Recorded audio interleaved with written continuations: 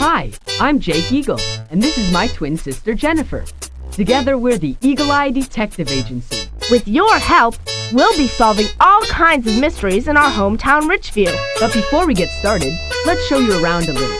Richview's a small town, but there sure is a lot going on. Let's roll, Jake.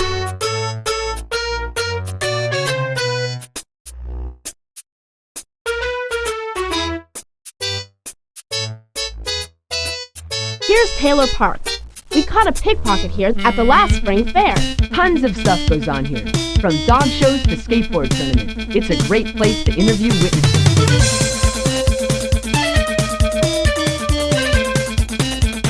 Last month, we tracked down car thieves working out of this vacant lot. We sure could have used your help on that one. Separating the important clues from the red herrings takes a lot of brain power. That's Pizza Palace. Excellent pizza. And next to it is the pawn shop, where we found Mandy Lipper's stolen earrings. Sometimes clues turn up in the weirdest places. This is the Grant River. It looks a lot nicer now since we helped stop Hanson's Mill from dumping their toxic waste there.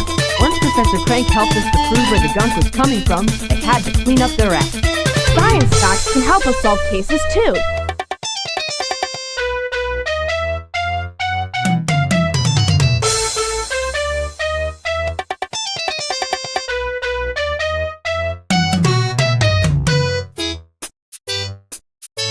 Mrs. Garcia sure was impressed when we caught the burglar that robbed her house. We followed his trail to the church where he hid the loot. After all the help that Mrs. Garcia gives us at the library, it was nice to help her out for a change.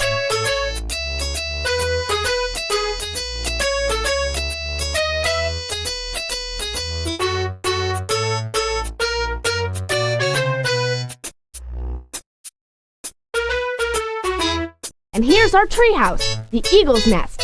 It's the Eagle Eye Agency headquarters packed full of high-tech computer stuff, even our own telephone and police radio. And you'll be our newest investigator. Ready to put your sleuthing skills to the test? Let's go!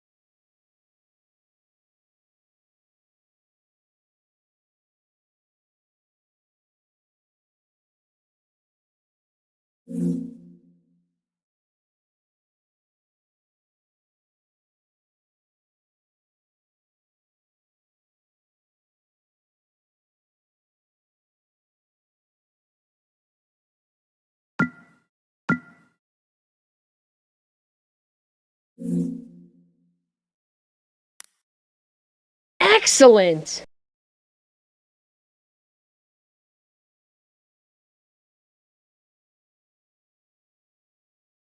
Hello, I'm Jennifer Eagle.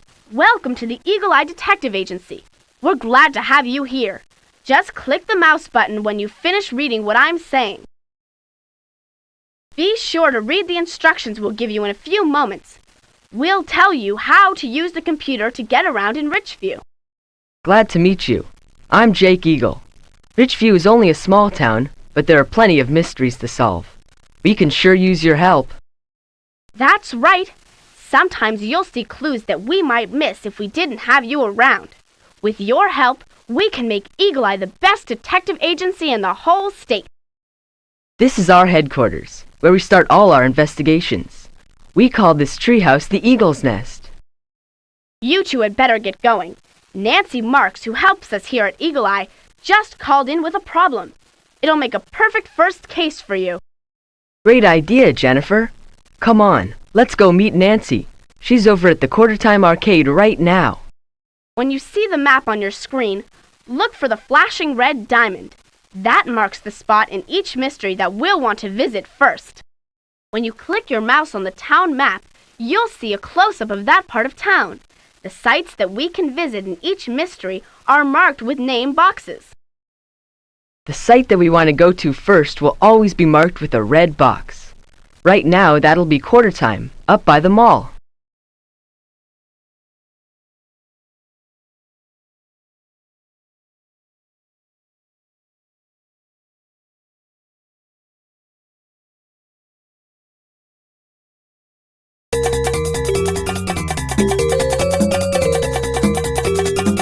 There's Nancy over there.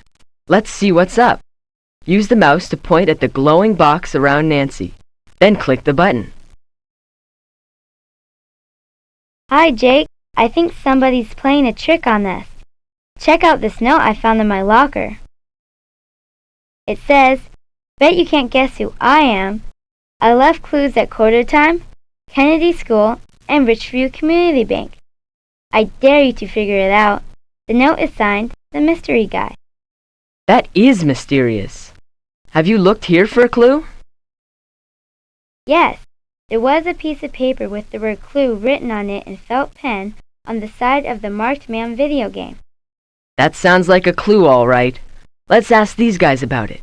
Use the mouse to click on the glowing box around the guy you want to talk to, then click the button. You want to ask me for help? Hey, you eagle-eye guys are supposed to be so good at solving mysteries. Go find clues for yourselves.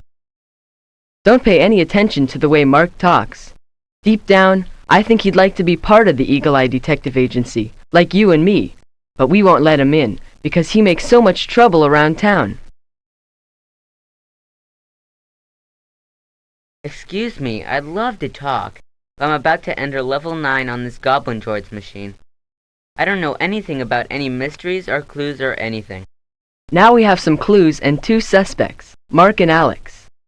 I've entered the information in my portable computer notebook, so we can check it out at any time. When you're ready to leave, point the mouse at my feet and click the button. That will take you back to the map. But before you do that, let's look at the computer notebook. When you want to look at the computer notebook, click on the notebook in my hands. You'll see all the clues you've collected so far. Clicking on it a second time takes you back to the place you were investigating.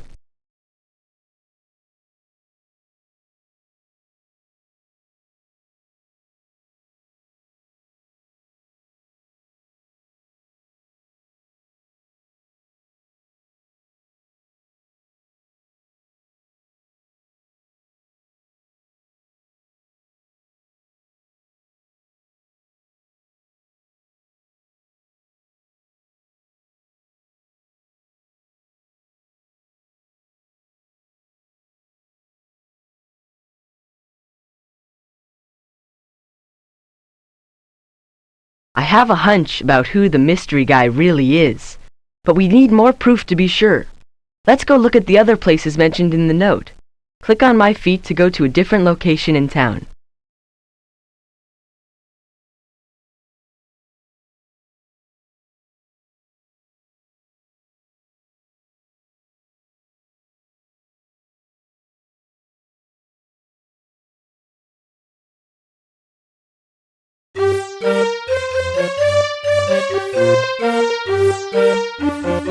Here we are at Kennedy School. I wonder what clue we'll find here. Remember, click on my computer to see the notebook and click on my feet if you want to go somewhere. Look, on the blackboard, there's a big chalk mark, and somebody has drawn an arrow to it and written the word clue. Be sure to investigate all the sites described in the note before you try to solve the puzzle. If you think you're ready to solve the mystery, click on my computer to look at the notebook. Then click on the Solve button. Look, on the blackboard.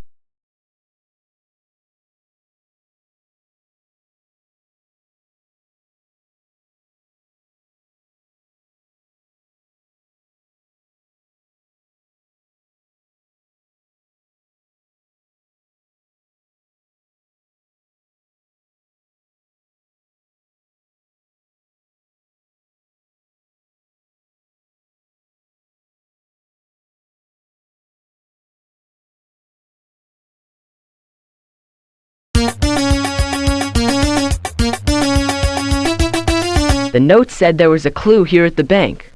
Remember, click on my computer to see the notebook and click on my feed if you want to go somewhere. Hello, kids. Take a look at this. Someone stuck this piece of paper on the wall of the bank. All that's written on the paper is the word clue. That's weird, all right. Where was it on the wall? Right over there, where we list the values of foreign money. People trade American dollars for money from other countries before they go on trips to those countries. The note was right next to the price we charge for German money. The German unit of money is called the mark. Be sure to investigate all the sites described in the note before.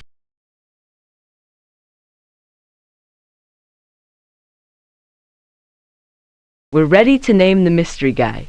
Use the mouse to click on the 5 clues that tell us who that person was.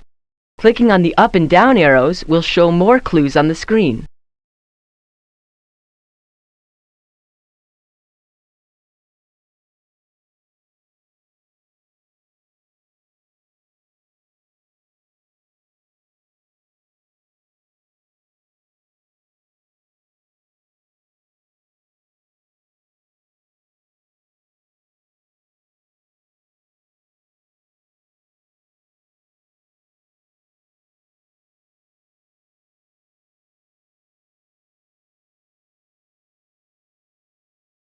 Those clues add up, all right. Now spotlight the person who you think challenged us to solve this mystery. That's it! Mark Moriarty is the mystery guy.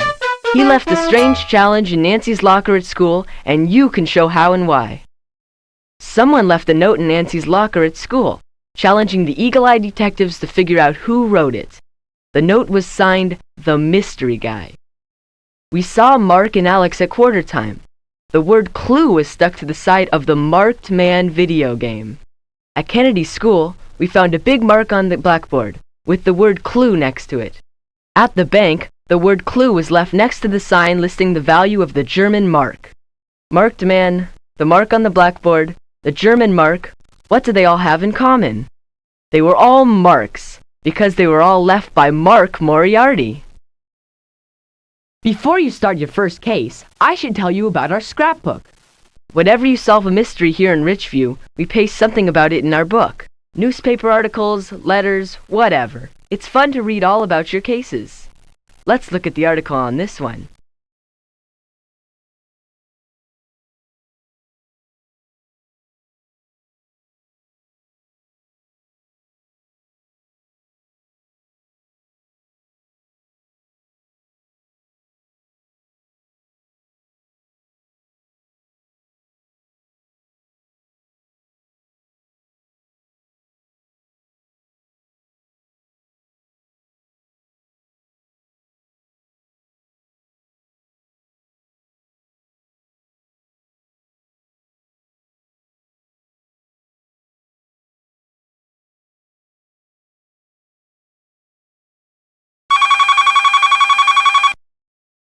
Eagle-Eye Detective Agency, Jake here. Jake, somebody stole my champion skateboard from Shred's bike and skate shop, and the tournament's tomorrow. Hang loose, Willie. We'll be right there.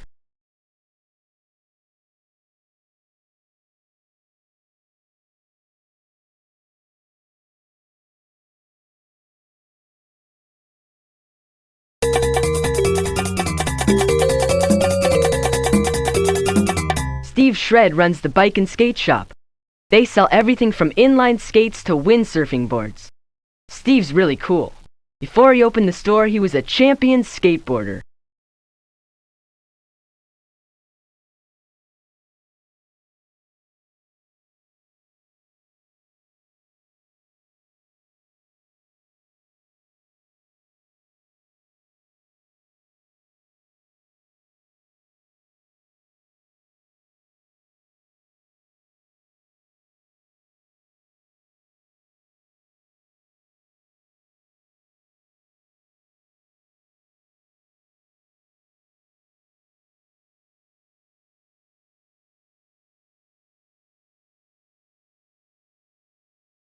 Willie Barr's got to be the best skateboarder in town. You've seen him. He can carve up the ramps like a pro.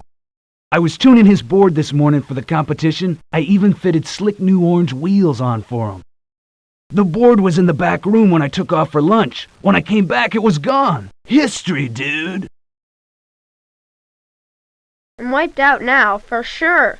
No board, no moves. Dave Grant will win the trophy now, no doubt. Dave's a wild skater, but he's never beaten me on the ramps. I've got way too much style on my board. My board was awesome, too. I even turned down Mike Walker when he offered me $150 for it.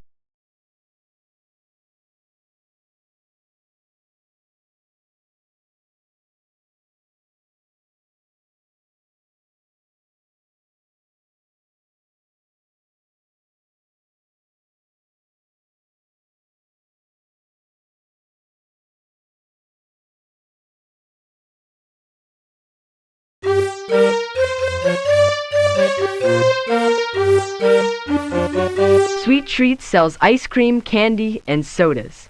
Willie's aunt, Mandy Lipper, works here. I bet she can tell us who's been in today. Poor Willie. He'll be so upset if he doesn't get to compete tomorrow. All the town are entering that tournament. I'm sure he would have beaten them all. Some of them were in here today.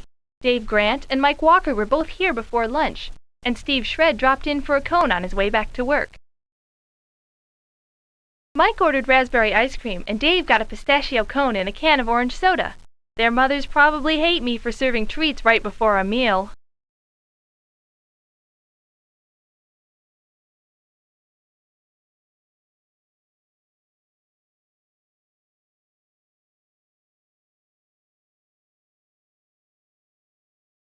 Everyone's getting ready for the big skateboarding competition. Shred's bike and skate shop has been packed all day. Even while Shred's was closed for lunch, I saw a boy with a gym bag trying to get in the back way.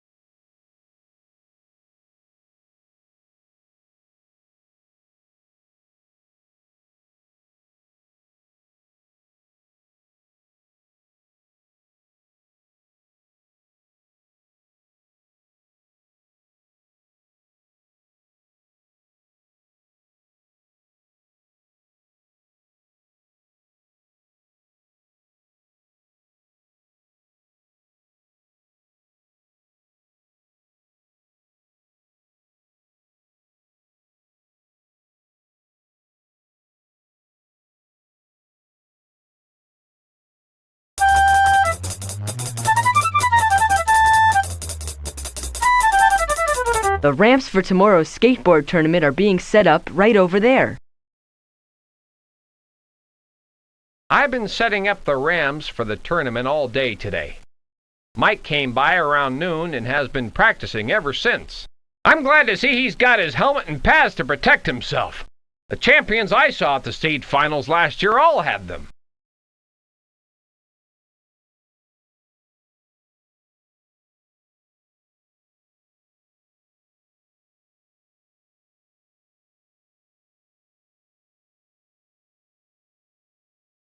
I wanted to buy Willie's board. It was so cool.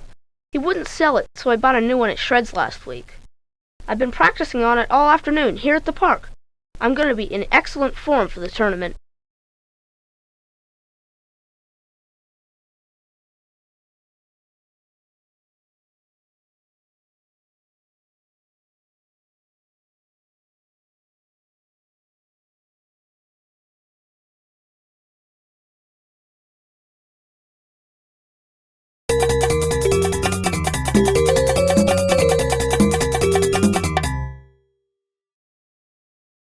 I'm wiped out now, for sure. No board, no moves. Dave Grant will win the trophy now, no doubt. Dave's a wild skater, but he's never beaten me. My board.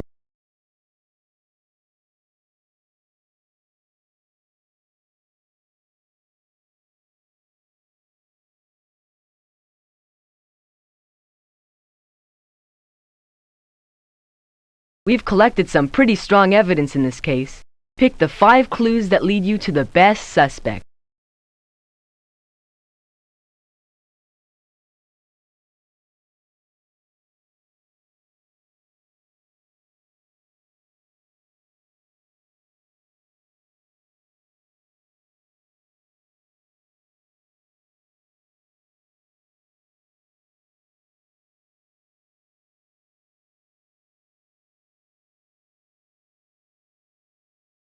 Those are the clues we need to prove our case. Now choose the person who you think is responsible for Willie's stolen skateboard. You're right! Dave Grant stole the skateboard. Let's check the evidence. Steve Shred told us that when he returned from lunch today, Willie's board was gone. Steve keeps his shop super clean and recycles all his trash. But we found this Sweet Treats napkin on the workshop floor. This empty aluminum orange soda can was lying near the back door to Shred's store. Aluminum can be recycled, but this can hadn't been put in the recycling bins. Mandy Lipper told us that Dave had ordered a pistachio ice cream and orange soda before lunch. Pistachio ice cream is green, just like the stain on the napkin we found at Shred's. Mr. Peel saw a boy with a gym bag trying to get into Shred's while it was closed for lunch. Dave has a gym bag with something long and heavy stuffed inside. You figured it out. Dave Grant stole Willie's skateboard.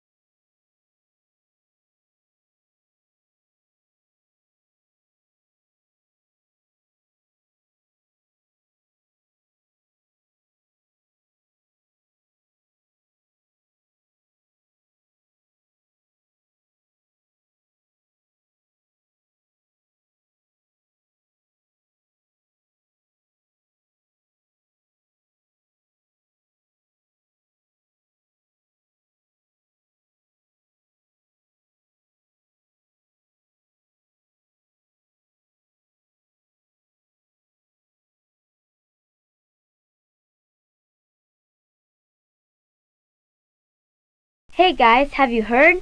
Nicola Hamble says she saw a ghost last night in the Egyptian theater. She said it was green and glowing and looked like a woman named Niagara Tumble, who died many years ago. I was going to go to the movies tonight, but now no way, too creepy. Do you think there really is a ghost down there at the Egyptian? I don't know if I believe in ghosts, but I bet you and I can figure out what's happening at the Egyptian. Come on, let's see what we can find out.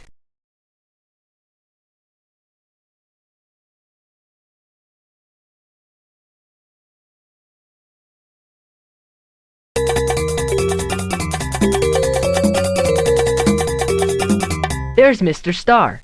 He's the owner of the Egyptian Theater. Let's ask him about the ghost. Hi, kids.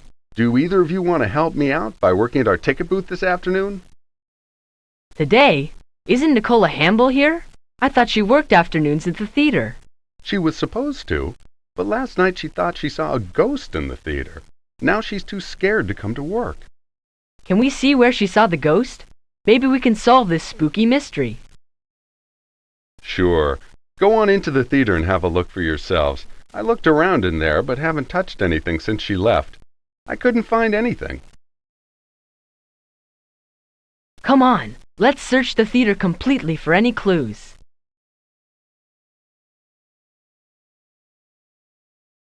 Well, if the ghost was here, she left no evidence behind.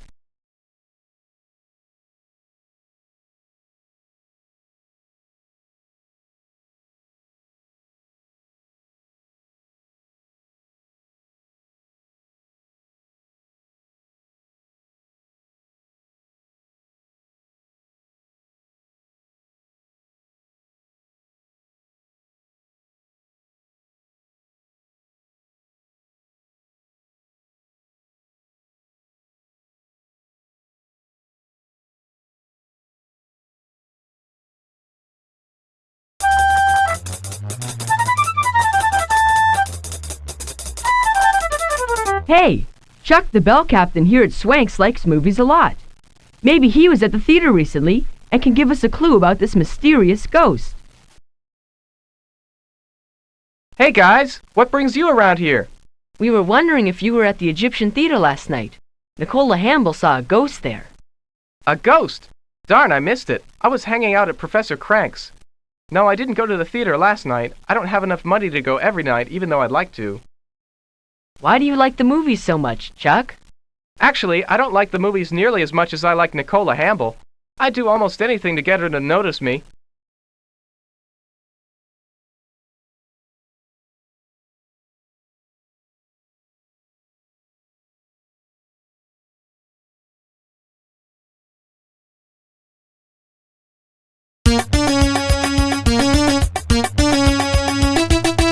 What weird noises!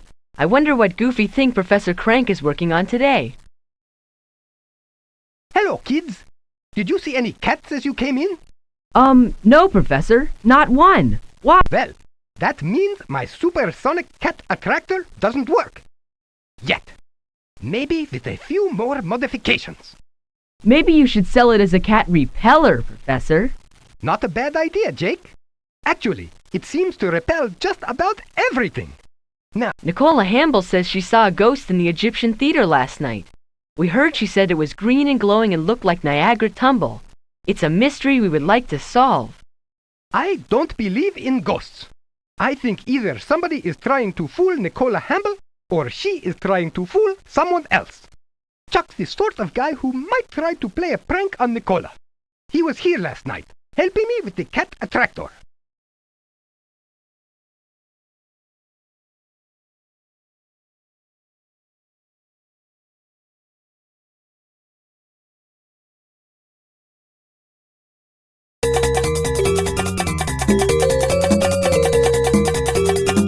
The ghost of Niagara Tumble is an old town legend. Maybe we can learn something about it at the Historical Society.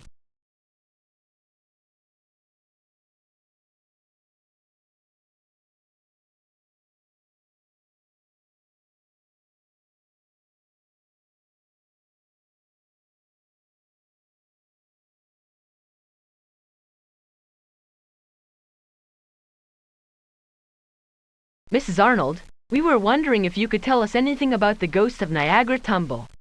Oh, that's a story that was made up back when I was a little girl. The Egyptian theater was new then, you know. Somebody spread the rumor that it was haunted. At various times, people have claimed to see her flying through the air or falling from the balcony. Or sometimes she just sits in a seat in the back and sobs, like she was watching a sad movie. I don't believe in ghosts, but then I've never seen her either. If I did, then maybe I'd believe.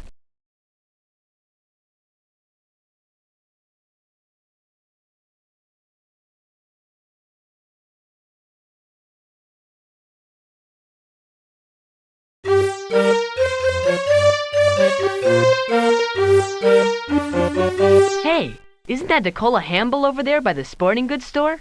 Let's go talk to her. Hi there. I'm just picking up a few extra supplies for the girls' softball team.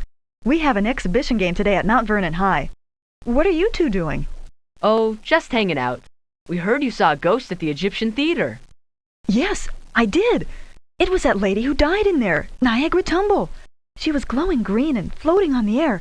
I turned and ran out of there. Can you tell us exactly what happened? Sure, but I'll have to be quick. I'm supposed to pick up some of the girls at Taylor Park in a few minutes.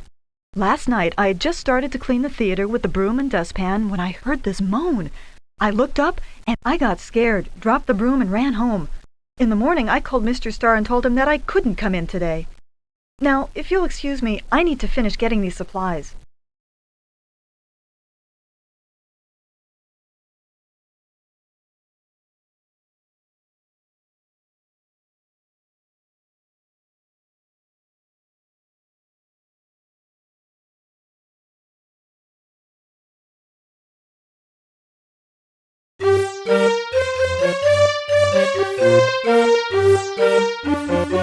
You're in the library. You have to whisper. That's the only part about libraries that I don't like. Hello, you two. What fun subject are you researching today? Ghosts, Mrs. Garcia. We're looking for information about spirits and hauntings. Well, I've never seen any ghosts myself, but that doesn't prove that they don't exist. Have fun!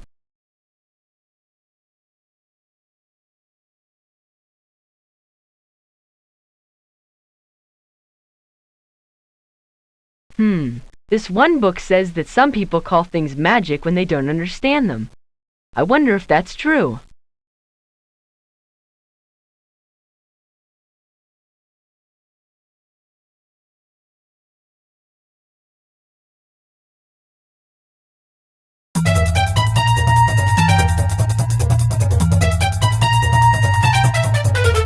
Look! Christine Lee and Kathy Bragg are waiting here with a bunch of baseball equipment. They're members of the softball team that Nicola Hamble coaches. Hey guys, got a softball game today? Yeah, in about an hour, we're playing the Senior Sox over in Mount Vernon. It's this big benefit game. Nicola's supposed to pick us up here so we can meet the rest of the team at Mount Vernon High School. At first, Nicola said she couldn't coach us today because the game is later than usual. She said she had to work. But yesterday she said she'd figure out a way to be here. She cares a lot about the team. Did you know she saw a ghost last night at the Egyptian Theater? It was pretty scary, supposedly. No! I hope it doesn't mess up her coaching. We'll need her best coaching if we're going to beat the Senior Sox.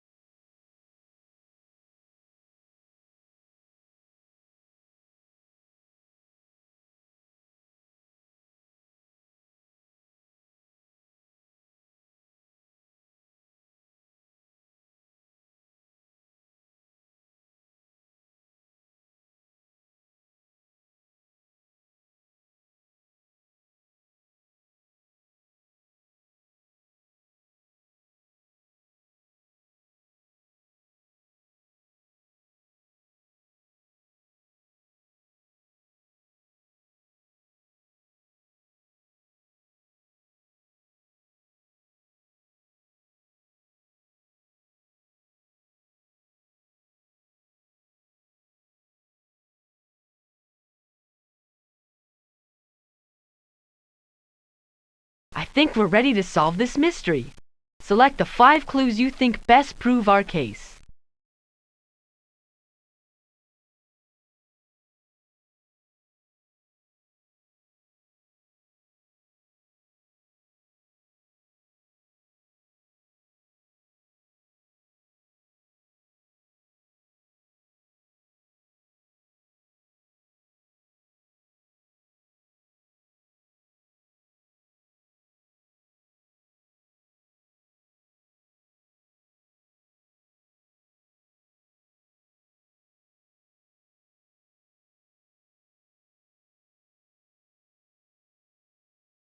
I'm sure we have all the clues we need to solve this eerie mystery, but I think some different clues might prove the case better. I think we're ready to solve this mystery.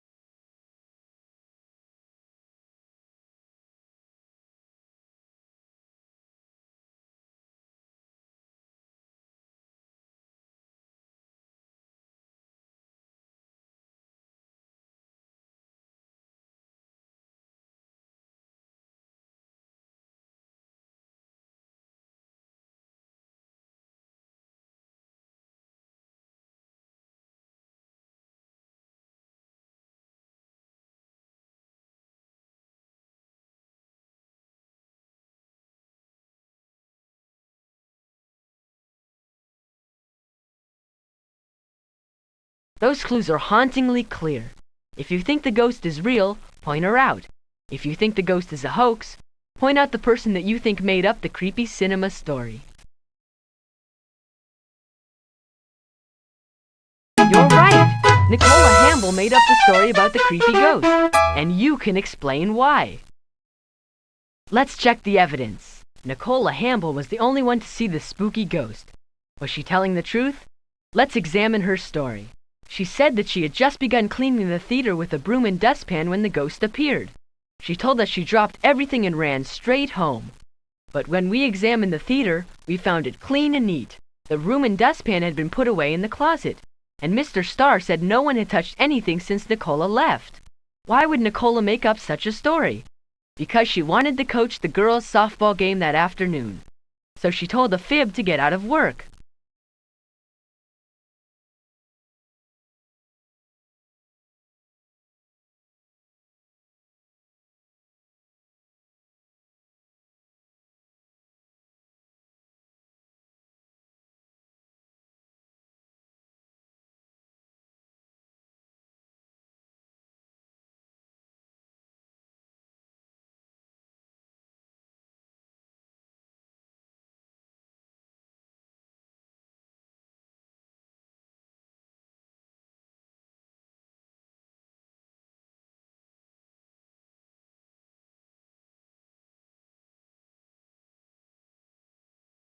Attention all cars.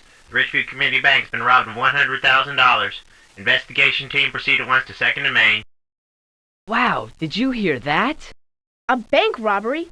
Didn't we just hear a news story on 4 convicts that escaped here in Richview? That's right. They jumped from the bus that was taking them to the state prison while it was stopped downtown. I bet one of them robbed the bank. Attention all cars. Disgraced criminals have been captured outside Swank's Hotel, but the $100,000 hasn't been recovered. Wow, they caught the criminals, but the money is still missing. Let's get down to the police station and see if we can help.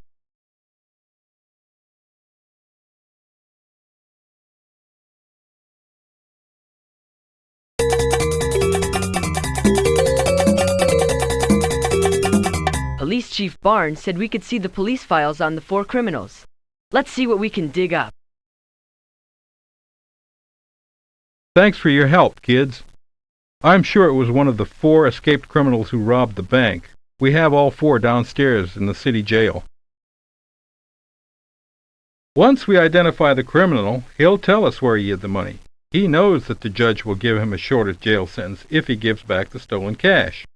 We interviewed Mr. Green and Mr. Washington at the scene of the crime, but they weren't able to identify the robber. Any information you can dig up will help.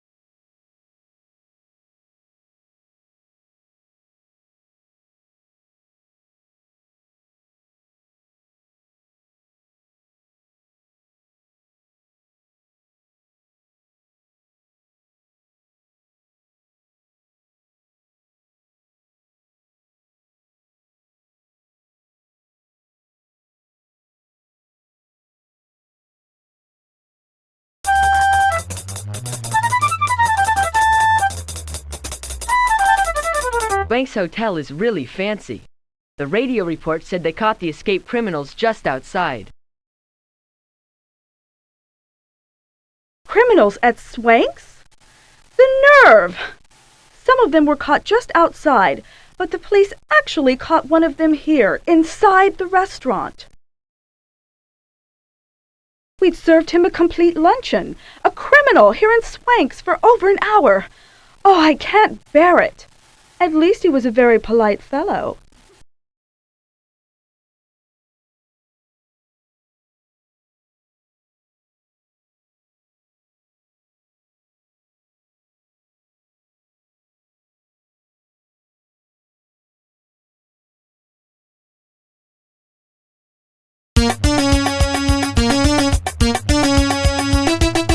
Mr. Washington was one of the witnesses to the holdup.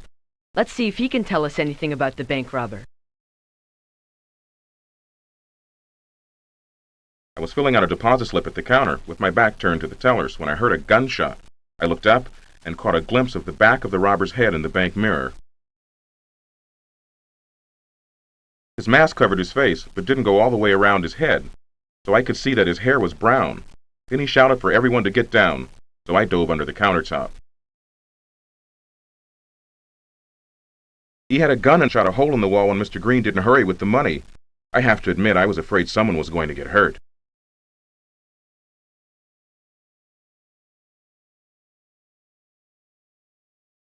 I heard the gunshots while I was here picking out some earrings. When I ran to the window, I saw a very short man with a mask over his head and a big black bag run out of the building. It was the strangest thing. He was carrying a little stool under his arm. You know, the kind you might stand on if you couldn't reach a high shelf or something. Then he jumped into a green car that was parked at the curb outside the bank and sped away. He never took the mask off, so I'm afraid I didn't get a chance to see his face.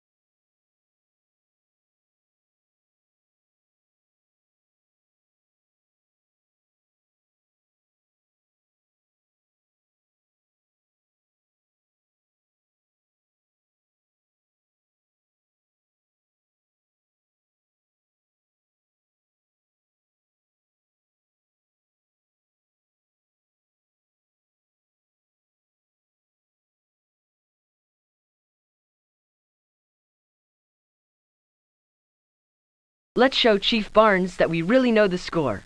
Pick the 5 clues that will lead you to the best suspect.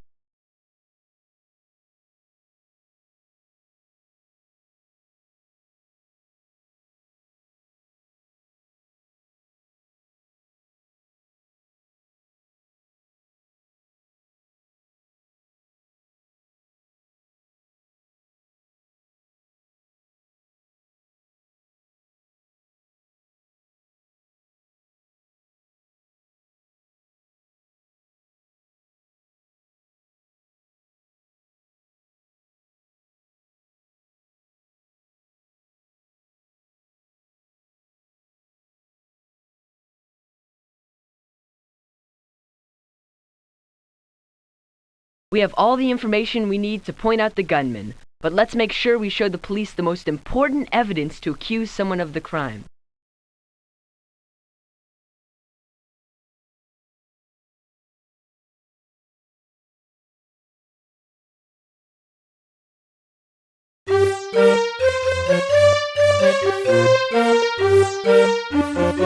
The bank is almost empty. We were lucky it was Sergeant Nails at the door, because he knows us so well and let us in. He said we can't stay long, though, so let's hurry.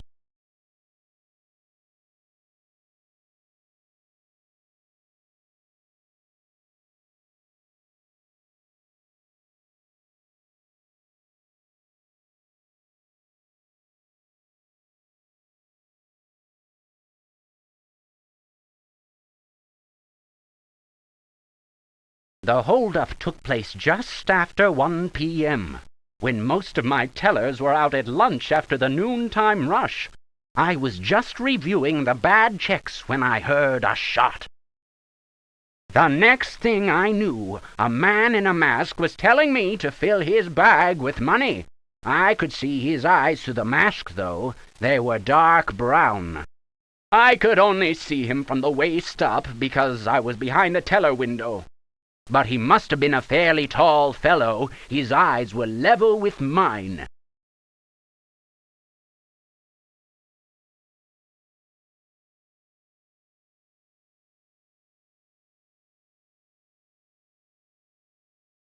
Let's show Chief Bar.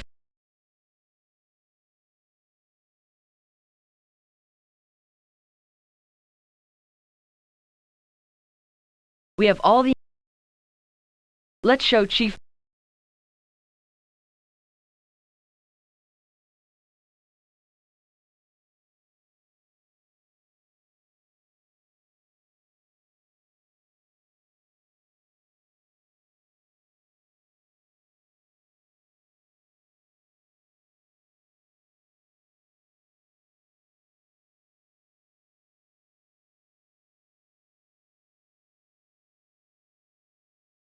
Those are the clues we need to help the police find out who did it.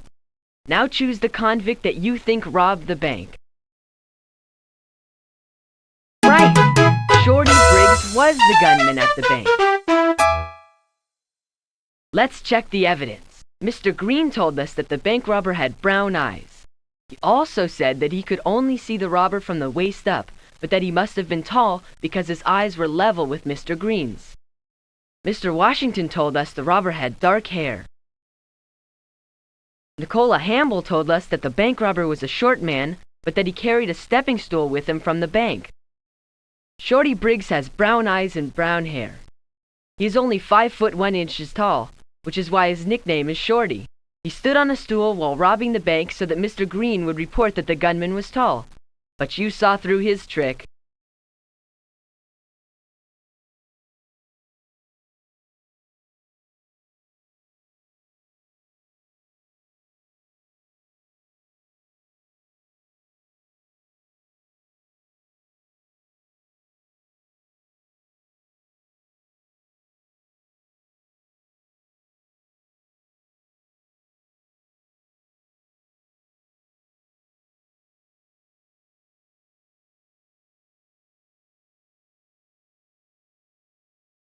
Nancy, have you seen Watson around?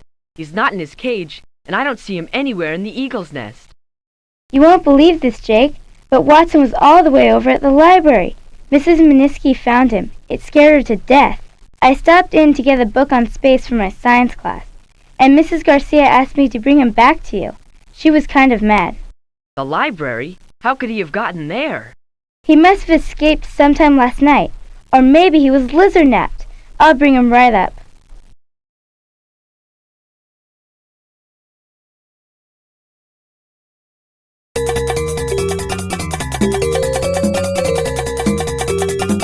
Watson, our pet iguana, usually hangs out with us here in the eagle's nest. He must have crawled out the window and down the tree sometime last night.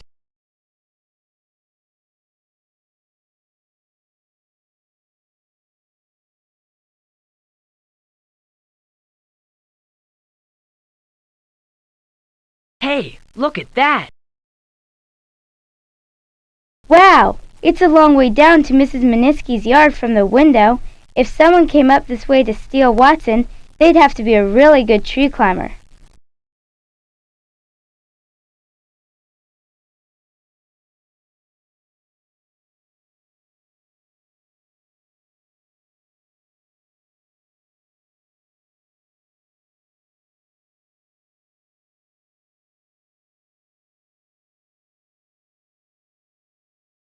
I'm sorry, Jake. I was sure I didn't leave that window open. It was cold out last night, so I shut it before I left.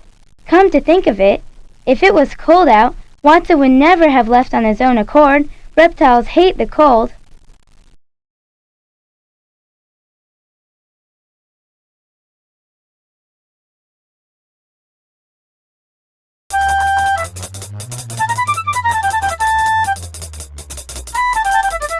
I hope Mrs. Miniski isn't too mad. Her house is right next door to our treehouse. There I was, just sitting down for a nice quiet read in the library, when I felt something scramble over my foot. I looked down and saw that dreadful creature of yours scurrying under the table. It gave me such a shock. I think it's unnatural to have such a creature as a pet. You two should have a cat or a dog, not that nasty lizard.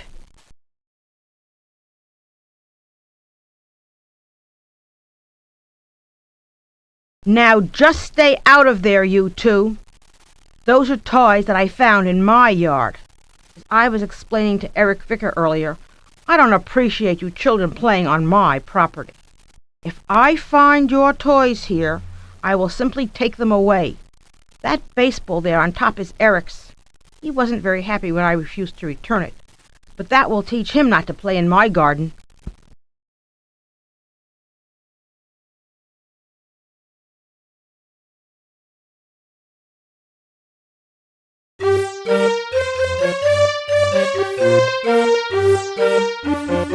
To get to the library from the treehouse, Watson would have had to come through Taylor Park. Maybe we can find some clues here.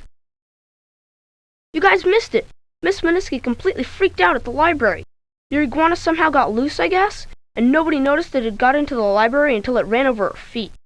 The funny thing is that just the other day, Eric Vicker and I overheard Miss Miniski saying to Miss Garcia that she is totally terrified of your lizard.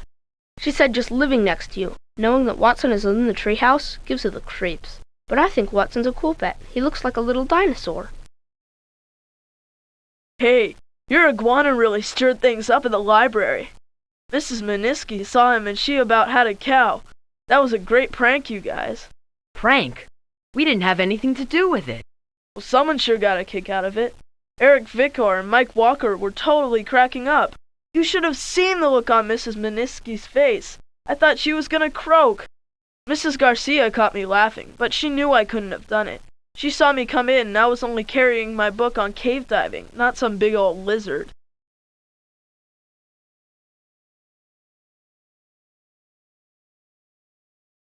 Hey, Mike, isn't that your frisbee? Yeah, way up in that stupid tree. If I didn't hate heights, I'd go get it myself, but Eric will be by soon. He's a great tree climber. I'll ask him to get it down for me.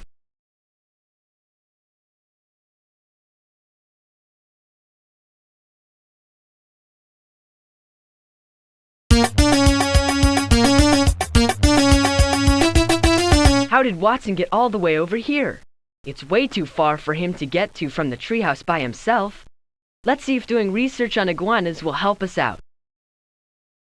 Well, Jake, I must say I was not amused by your little joke. Mrs. Miniski was startled out of her wits when she found Watson creeping under her table. It wasn't us, Mrs. Garcia, honest. We wouldn't just leave Watson here. Then I think we'll all feel better if you find out who was responsible. I don't believe for 1 minute that your lizard walked here from your treehouse by himself. Can you tell us who was in the library when Watson was found? Well, Mrs. Miniski comes to the library every Saturday morning around this time. She likes to read under the skylights. Mark Moriarty, Eric Vickor, and Mike Walker were here also. Mark and Mike left for the park a few minutes ago, but Eric is still here studying.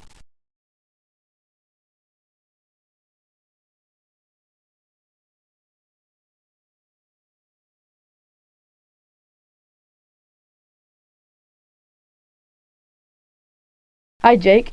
Guess you guys heard about the excitement here earlier. Poor Mrs. Meniski. I was just sitting here studying for my social studies quiz when I heard her scream.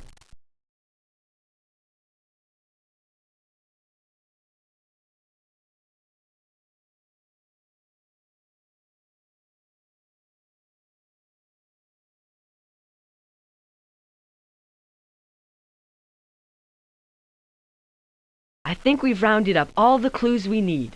Let's pick the 5 clues that point us to our suspect.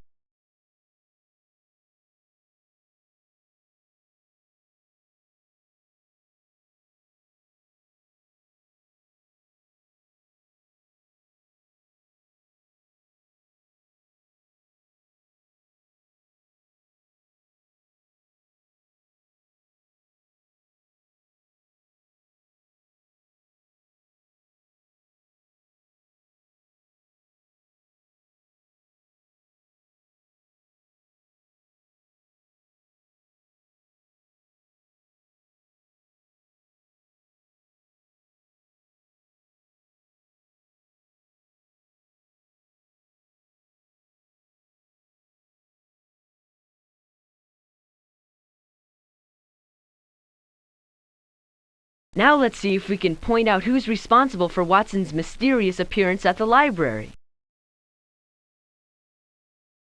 You're right, it was Eric Watson.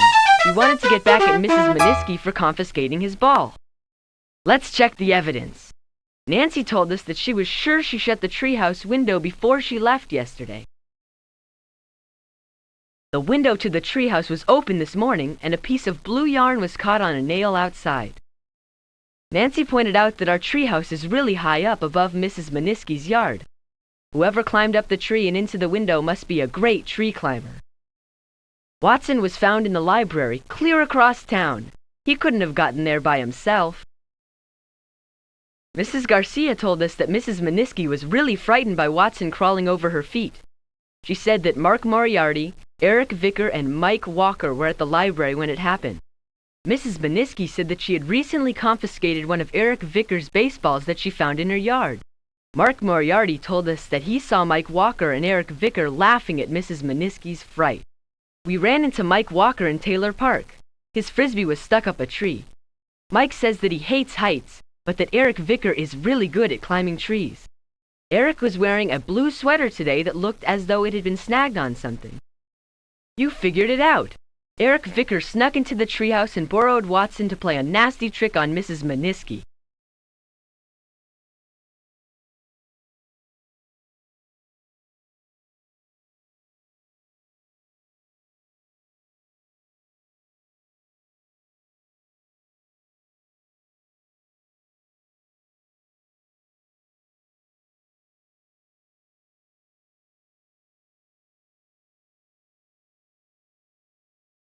We interrupt our program for this bulletin. The Radio Richview newsroom tells us that a large monster was spotted by several people early this morning at Buccaneer Beach. The monster, described as over 60 feet long, raised its head up out of the water. It approached the beach and was reported to cry out at the amazed onlookers. Sounds pretty far-fetched to me, folks, but state investigators are on the beach right now checking it out. Look out, Loch Ness Monster, here comes the Richview reptile. A sea monster at Buccaneer Beach? Let's get over there and check it out.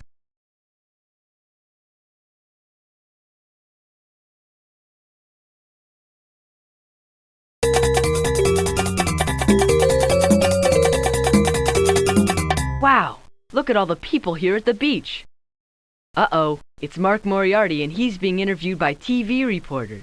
I thought something strange was going on, and now I see why. That Mark is always playing some clever trick. But how could he convince people they saw a monster at the beach? Could he be telling the truth for once?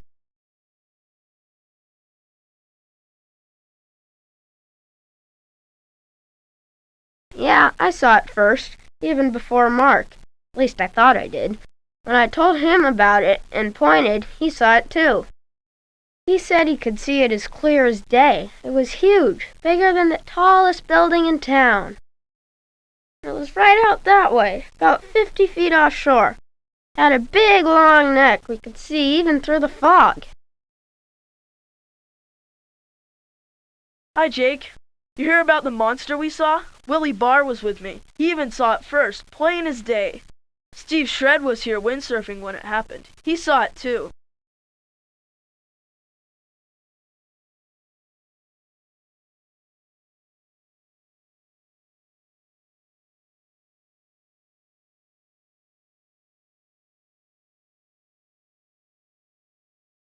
What in the world is that? It's a big piece of green plastic, about the size of a beach towel. It feels even thicker than the plastic sheet Dad puts over the firewood stacked in the backyard.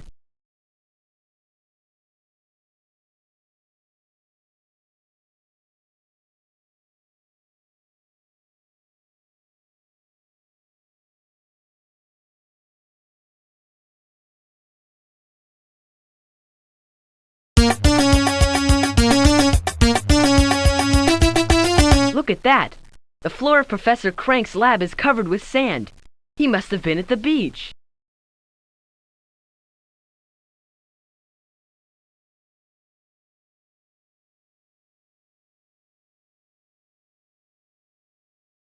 Well, if you must know, I was at Buccaneer Beach this morning. But I didn't see any monster, just the blimp flying along the shore. I suppose it was on its way to the capital for the big game. I was testing my new practical joke invention, the smelly salmon. It's for when you go fishing with friends. You hook it to the line while they're not looking. Now, all fish smell bad, but the smelly salmon smells even worse. No fisherman can stand to stay in the same boat with it. That's a weird invention, all right, Professor Crank. I'm going to sell it to a practical joke company. It will be my biggest hit since the singing banana.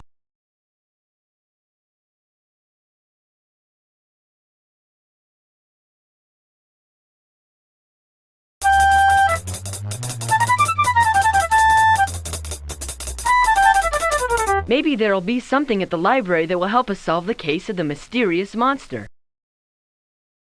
You might try the books on biology. Biology is the study of living things.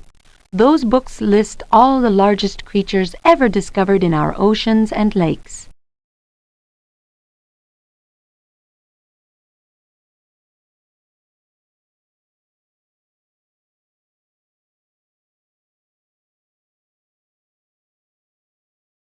We studied plesiosaurs in school 2 years ago, and Mark was in my class.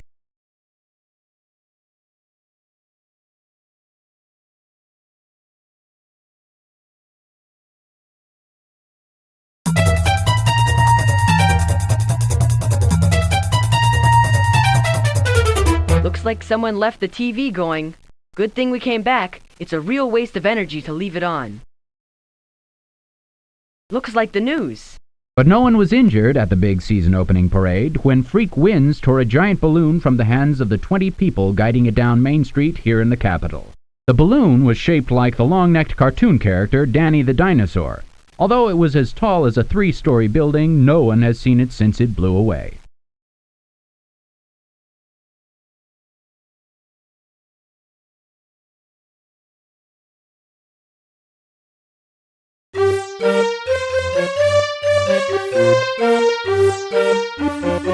Steve Shred was at Buccaneer Beach this morning windsurfing. Let's find out what he saw. Hey, don't get me mixed up in this monster thing, Detective Dudes. I thought I saw something big over there, but it was max foggy this morning, cotton sky time, you know? It's tough to know what you're seeing then.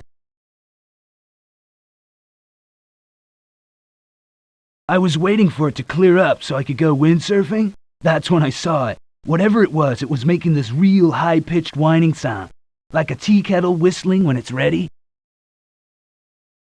What did you see? Just something really big and dark with a long neck out that way. From here it was too foggy to see more. I just saw it a micro-mini instant, and then it was gone. But it wasn't a ship or anything. Even at high tide, the water here's too shallow for more than a rowboat to get in. Professor Crank was down here too, but I don't know if he saw anything.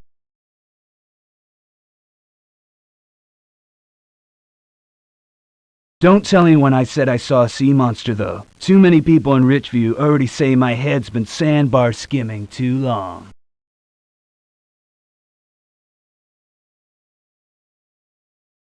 I think we're ready to solve the case. Choose the 5 clues that best show whether or not the sea monster is real.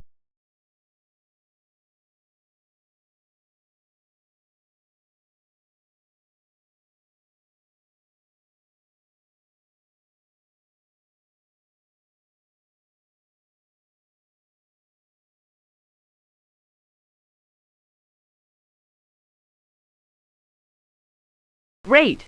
If you think that Mark and Willie really did see something at the beach, select the sea monster. Even if you don't think they saw a real monster. Otherwise, select the person who you think made up the story. You figured it out! Mark and Willie really did see something this morning in the fog, and you can prove it.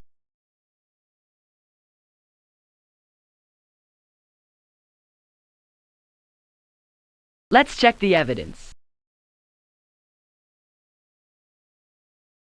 Willie Barr says he thought he saw a sea monster bigger than a building this morning in the fog at Buccaneer Beach. Mark Moriarty was with him and says he saw the monster clearly. Steve Shred was at the beach and thought he saw something that was making a loud whistling noise, but the fog was too thick to be sure. Professor Crank was there too, working on his smelly salmon invention. He didn't see a monster, just what he thought was the big-mouthed blimp flying by overhead. We found a tattered piece of heavy plastic on the sand, then saw on the TV news that a big balloon blew away from a parade in the state capitol this morning. That's what Mark and Willie saw in the fog, the balloon of Danny the dinosaur.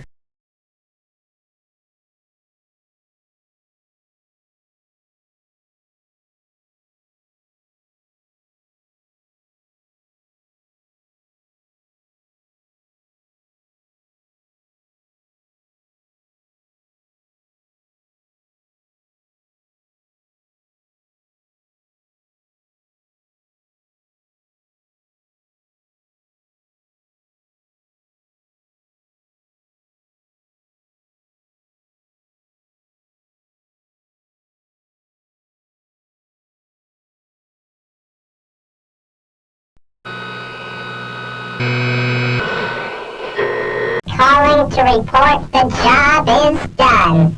I've got the rock.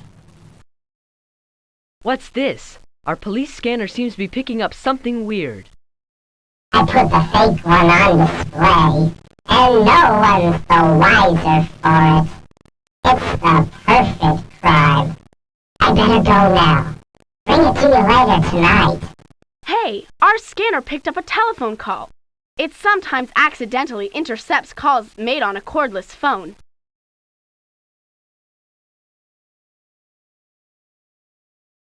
The call was pretty faint. I couldn't tell if it was a man or a woman talking. I'll try to enter into the notebook what was said, as best I can remember it. It sounds like there was a crime committed, but we'll need to get more evidence before we go to the police. Let's look around town and see if we can uncover the rock thief. Come on.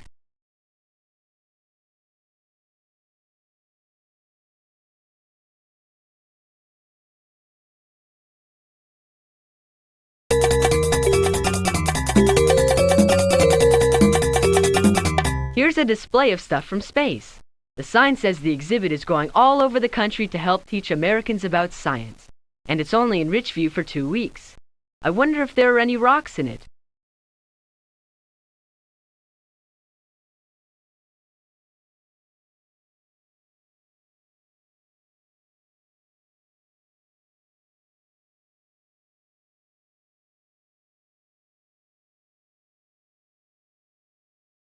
Hello, children. My name is Ms. Camille, and I'm the curator of the Objects from Space exhibit.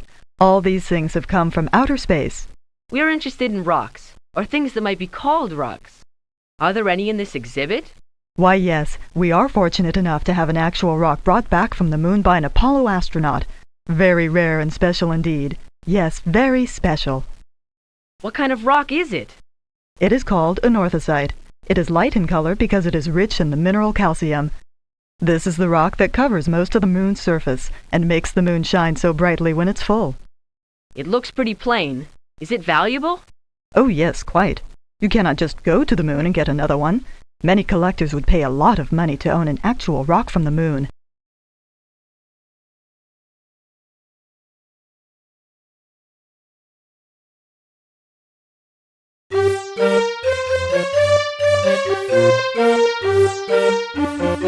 You know, I've heard gangster guys in the movies call diamonds rocks. Maybe the phone call was about a stolen diamond. Hello, kids. I'm so glad you stopped in today. I'd like to show you something very rare and precious. The heart of Africa. Isn't it beautiful? The heart of Africa is one of the world's largest diamonds. It belongs to the people of Zimbabwe, where it was found. It's stopping here on a tour around the world. Mr. Washington, could someone have stolen this diamond and replaced it with a fake? Oh, no, Jake. I just looked at it carefully a few minutes ago. It is genuine, I assure you. I'm watching the heart of Africa very, very carefully.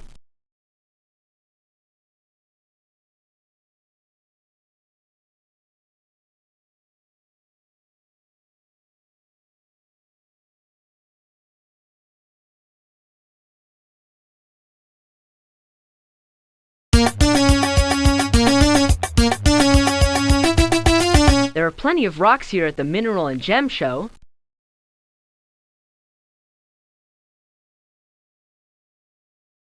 Wow, look at all those tiny crystals. I bet it'd be impossible to make a fake one of these. Hi, kids. You interested in geodes? I don't know, Mr. Hicks. What's a geode? Call me Randy, Jake. A geode is a big hollow rock. The inside of the rock is coated with thousands of colorful crystals. It's really mystical, don't you think? Check out the one on display here at the Mineral and Gem Show. I'm taking care of it for its owner.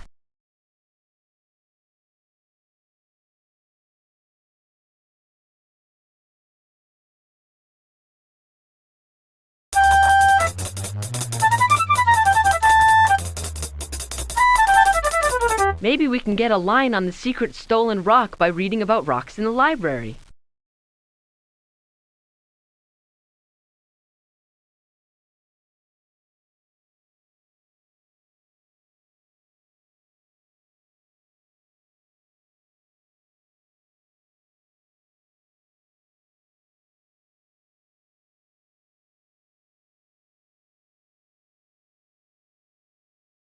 Mrs. Garcia, we're on a case. We think a rock may have been stolen and a fake one secretly put in its place. Good luck! Some rocks are very common, but some rocks and minerals are very rare and valuable. Sometimes it's hard to know which is which.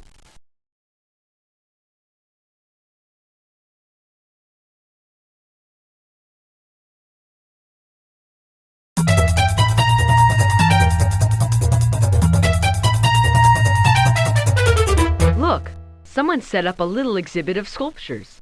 They look like they're all made of wood, though. Let's check them out.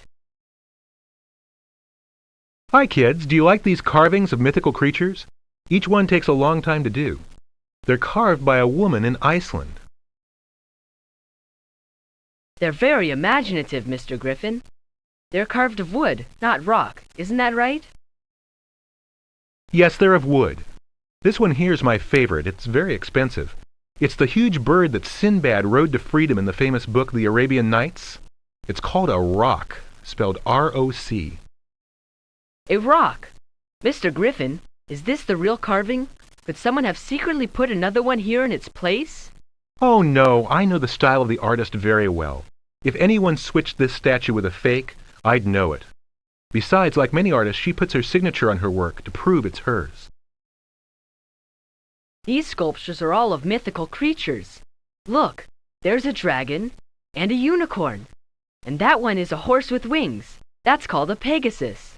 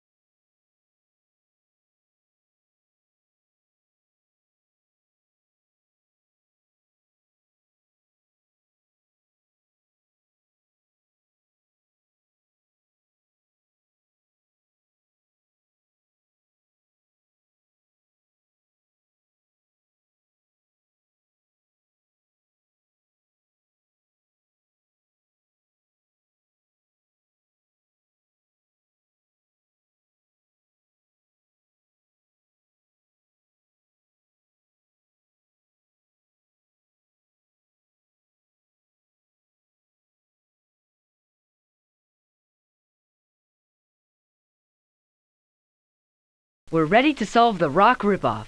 Pick the 5 clues that best show who you suspect is guilty of stealing a real rock and putting a false one in its place.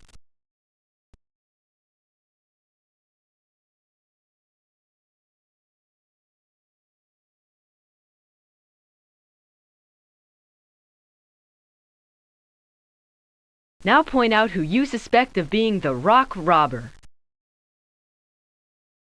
Yes, Mr. Griffin is trying to sell a fake rock sculpture, and you can prove it.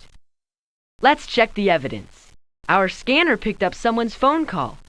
He or she said that a valuable rock had been taken and a fake one put in its place, and nobody had noticed the change. We thought the person said rock, but rock sounds the same as rock, which is the name of a giant bird in an old legend. Could the thief have stolen the sculpture of the big bird? Artists often put their signatures on their work. This tells everyone that they created the art.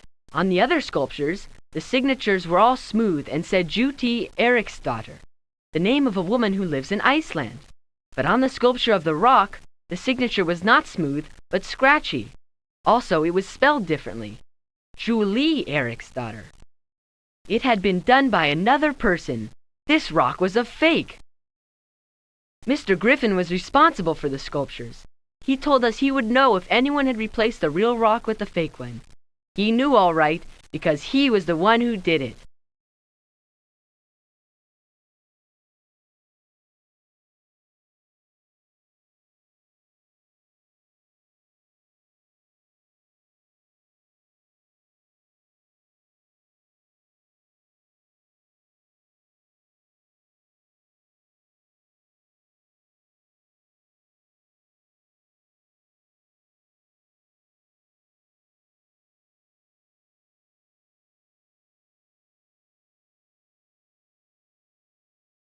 Jake, did you drink the last of the soda pop?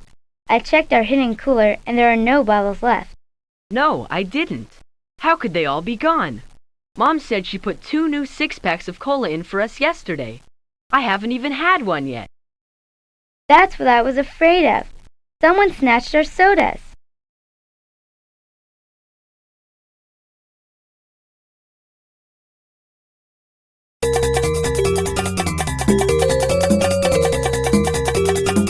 We always hide the cooler in the bushes below our tree. The shade helps to keep it cool, and we don't have to lug ice up the ladder to the treehouse. I went down and got a soda about an hour ago, and there were still 11 left. When I finished the pop, I put the empty bottle in the recycling bin. Now the cooler is empty, except for some water and ice. But I found this video token on the grass nearby. Any of you been to quarter time and had a token left in your pocket? Ha! If I have a token left in my pocket, I can never leave. I always have to play that one last game. Me too. The thief may be the one who dropped the token.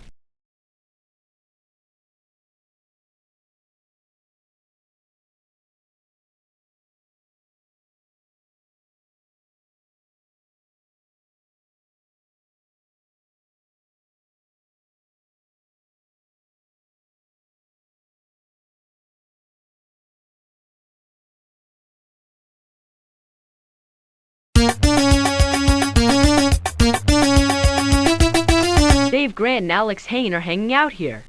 Let's see if either of them have been by our treehouse today. Man, you guys just missed the battle of the century.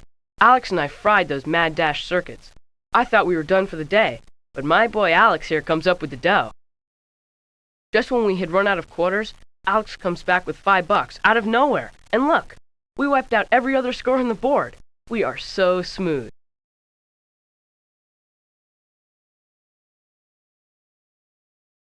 Yo, dudes, check out this high score. Gotta be a national record.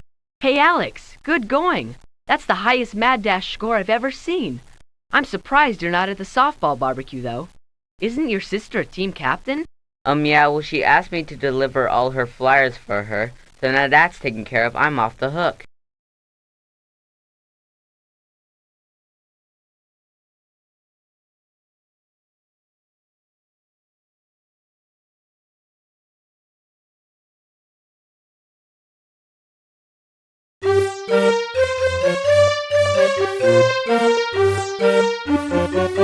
Nicola Hamble volunteers as the coach for the Pepperoni Ponies.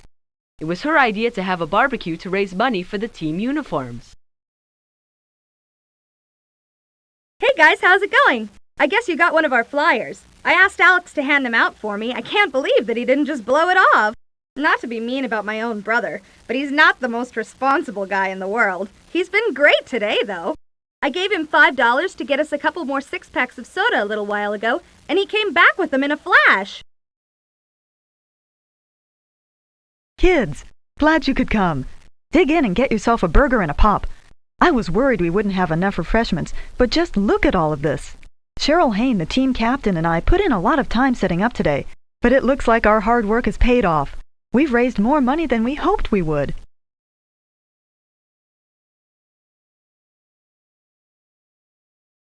I'm so proud to sponsor the Pepperoni Ponies. The new uniforms are gonna say Pizza Pizza Palace in big letters on the back. Oh, it's good advertising for my pizza pies, no? I brought a dozen different kinds of pies here today to help my ponies.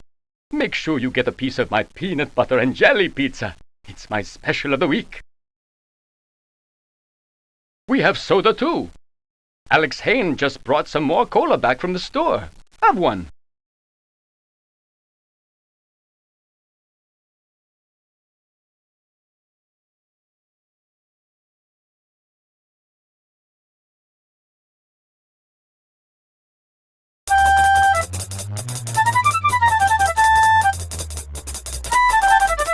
Mark's paper route goes by our treehouse. Let's see if he saw anyone in our bushes this morning.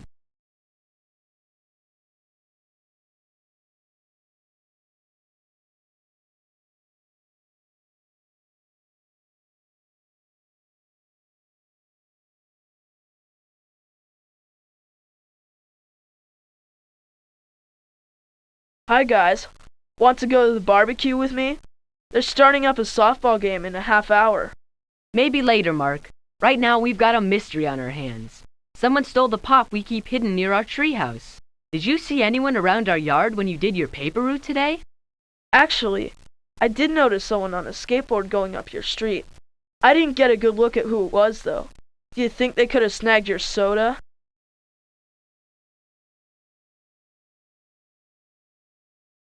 Let's take the fizz out of our soda thief. Choose the 5 clues that you think point to the best suspect.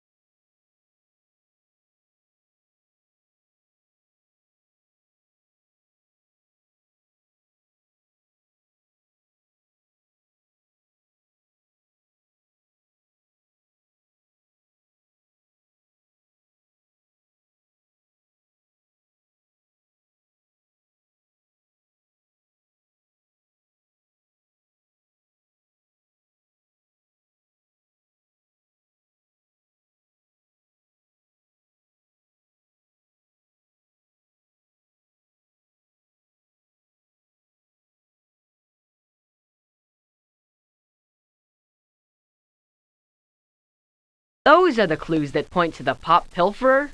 Now choose the suspect you think is guilty. You're right! Alex Hain is the soda thief, and you can prove it. Let's check the evidence. Nancy told us that when she got a soda from the cooler, there were 11 bottles left. When she went down later to drop the empty bottles in the recycling bin, she found a flyer from the softball barbecue on the lawn. At the barbecue, Cheryl Hain told us that her brother, Alex, delivered the barbecue flyers. She also mentioned that she gave Alex $5 to get soda for the barbecue.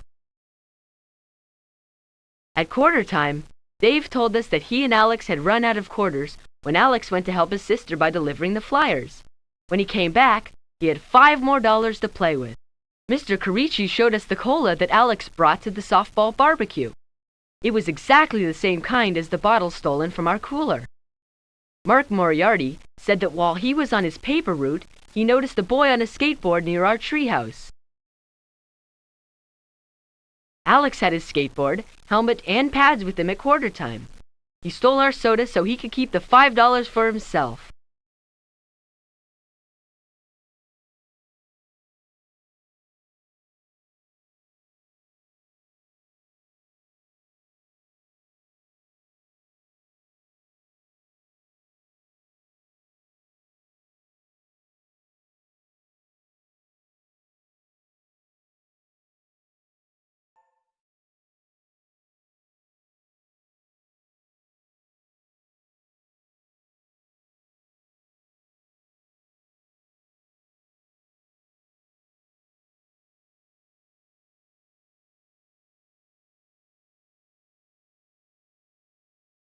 Attention all cars, attention all cars. Firefighting crews have put out the blaze of Grimes novelty and gags.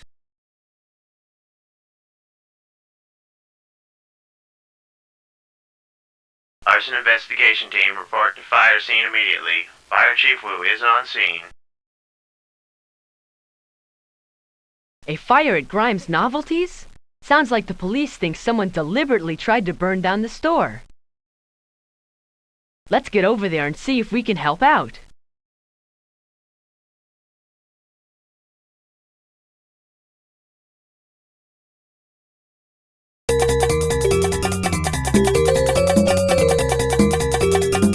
Poor Mr. Grimes.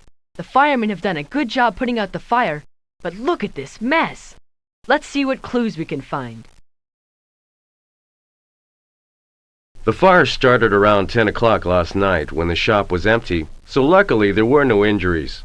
But it looks to me like this fire was deliberately set. My report will list it as a clear-cut case of arson.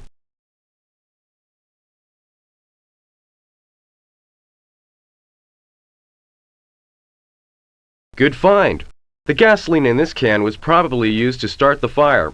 I'll take it down to the crime lab and have it examined for fingerprints.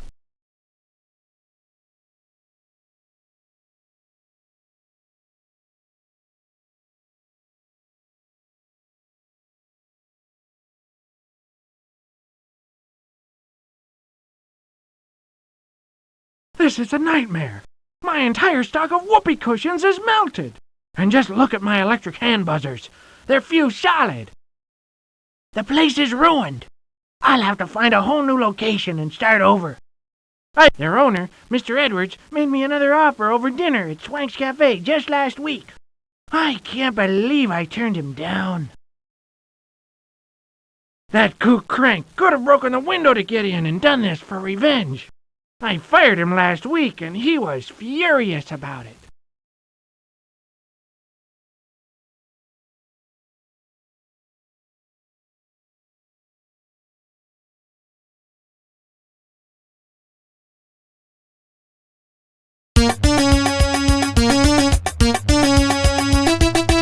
Swank's is a really fancy hotel.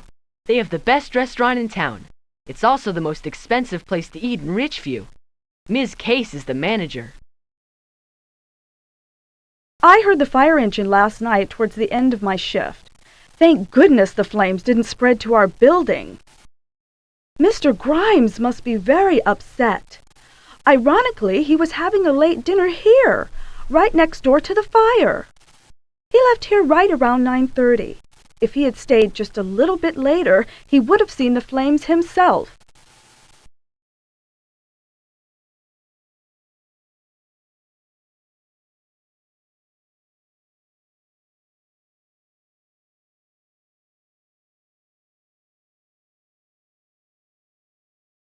Man, what a bummer for Mr. Grimes. He hangs out here a lot. The guy's a lousy tipper, though. He took Mr. Edwards to dinner here just last week. He was really trying to butter him up, I guess. I was doing a waitering shift in the cafe, and he had me bring them a bottle of champagne. Mr. Grimes even asked for a matchbook with the Swanks logo on it, but he doesn't smoke. Weird.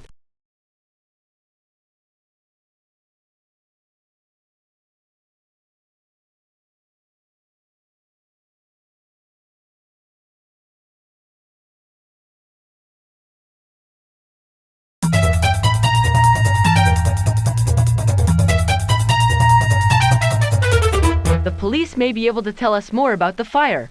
Let's pay them a visit. Ah, I see the Eagle-Eye Detective Agency is on the case. Great to see you kids. Your help is always welcome. I'm afraid we're at a dead end on this one. The crime lab examined the gas can found at the scene of the crime, but there were no fingerprints. The arsonist was careful to cover his tracks.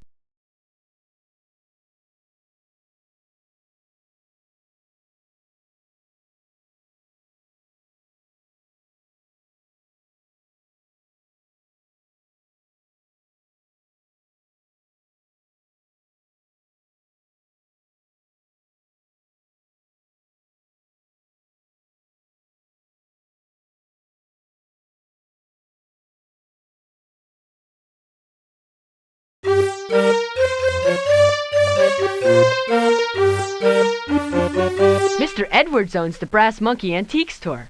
Let's ask him if he knows anything about the fire. Can I help you two with something? We're investigating the fire over at Grimes Novelties. The police think it may have been arson. Fascinating, I'm sure. Make it quick, please, and try not to bother Mr. Edwards. We were both up late last night at an antique dealers convention in Mount Vernon.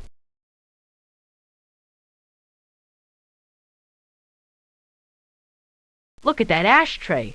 Mr. Edwards must smoke. Yuck, what a gross habit.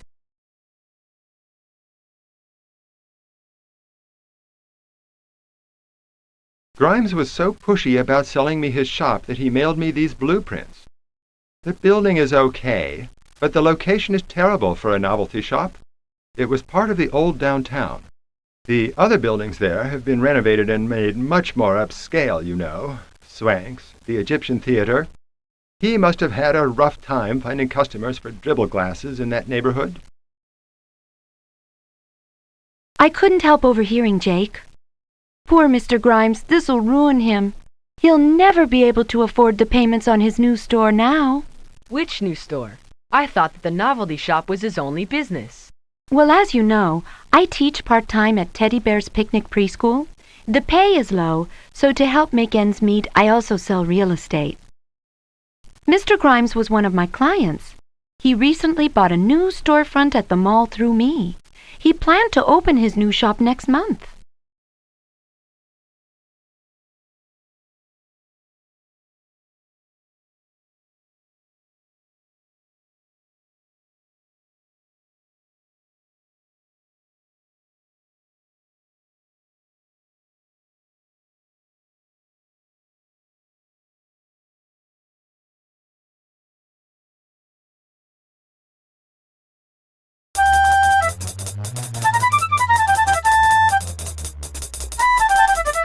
Everyone in Richview knows Professor Crank. He teaches over at the college in Mount Vernon. What in the world is that? Hey, come away from there, you two! That one's not patented yet. I was up all night getting just the right mixture of dehydrated slime and slog-textured instant gel for that project. It'll be a great prank if I can just figure out how to get them to squirm after you add water. Well, what do you want me to say? Grimes was a cheapskate. I can't say I'm too sorry to hear he's having troubles. I worked part-time for him, inventing new practical jokes until last week. Then he up and fires me for no reason at all. Well, he told me that he was having financial troubles. I guess that's true. He hasn't sold many of my jokes lately.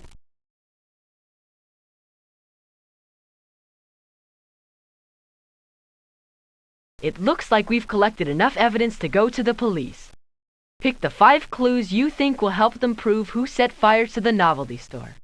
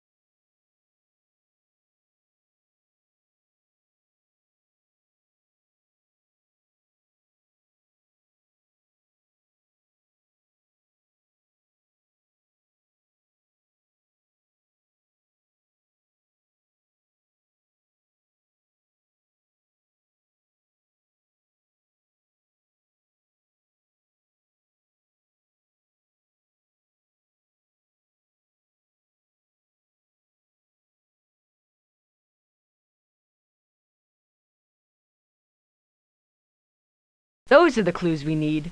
Now point to the person you think is the arsonist.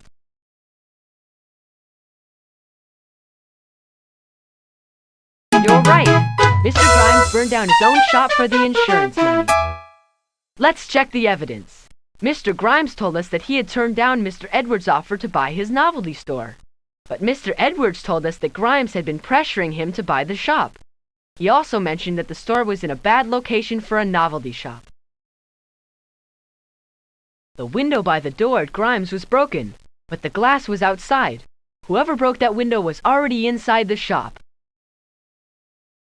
Chuck told us that he gave a Swanks matchbook like the one found at the scene of the crime to Mr. Grimes the day he took Mr. Edwards to dinner.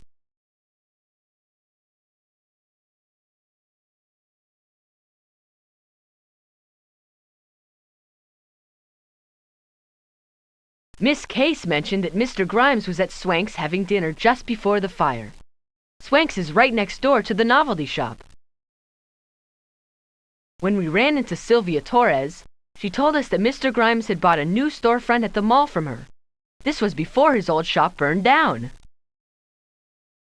At the police station, we found out that Mr. Grimes had insured his business against fire for $1 million. You figured it out. Mr. Grimes burned his own shop down so the insurance company would give him the money he needed to pay for his new shop in the mall.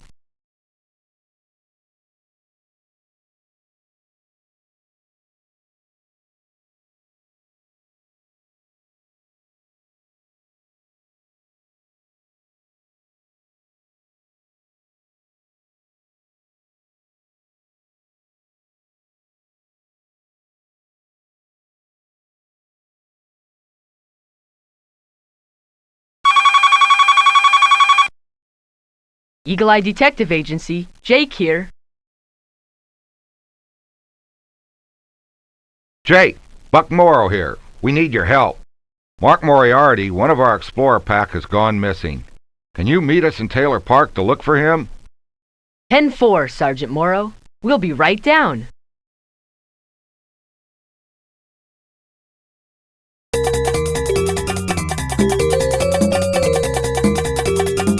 The school's Explorer Club is really cool. They're always doing neat stuff like learning how to kayak or track wild deer. Sergeant Morrow, the football coach, is the club's leader. Hey, there's Mark right now. He must have found his way back.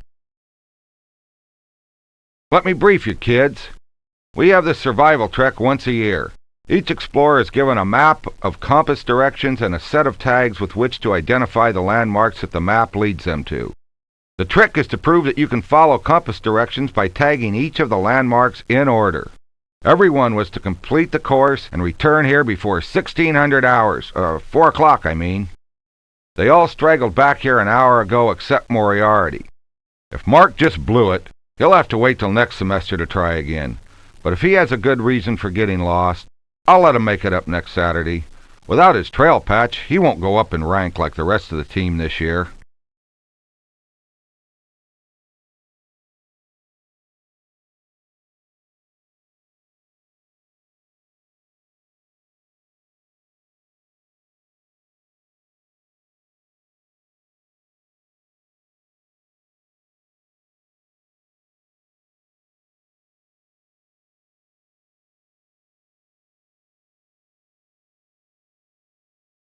What a relief.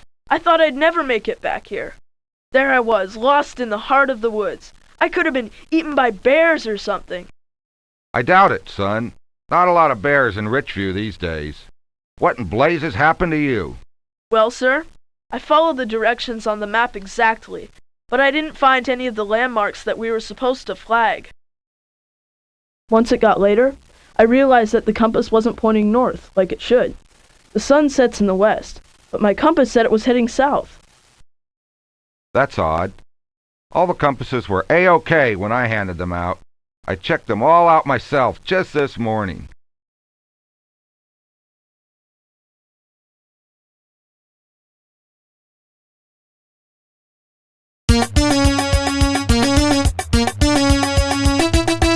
Let's see what we can learn about compasses in the library. If Mark's compass did mess up, he'll be allowed to do his survival trek over. Compasses are fascinating. They seem to work as if by magic. Actually, they're tiny magnets and use the magnetic field of the Earth to show direction.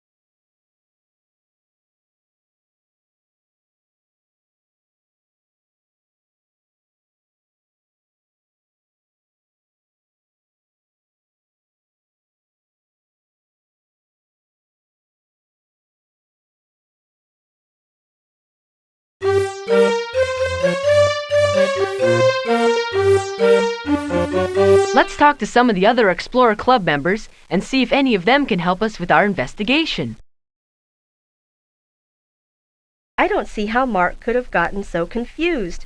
We were all given a compass and the same map at the start of the trek. We were supposed to follow the map to each of the landmark points and tag them in order to show we'd been there. I used the school copier to copy the maps, so I know they're all identical. Mark got the same map I gave everyone else.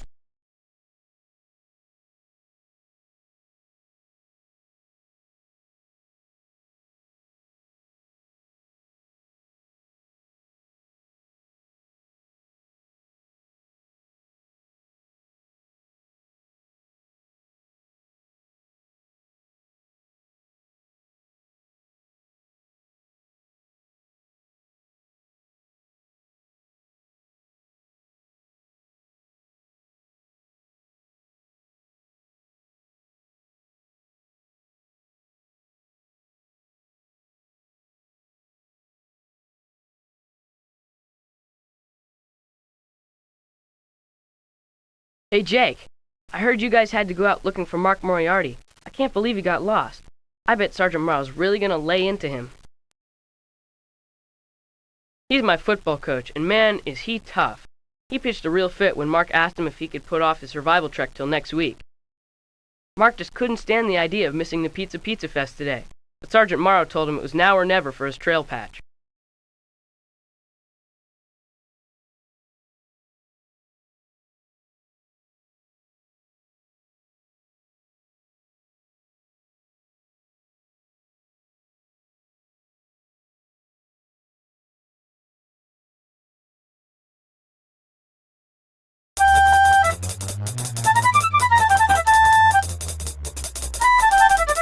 The Explorer Club started its trek here at Pizza. Let's see if we can find some clues here. Well, if it isn't my little detectives, you just missed my annual pizza fair.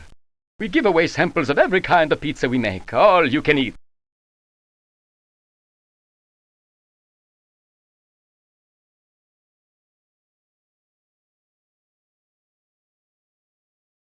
Oh, wow!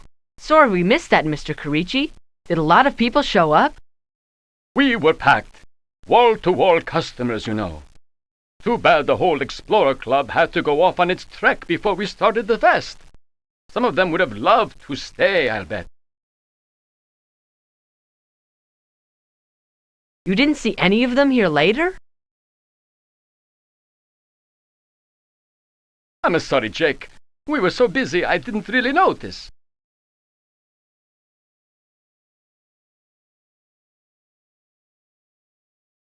Hi there, kids. I figured you two would be by later, so I saved you a little plate of samples. Wouldn't want to leave out my favorite detective team. We were swamped today. Seems like everyone from miles around was coming in for the free grub. Your pal Mark Moriarty ate at least 3 times his share.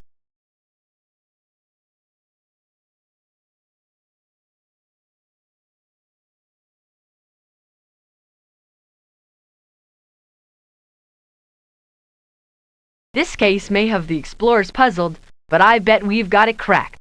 Pick the 5 best clues to show you know what happened.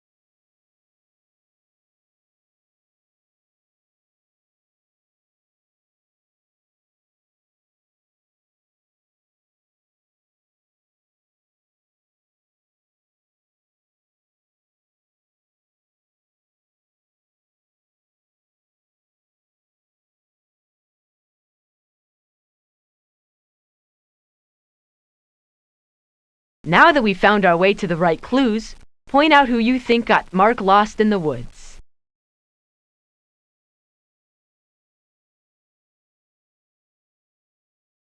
You're right! Mark was never lost. He was at Pizza the whole time. Let's check the evidence. Mark said that he got lost because his compass wasn't pointing north all the time. Sergeant Buck Morrow said that all the compasses, including the one he gave to Mark, were working fine when he handed them out. In the library, we found out that compasses work because of the magnetic fields of the Earth's poles. Compasses always point to the north. Dave Grant told us that Mark had asked Sergeant Morrow if he could postpone his survival trek today because he'd rather go to the Pizza Fest. Sergeant Morrow told him that he'd have to do it today or wait till next year. Mr. Carici told us that the Pizza Fest started after all the explorers started on their trek. Danny, the cook at Pizza, told us that Mark Moriarty ate 3 times his share at the Pizza Fest. Mark was lying when he said he was lost. He was at the Pizza Fest the whole time. You figured it out. Mark lied when he said his compass wasn't pointing north. He was just looking for a way to eat his pizza and have his trail patch too.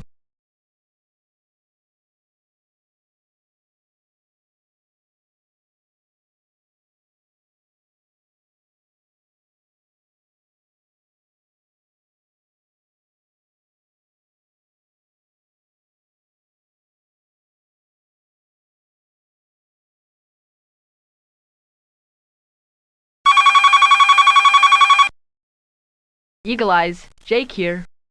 Jake, did you hear? There was a big robbery last night at Mrs. Harper's party, and Sergeant Nail says I'm the star witness. I saw somebody take a ruby necklace from Mrs. Harper's room. Wow, Nancy, who did it? That's the mystery. I don't know. It was a masquerade party, and everyone was dressed in costume. Somebody in a big black cape, that's all I saw. You should go to the scene of the crime, Mrs. Harper's. Sergeant Nails is over there right now, looking for clues. He can use all the help he can get. With the Eagle Eye Detective Agency on the case, he'll have it. Meet us here at the Eagle's Nest later on, Nancy. We're on our way.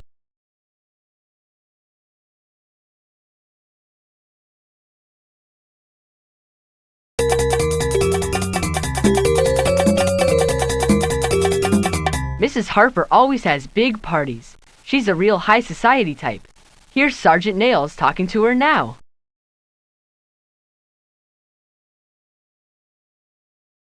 This is where the thief stole the necklace from. I tested for fingerprints, but there weren't any. Whoever stole the necklace was wearing gloves. There aren't any more clues, but you two are welcome to look around if you want.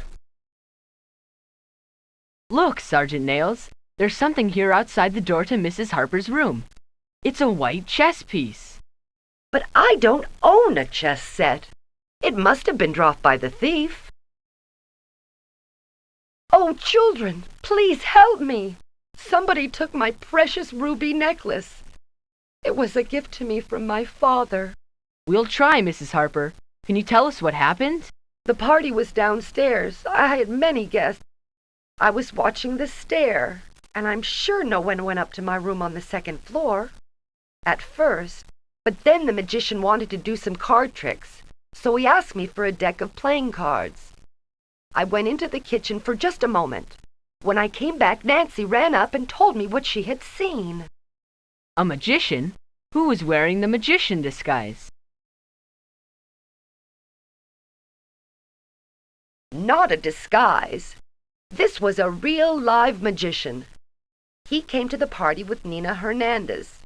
He was quite good. He made things disappear.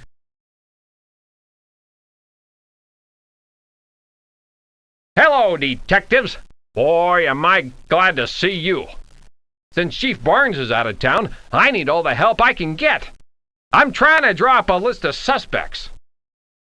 Nancy Mark said she saw a person in a big black cape sneak out of Mrs. Harper's room. Mrs. Harper and I have made a list of guests wearing big black capes.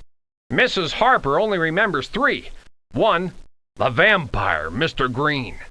2, the wicked witch, Miss Polaria. 3, Buck Morrow, who dressed up as the Phantom. Oh, yes. And there was one other suspect. We're relying on what Nancy Mark says. If we can prove she's lying, then we can assume she took the necklace herself.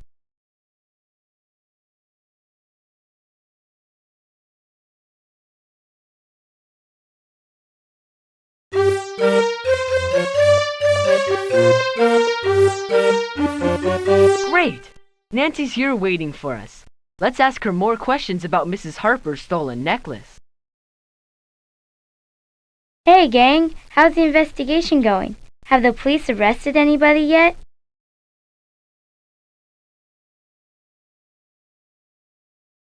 No, not yet. We wanted to hear your full story, Nancy. As the main eyewitness, your testimony will be crucial to our case. Sure, Jake. I'll tell you everything. First of all, Mrs. Harper asked me to help out at her party, so I was there dressed in my Harlequin outfit. Harlequin? What's that?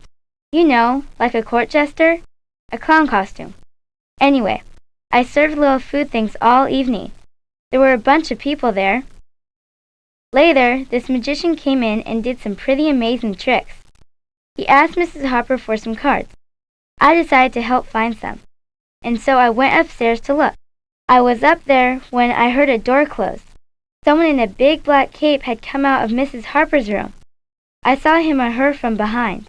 In one hand, I saw a flash of red, like a ruby. Wow, Nancy. What did you do then? I went downstairs and told Mrs. Harper. She went upstairs and discovered her necklace was missing. By that time, all the people in black capes had left the party. Did you notice anything else about the person in the cape, Nancy? Was he or she wearing a hat, or unusual shoes, or anything? No. Wait. When the person moved away, I think I remember seeing something fall, like out of a pocket or something. It was a small white thing. That's all I know.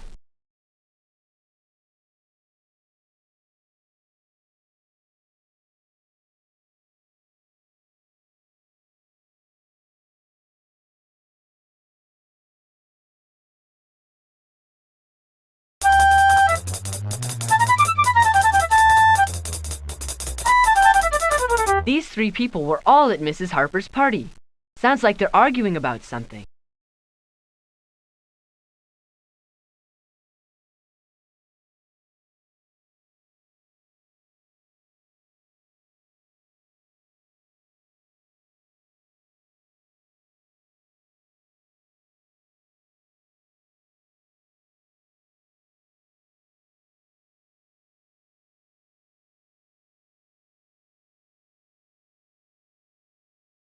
Dear children, of course you realize I did not steal Mrs. Harper's necklace.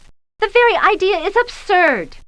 For one thing, I was costumed as the Wicked Witch, and my witch hat was just over 3 feet tall.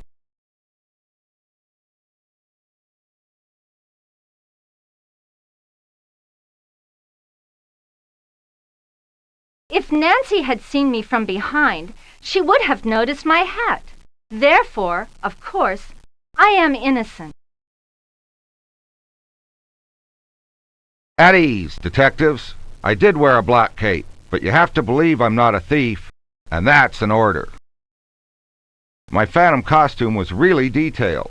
The Phantom was a guy who was horribly injured in an accident.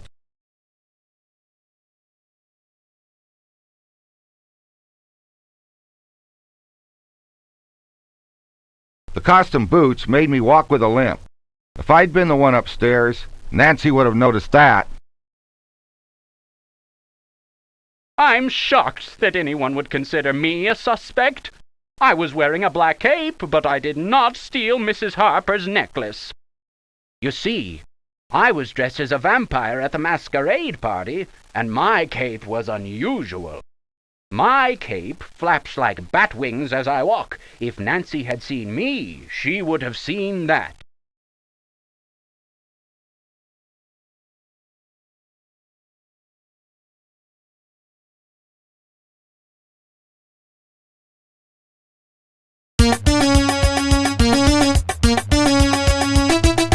Hi, Mrs. Miniski. Hi, Miss Hernandez. We were wondering if you were at Mrs. Harper's masquerade party last night. I went to Mrs. Harper's with a new friend, Mr. Rook. He's a magician, so he didn't have to find a costume. He travels everywhere with his black tuxedo, white gloves, and big black cape. He needs them for his performance. We had fun at Mrs. Harper's party, but we had to leave quickly. Mr. Rook had to get back home to Mount Vernon. I was dressed as a gorilla. Here, we took pictures of each other in costume. You can look at them if you want.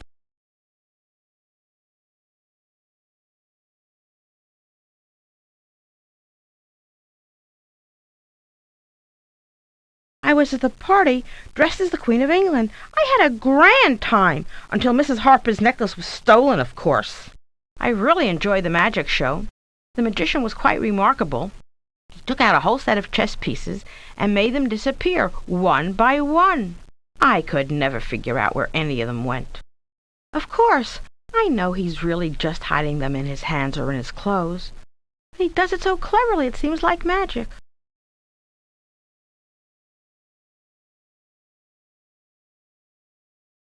We're ready to solve this case. Which 5 clues do you think point the way to the best suspect?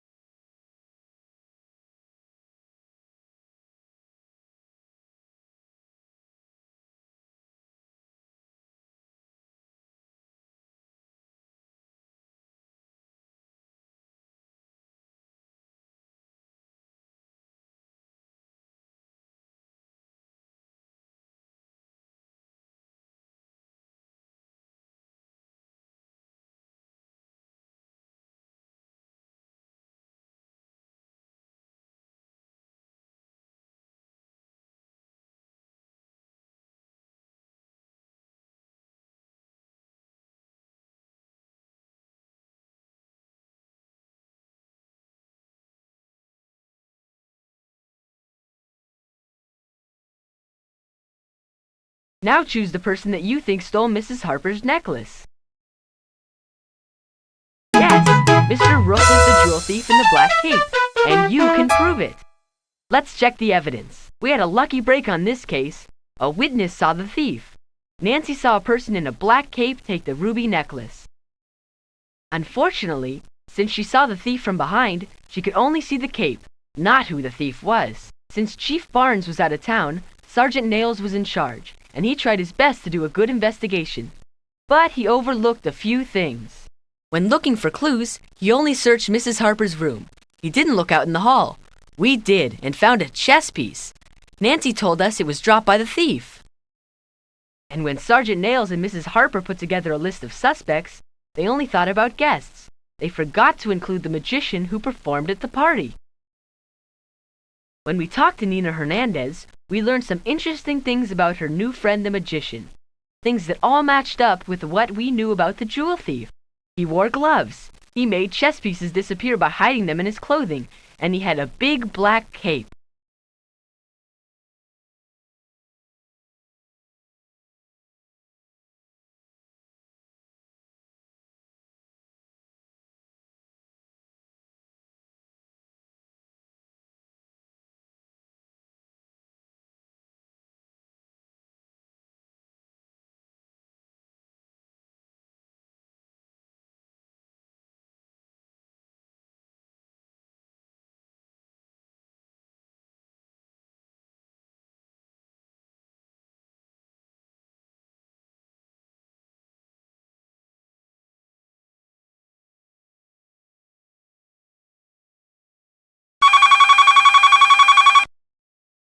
Eagle Eye Detective Agency, Jake here.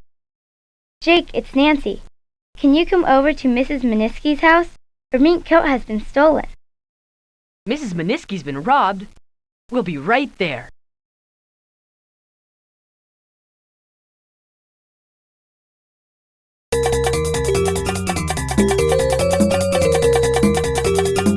Mrs. Meniski is our next-door neighbor. I hope we can get her mink back for her. I'm so upset. I've been out of town for a few days and was planning to return late tonight. I got a little tired, so I came home early instead, and my mink coat was gone. I always left it on the coat rack in the front hall, but as you can see, it just isn't there. Could a burglar have broken in while I was gone? Oh, I hate to think of it. Melinda Juice was kind enough to feed my cats while I was away. Fluffy and Puffy just hate being all alone when I'm gone, so I left her my key under the mat. Perhaps she noticed if any strangers were lurking about. You know, I never really wear the coat anymore because I read about how they raise the minks in cages. I don't approve of cruelty to animals, but it is worth a lot of money, and oh, the memories. I do want it back.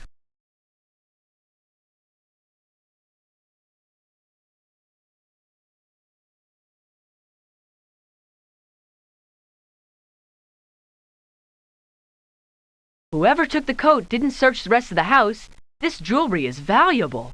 That jewelry box was the first place I looked after I saw the coat was missing. I was so relieved to find my diamond ring. It was my grandmother's. Willie Barr and Mike Walker were playing baseball in the yard under the treehouse yesterday. I saw Mike climb the fence into Mrs. Meniski's yard at one point, but I didn't notice when he came back.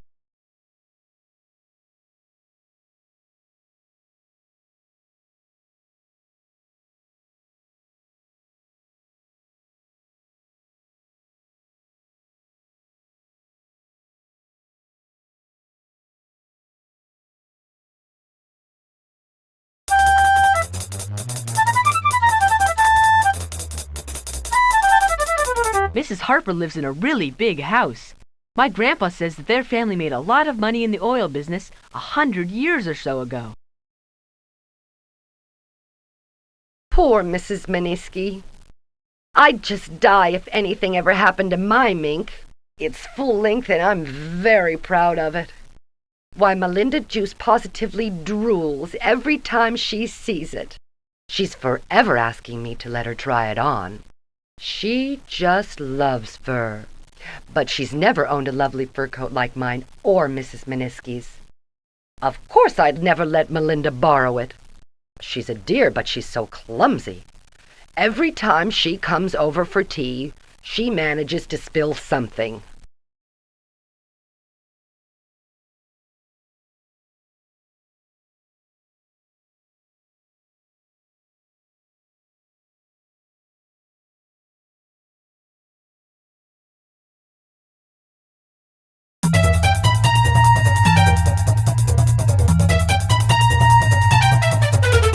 Mrs. Meniski, Melinda Juiced, and Mrs. Harper all belong to the Richview Garden Society. Perhaps if we talk to the people here, we'll learn something.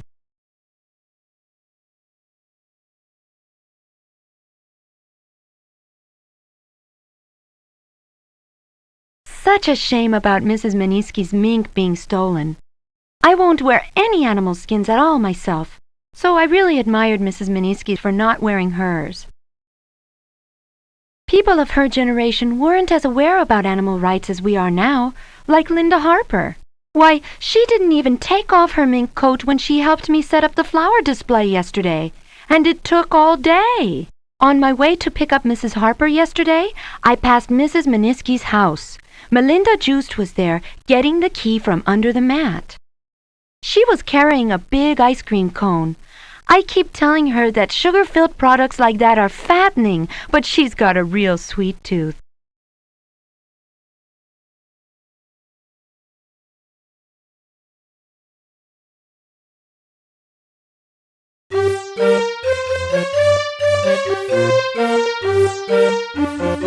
Melinda Juiced is acting manager at Medford's Jewelers. Let's see if she can tell us anything about the theft.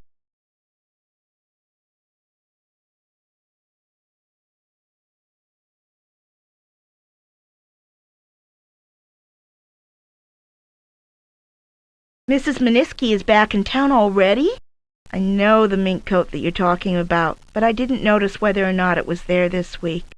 Mrs. Miniski left the key for me under the mat so I could get in and feed Fluffy and Puffy, her Siamese cats. We made the arrangements when we were having tea with Linda Harper and Sylvia Torres of the Garden Society. Mrs. Miniski told me she would leave a key under the mat, and it was right there when I stopped by.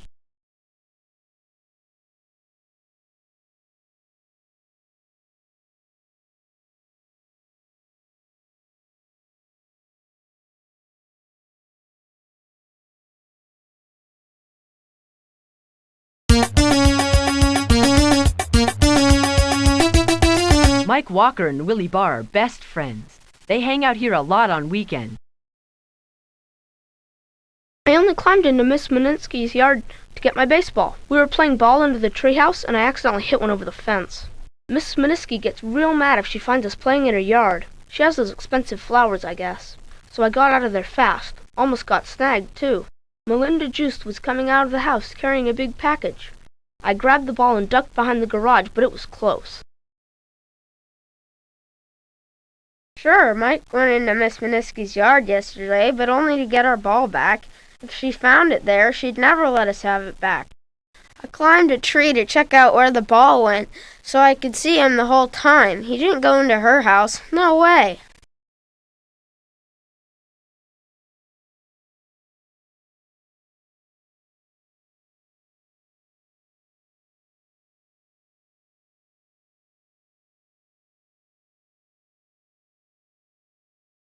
I think we figured out what happened to Mrs. Miniski's mink.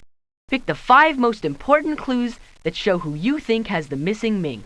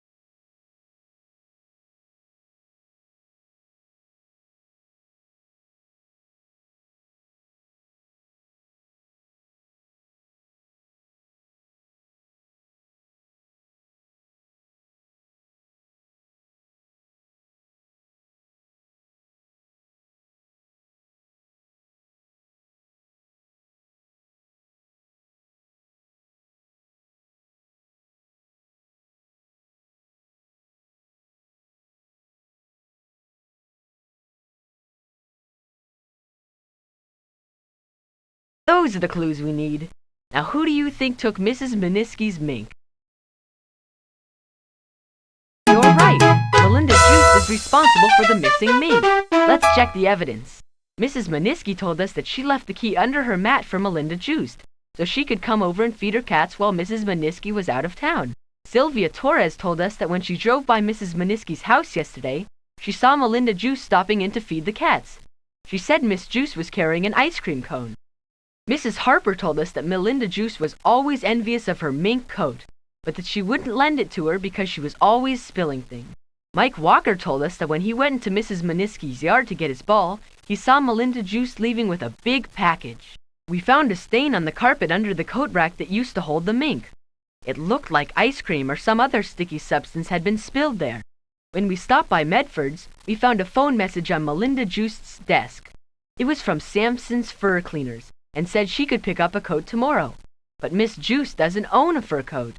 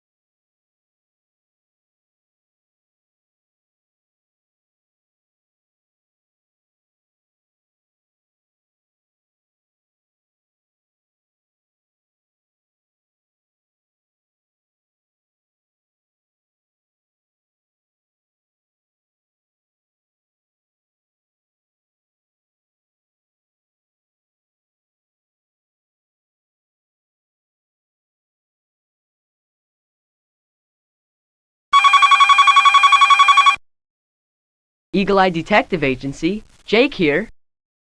Ten Hut, Jake, I need your help.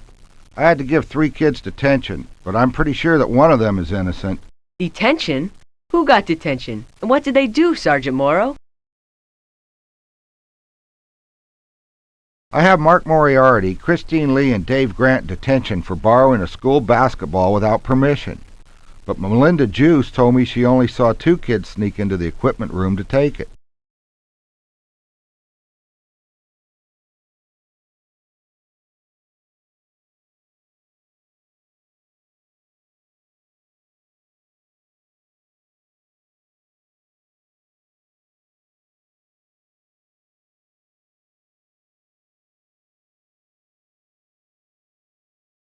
I'm here in the school gym, in the exercise room. That's where I found all 3 of the students. Come on down and I'll tell you more. Will do, Sergeant Morrow. Over and out.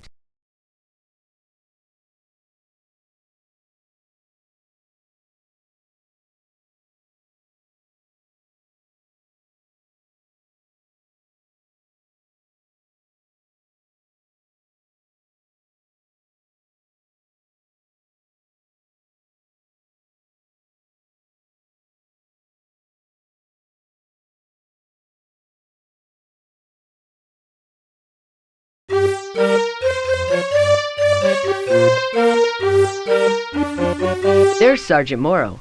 He looks pretty upset.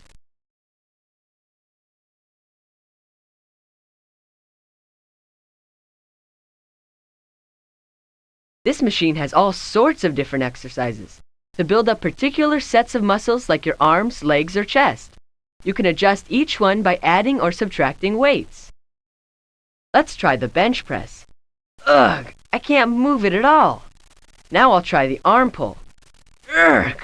All these exercises are set at a really difficult level. Hi, Jake. I'm glad you 2 are on the case. Maybe you can figure out who the innocent kid is. I got a call from Melinda Juice this morning. She told me she saw 2 people sneaking into the school gym as she was driving by the school. I came on over to the school, but when I got to the gym, I just found this basketball rolling on the floor. It was taken from the equipment room without permission. I heard someone in the exercise room, so I came in here and found the 3 kids. Christine Lee was at the rowing machine, and both Mark Moriarty and Dave Grant were at the weight machine. I gave them all detention, so they're all over at the school. But each one says that he or she was exercising while the others were playing basketball. I think one of them is telling the truth. I hate to punish an innocent person. If you can't figure out who the innocent one is, I may have to let them all go. And that wouldn't be right.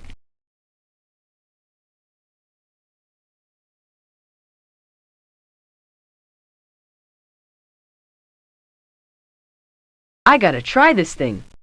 Hey, this isn't so bad. It's kind of fun the way you slide back and forth.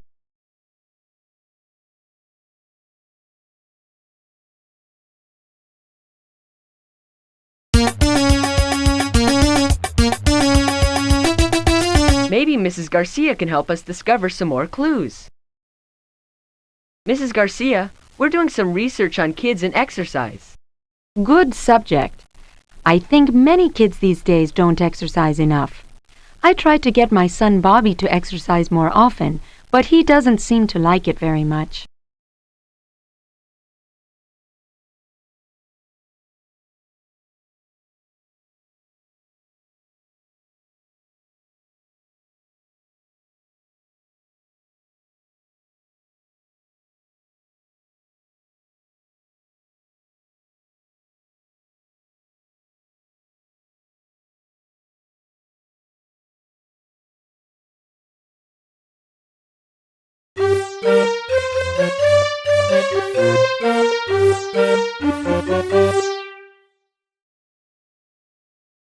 This is the sign-up board, where people other than students reserve time to use the school's exercise equipment. According to this, Mr. Paholsky was signed up to use the weight machine this afternoon. For the rowing machine, the signature reads Sergio, no last name.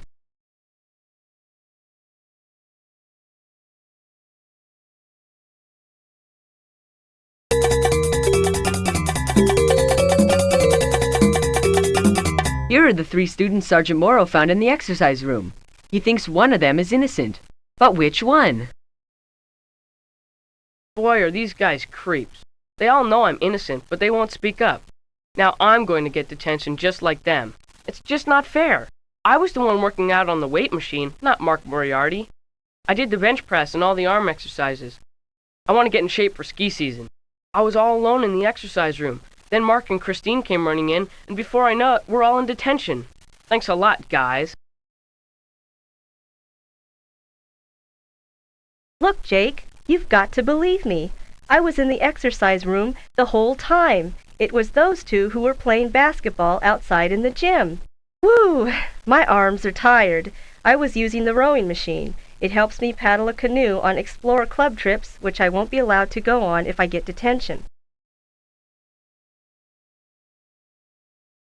The Eagle-Eye Detective Agency's on the case. You guys will prove I'm innocent. I hardly know what's going on, except that I'm in detention and I don't deserve it. This whole thing's a setup. I was working out on the weight machine. Awesome arm muscles, that's me. Then these 2 guys ran in from the basketball court, and Sergeant Morrow gets here and says we're all in big trouble. Well, I don't think it's right to punish an innocent person. Isn't this America? Aren't we innocent until proven guilty? Well, unless Sergeant Morrow can prove who's guilty, I demand that he let us all go free.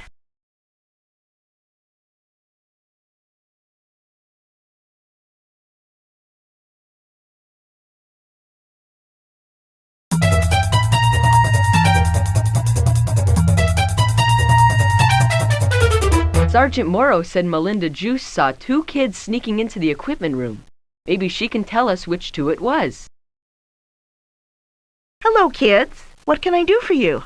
Miss Juice, we were wondering if you could tell us what you saw at the school gym. I was driving along when I saw 2 kids jump down from a school window. One of them was carrying a basketball. They then walked into the exercise room.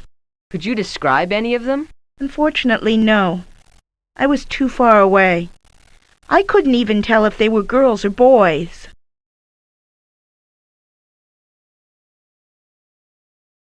I think we're ready to show which of the kids in detention doesn't belong there. Now select 5 clues from the notebook that best prove that kid's innocence.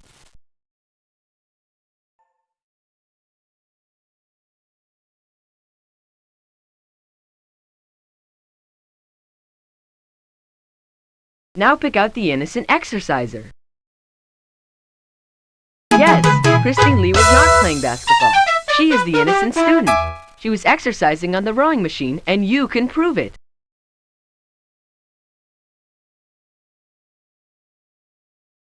Let's check the evidence. Melinda Juice told us that 2 kids snuck into the equipment room and got the basketball. So one of the 3 kids in detention was innocent. But which one? Christine Lee claimed to be using the rowing machine, and both Dave Grant and Mark Moriarty claimed to be the one using the weight machine. How could we find out which one was telling the truth? When I tried using the weight machine, I couldn't even begin to do the exercises. The machine was set up with weights too heavy for any student to exercise with. That means that both Mark Moriarty and Dave Grant were lying. Neither one of them could have been using the weight machine, as they both claimed they were. The weight machine was still set up for Mr. Paholsky, who had used the machine before them. I had no trouble using the rowing machine. It was on a very easy setting. So Christine Lee was telling the truth. She was the innocent exerciser.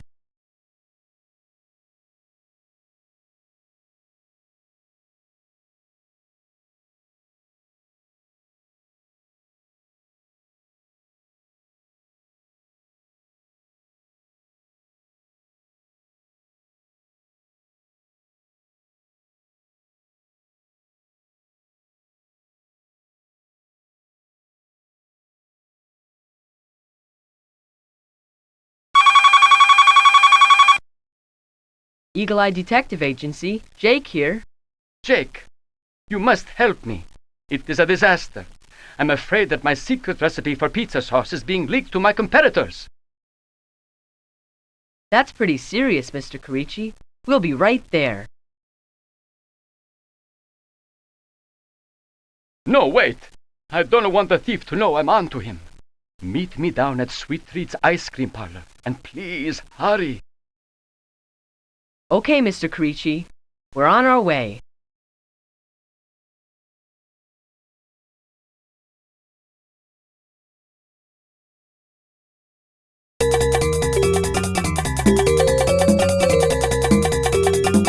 Mr. Carici is very secretive about his sauce recipe. He brought it with him from Italy and has managed to keep it to himself for the 20 years he's been in the United States.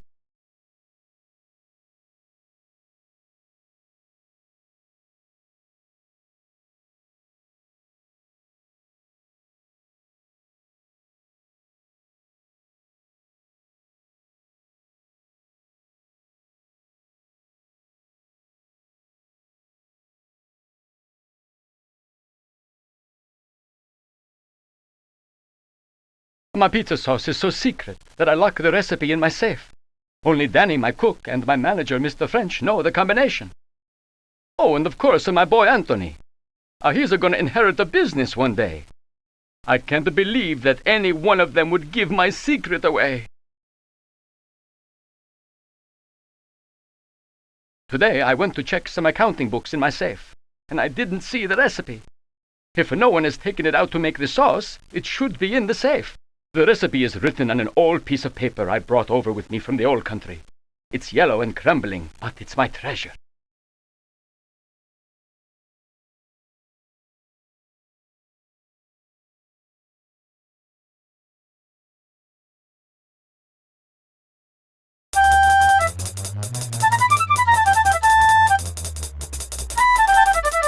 Mr. Green might be able to tell us if anyone from Pizza Pizza has been in today.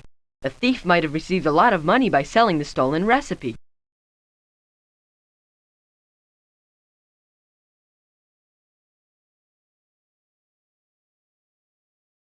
Hey, the famous detectives! Coming in to check for bank robbers? I'm running a little late, so I can't talk long. Mr. French asked me to bring by the restaurant's weekly cash deposit for the company account. I felt kind of funny carrying that much cash around, so I grabbed a scrap of old paper from the safe and wrapped it up.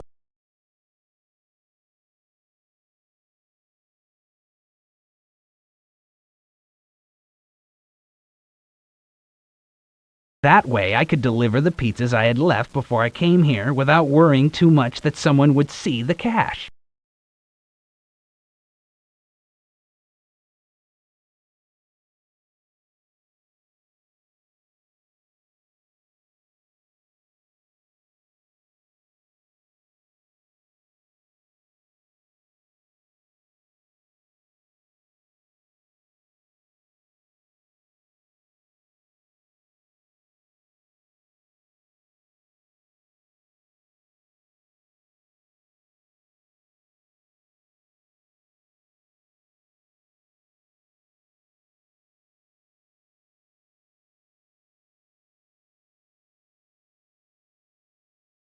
Well, I'm really not supposed to give out this sort of information, but if it will help your case, we did have 2 Pizza Palace employees in today.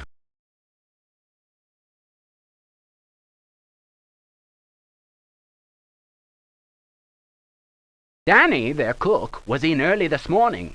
He closed out his savings account and got a cashier's check made out to Washington Jewelers for the money he withdrew.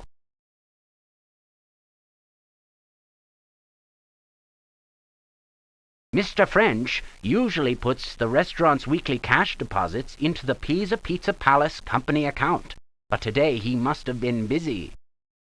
Their delivery man, Eddie, brought it over just a few minutes ago. He had the cash wrapped in an old yellowed piece of paper.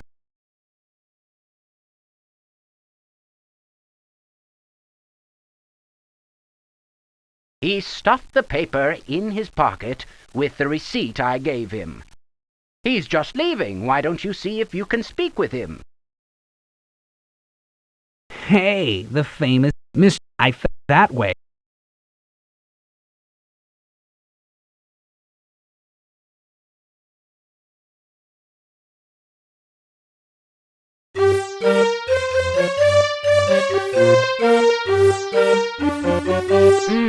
smell that pizza.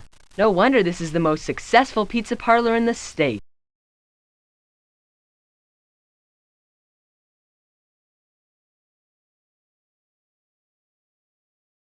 Hi, kids. You looking for Anthony? He just left for his other job down at Creepy Critters. Between his job at the pet shop and his little league coaching, we hardly see him around here. Just look at Danny staring goo-goo-eyed off into space. Doesn't that cook realize how busy we are? He's been no use at all lately. I'm sure it's all about that girlfriend of his. He's been loafing around all week. Sorry if I'm a little testy, but it's been such a busy day. I even had to ask Eddie to open the safe and take the week's deposit down to the bank for me. Oh well, the rush is nearly over.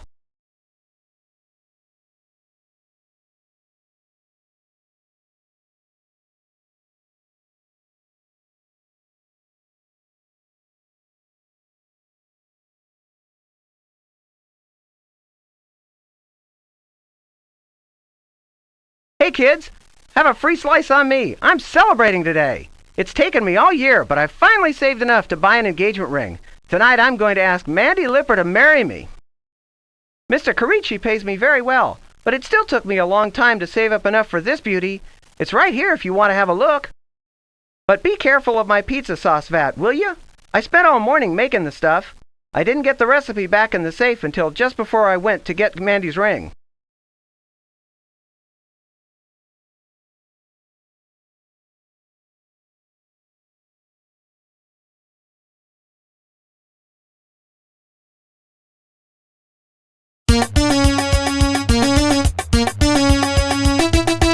Anthony's been working part-time for Mr. Grimaldi for 2 years now. He's also the coach of my Little League team. Anthony is a great assistant. He has a real way with animals. It's too bad his father isn't more understanding about his wanting to be a veterinarian.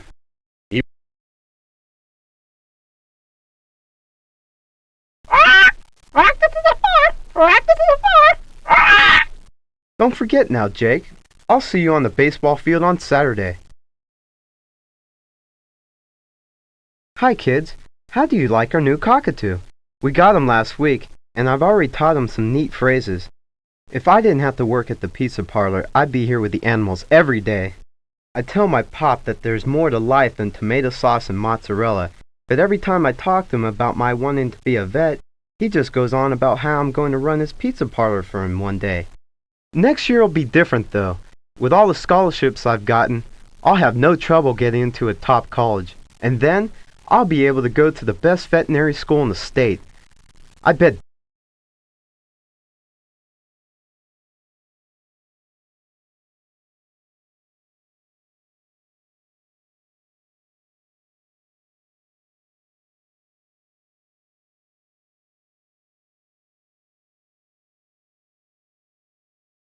I think we figured out the secret behind the recipe's disappearance. Choose the 5 clues that best prove it.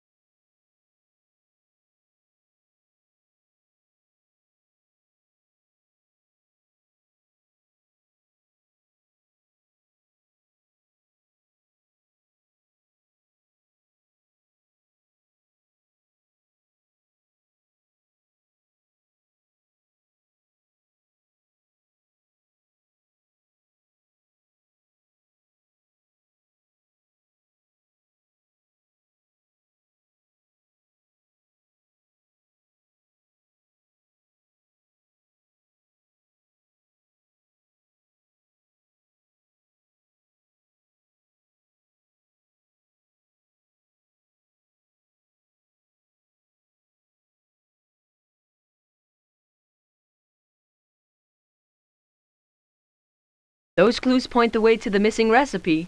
Now choose who you think took the recipe from the safe. You figured it out. Eddie, the new delivery man, took the recipe from the safe. Let's check the evidence. Mr. Corici told us that the secret recipe for his piece of pizza sauce is on a crumbling yellow piece of paper in the company's safe. Danny, Mr. Corici's cook, told us that he had taken the secret recipe out of the safe today to make sauce, but put it back in the safe before buying the engagement ring. Mr. French said that he had been so busy this morning that he had to ask Eddie to take the company's cash deposit down to the bank for him. When we went to the bank, Eddie told us that he wrapped the cash up in an old scrap of paper from the safe. He was using Mr. Corici's secret recipe as a wrapper.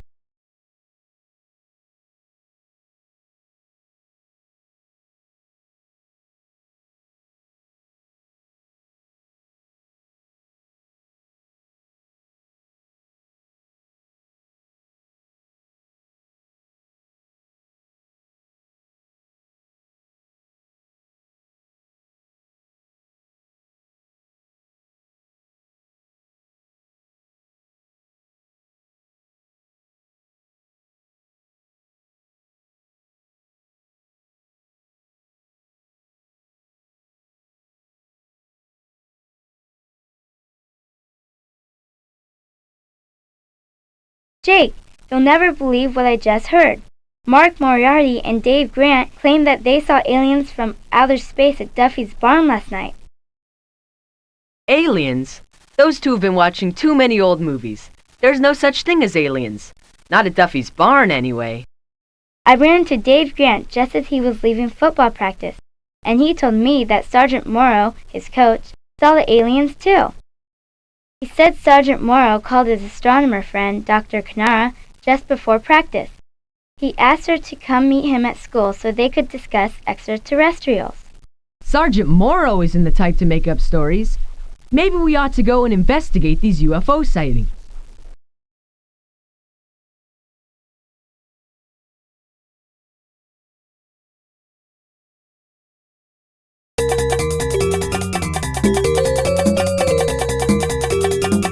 Mark's always up to something.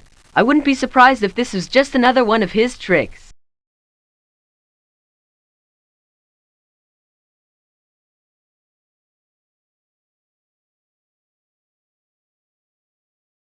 Jake, I've never been more serious in my life. You've got to listen to us. He's right, Jake. We're not kidding around. Dave and I were out camping in Slater's Woods last night with Sergeant Morrow and some of the other guys from the football team.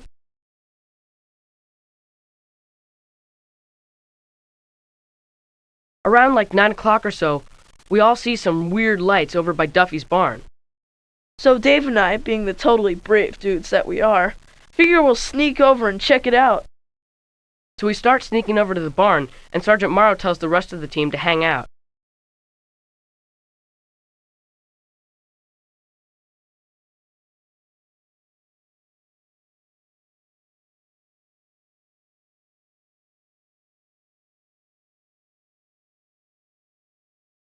Man, it was so eerie. The lights were just like big spotlights going round and round. And then all these really bright white lights turn on, and we see him. See who? The alien! From outer space.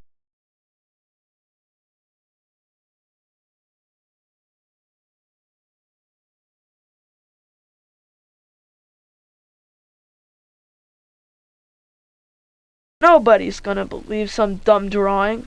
We've got to go back out there tonight with my camera and get proof. You're right. Then we'll go to the newspapers. We'll be famous! I can see the headlines now. Brave students stop alien invasion.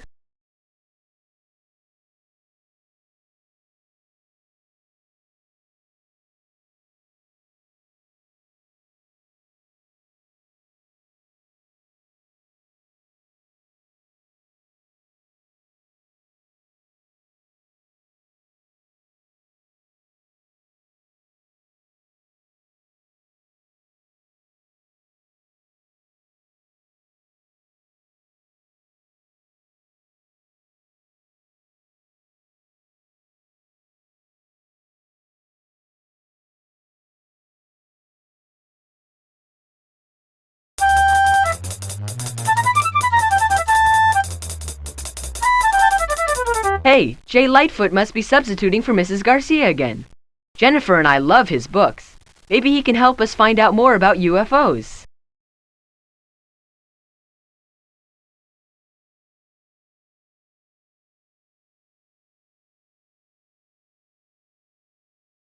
Aliens in Richview?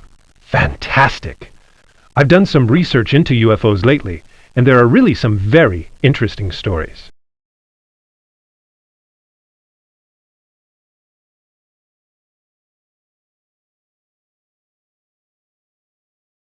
You see, my last book, Kidnapped to Space, was about a boy who gets kidnapped by creatures from the Andromeda Galaxy. Mr. Starr, the manager at the Egyptian Theater, helped me on the project. One of his hobbies is collecting articles on UFO sightings.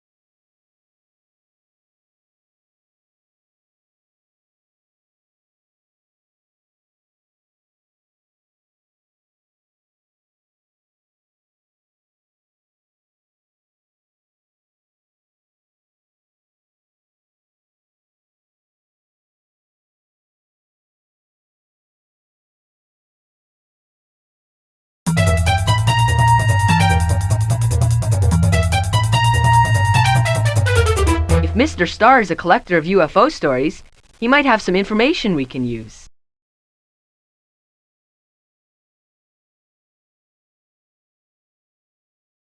An unidentified flying object sighting in Richview? Fascinating!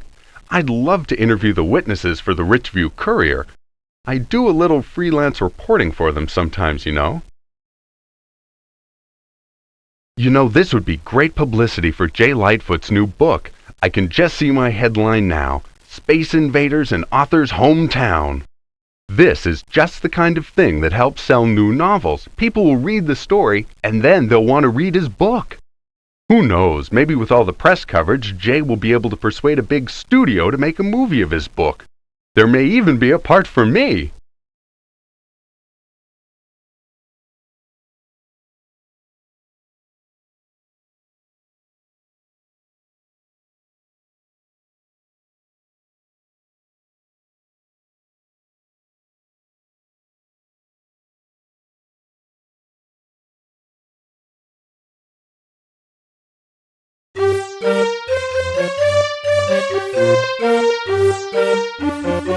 Maybe we can get more down-to-earth answers from Sergeant Morrow, the school football coach.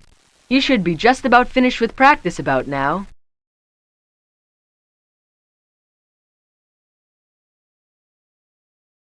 Frankly, my specialty is not alien life forms. As an astronomer, my expertise lies in the study of stars. To date, no one has proven that intelligent life exists on other planets.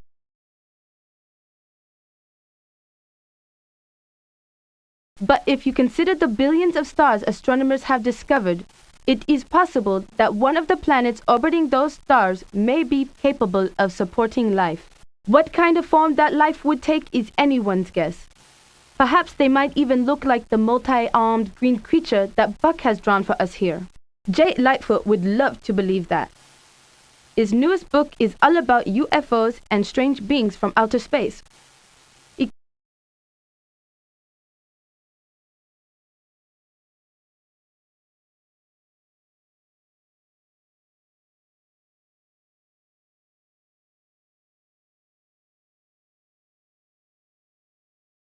I know this sounds insane, Dr. Kanara, but I know what I saw.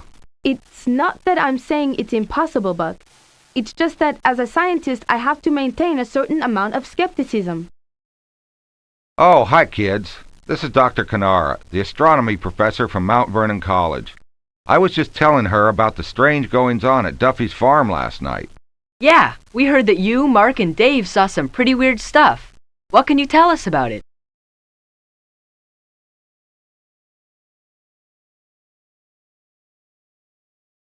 I was out camping with some of the kids from the football team when we noticed some strange lights behind Farmer Duffy's barn.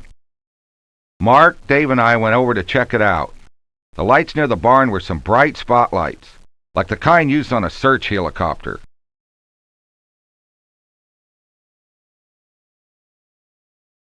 Then, suddenly, out of the light stepped this huge creature. I've never seen anything like it in my life.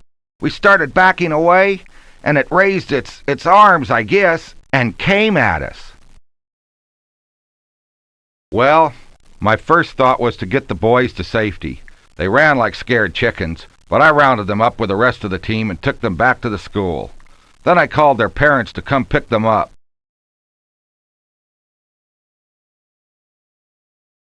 I knew no one would believe me about the alien without proof, so I went back to my place for my video camera. But when I returned, the place was deserted.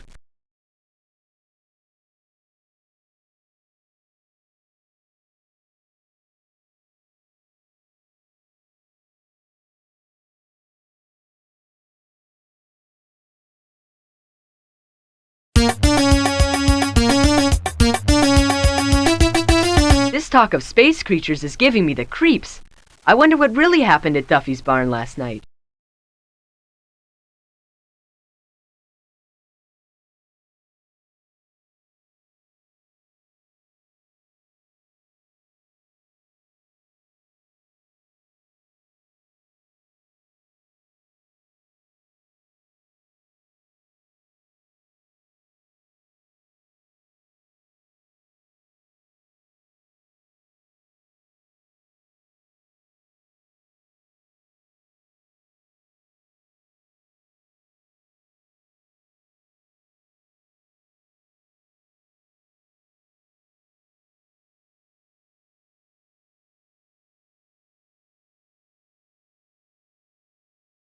Aliens? There ain't no such thing. Someone's been telling you tall tales. Now excuse me, please. I've got lots of work to do. Buck Morrow says he saw some strange lights near your barn last night. Did you see anything? If it's just lights that Morrow's worried about, what he could have seen were the spotlights on my truck. I lent it to Jay Lightfoot last night, and he may have driven it back with the high beams on.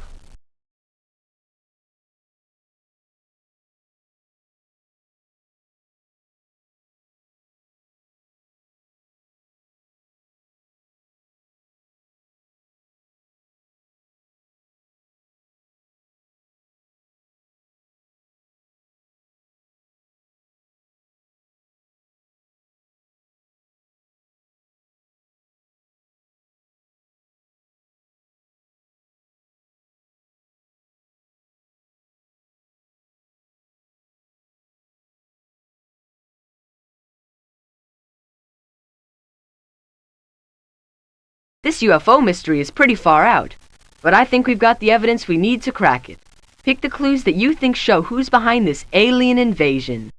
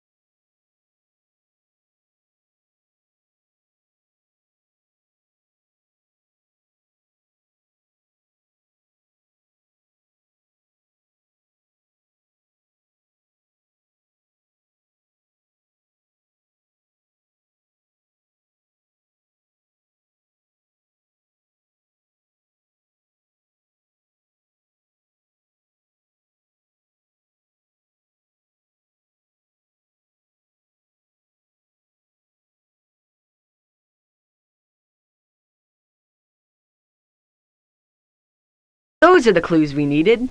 Now point out who you think is behind the strange happenings at Duffy's barn last night. You're right. That alien invasion was staged by Jay Lightfoot to promote his new book. Let's check the evidence. Mark and Dave told us that they saw some strange lights over at Farmer Duffy's place and came face to face with this green 12-armed monster from outer space.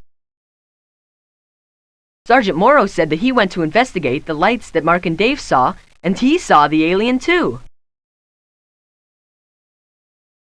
When we talked with Farmer Duffy, he told us that the strange lights that Sergeant Morrow saw could have been the searchlights on the truck he lent to Jay Lightfoot last night. When we examined the truck, we found this crumpled up receipt from Out of This World costume supplies in the front seat. Mr. Starr told us that a UFO or alien sighting in Richview would be great publicity for Jay Lightfoot's new book, Kidnapped to Space. Jay Lightfoot must have rented an alien costume and used the powerful lights on Farmer Duffy's truck to scare Buck and the kids. He's our mysterious alien.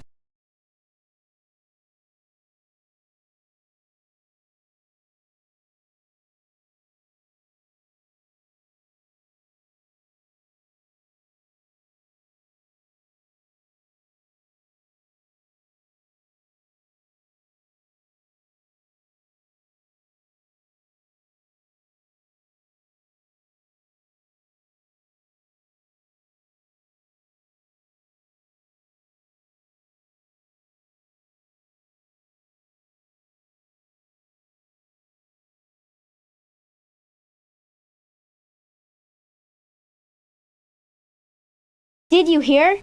Medford's jewelry shop was broken into last night. The thief took expensive diamonds, and the police can't find any clues. Wow, let's get over there and see if we can help out.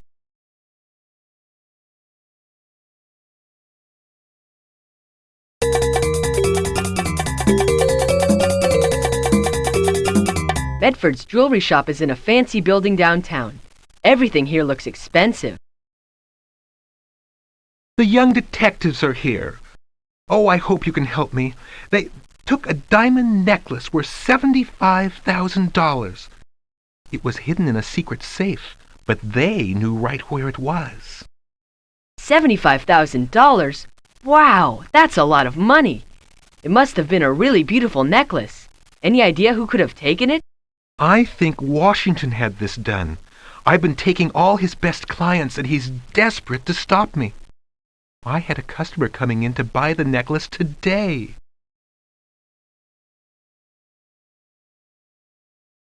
This is what's really puzzling me. The diamond was taken from the secret safe here in the ceiling of my office. I had it installed when we remodeled the store. No one knows about that safe except Melinda Joost, myself, and Mr. Pahalski over at Dependable Construction. They're the people who put it in for me. Somehow the thief must have learned about the safe from one of them. I'm a clerk here in the store. I'm afraid I'm not going to be much help to you. I haven't seen anything unusual lately. Poor Mr. Medford. He had a customer who was coming in to buy the necklace today. I'm sorry I keep yawning, but I was at a party last night and I had a big fight with my boyfriend, Jeff Miller. My best friend and I stayed up half the night talking about it, and I am very tired. The robbery happened last night. They pried open the front door with a crowbar, went straight to the hidden safe and took the diamonds.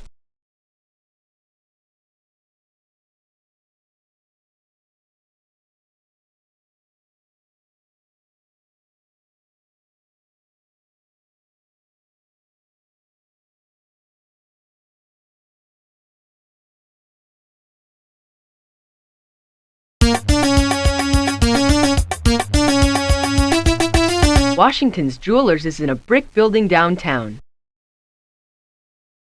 I was worried when Medford's jewelry shop opened that our store might lose customers, but we're doing better than ever.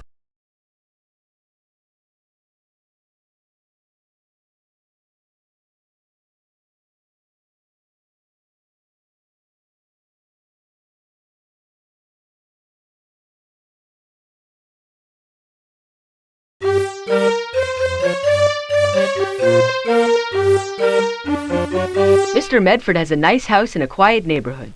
A separate garage is at the end of the driveway.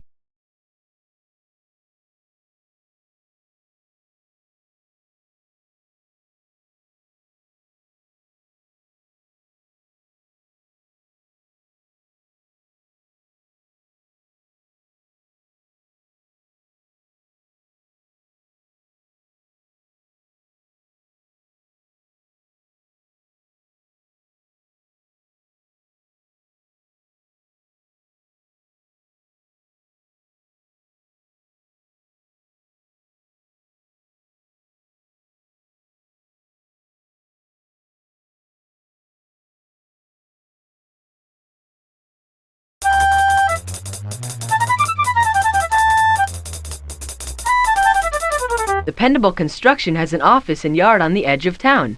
Mr. Paholsky owns the company. Jeff, did you work with Mr. Paholsky on Mr. Medford's jewelry shop? We do this in a hurry. I've got lots of work to do. Yes, I worked on the Medford jewelry shop project. So you knew about the secret safe hidden in the ceiling? What? What secret? Oh, wait a second. Yeah, there was some special deal we put in his office ceiling, wasn't there? Yeah, I vaguely remember that. Would you mind telling us where you were last night? Well, I went to a party, but then I had a fight with my girlfriend, Melinda Juiced. After that, I went for a long walk by myself. Medford was robbed? Oh, no! We were the ones who remodeled his store 6 months ago. We put in a special security system and everything. Mr. Medford told us about the hidden safe in his ceiling. He said the thieves went right to it, so they must have known where it was. How could they? I signed a special paper saying that Jeff and I would never tell anyone. Even my wife doesn't know about the secret safe in Mr. Medford's ceiling. I guarantee you, that safe was perfectly hidden. Jeff Miller is an excellent carpenter, and he put a lot of time in on that project for us. He did a great job. Can you tell us where you were last night, Mr. Paholsky? Was anyone with you? Why, yes. My wife and I had dinner with their sister and their family at a restaurant downtown. Then we went back to their house and stayed quite late.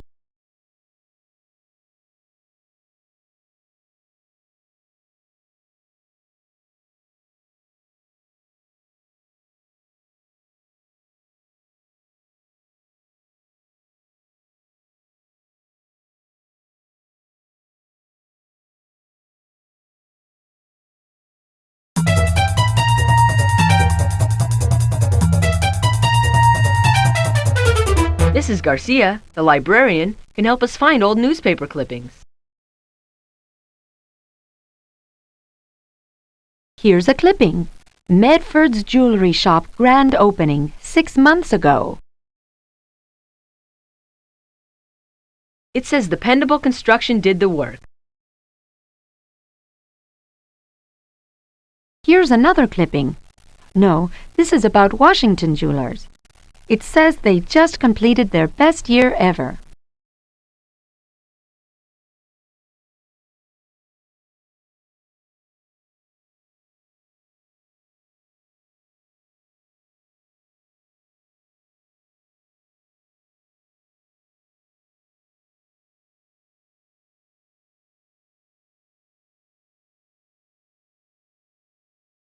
We've got all the clues we need. Pick the 5 clues that point to the best suspect.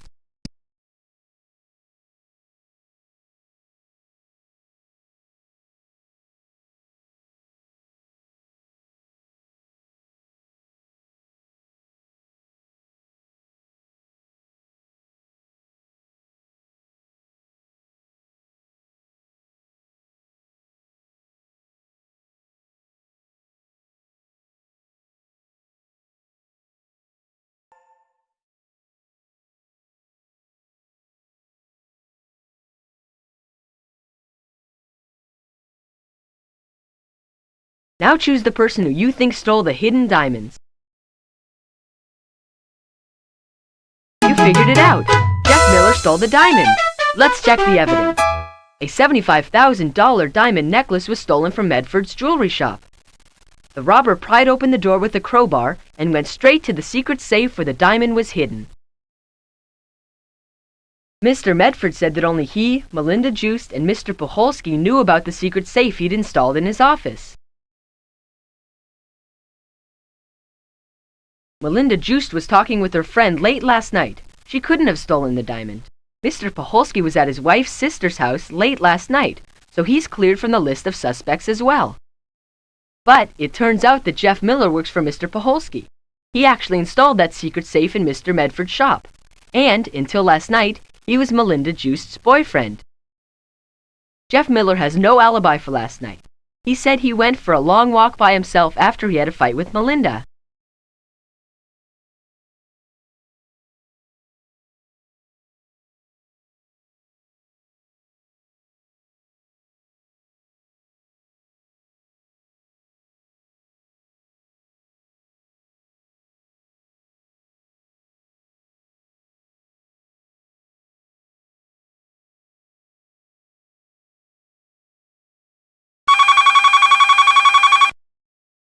Eagle Eye Detective Agency, Jake here. Jake, I've got something terribly exciting to show you here at the Historical Society. I think that I have found the long-lost treasure map of Colonel Beau Blue. You're kidding. The Civil War general who buried a fortune in Richview? That's fantastic. We'll be right there.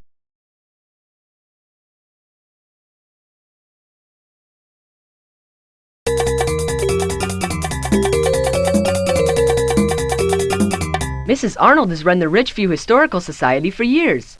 She has tons of old papers and other historical objects here. Kids, you must have a look at this. I was tidying up the attic this morning, and I came across a padlock chest. The chest was so old that the padlock broke apart as I lifted it. Inside was an old revolver and a scroll of parchment.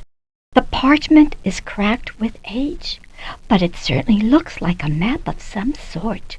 I gave it to Mr. Arnold to examine. I'm convinced from the initials engraved on the gun and the age of the items that these belong to the famous Civil War soldier Colonel Beau Blue. We may have found the map to his buried treasure. I've been studying the map all morning, comparing it with some of the maps we have here. It's a map of old Richview, all right, around the mid-1800s, I'd guess. Some of these old buildings still exist, and I recognize some of the landmarks marked by an X here. For example, Lone Tree is over by Buccaneer Beach. Wraith Rock, as you know, is that huge stone in Riverside Park. Instead of marking the location of the treasure, this map gives 4 possible locations and some cryptic notes. Now, I suppose we could send dig teams to each location, but the Historical Society only has enough funds at the moment to finance one excavation. I've checked to be sure that the revolver isn't loaded, but guns are not something to play with. Even an ancient one like this is a dangerous weapon. Well, I'll hold it for you if you'd like to examine it.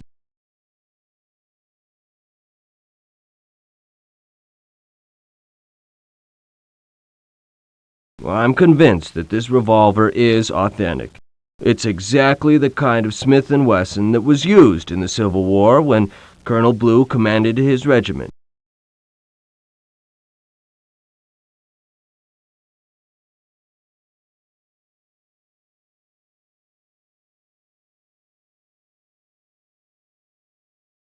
What could that mean?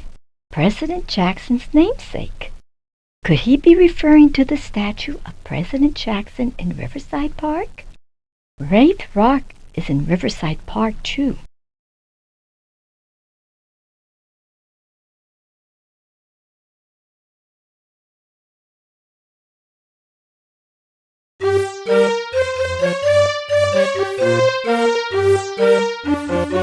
I'll bet we can find out some background on Colonel Blue here at the library. A little research into the Civil War might help us decipher the map. Colonel Beau Blue? Ah, he's quite a famous figure here. You might try checking some of our local history books to get the details of his story. I vaguely remember that there was some talk of a buried treasure. Have you spoken to Mr. Cohn, the owner of Sweet Treats? He's a real Civil War buff. He and some of his friends take part in Civil War battle reenactments every year. They research the time period and battles very carefully, then create authentic costumes and reenact the strategies used by famous Civil War generals. I'm sure he'd love to help you with your investigation.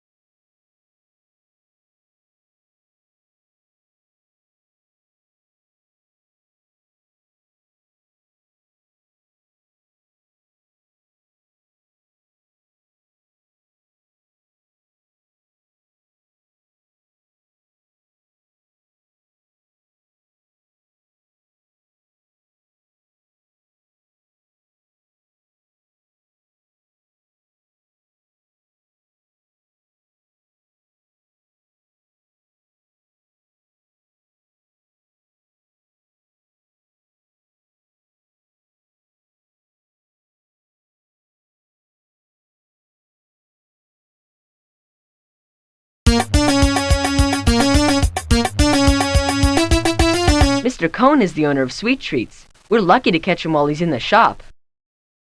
I've studied the Civil War in great detail. It's a hobby of mine. Actually, my wife says it's an obsession.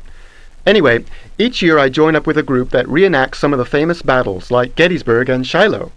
We use replicas of the old guns and other weapons used by soldiers in those days, and wear costumes that look exactly like the uniforms of the Union and Confederacy. We honor the soldiers from that war, but it was a terrible waste of life. Almost as many Americans died in the Civil War as in every other war this country has ever fought, combined. Mr. Cohen has always been interested in history. In fact, I think he bought this site as a location for his ice cream parlor because it used to be a famous tavern. That's right. I started Sweet Treats on the site of the old Liberty Tavern. I like the idea of owning a store on a famous landmark. In the 1800s, the Liberty Tavern was a favorite drinking and socializing spot. But when alcohol was banned during Prohibition in 1920, the tavern went out of business. I've got the old tavern sign back here above the counter for luck. It's an antique.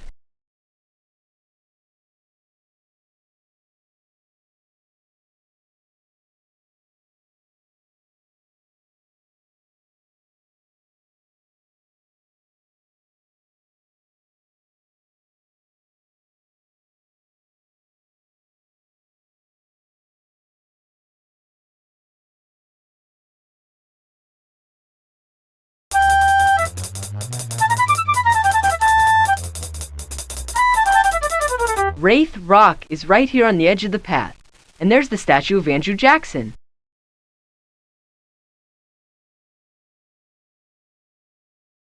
This rock has been here since the founding of Richview. My dad says that the name comes from its spooky shape. Wraith means ghost.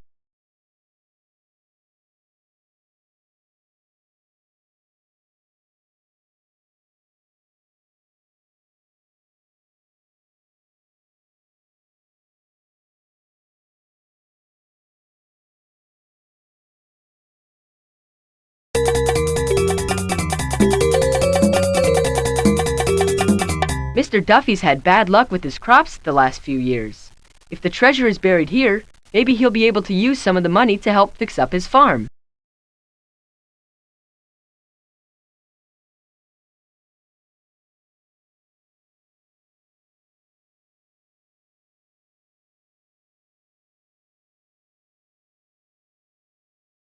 I did a little research on the area before I bought this farm 10 years ago.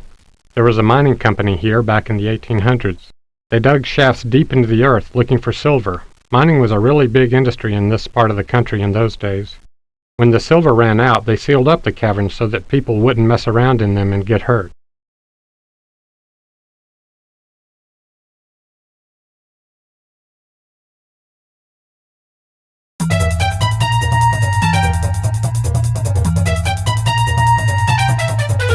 Buccaneer Beach is a great place to go swimming.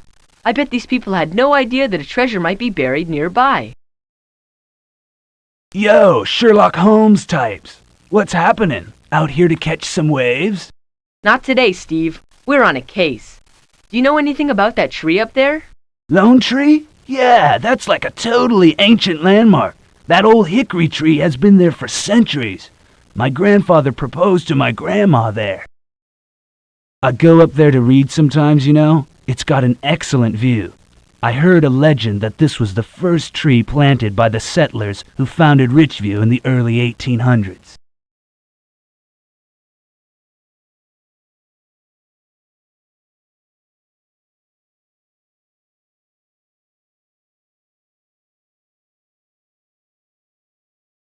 We've got the clues we need. Pick the 5 clues that you think will best show the Historical Society where to dig.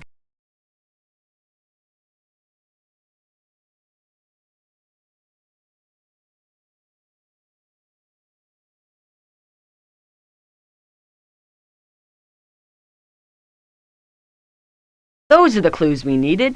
Now choose the site where you think Colonel Blue buried his treasure. You're right! The treasure is buried near Lone Tree. Let's check the evidence. The treasure map that Colonel Bo Blue made showed 4 possible sites for the buried treasure, but it said that the loot was buried near President Jackson's namesake.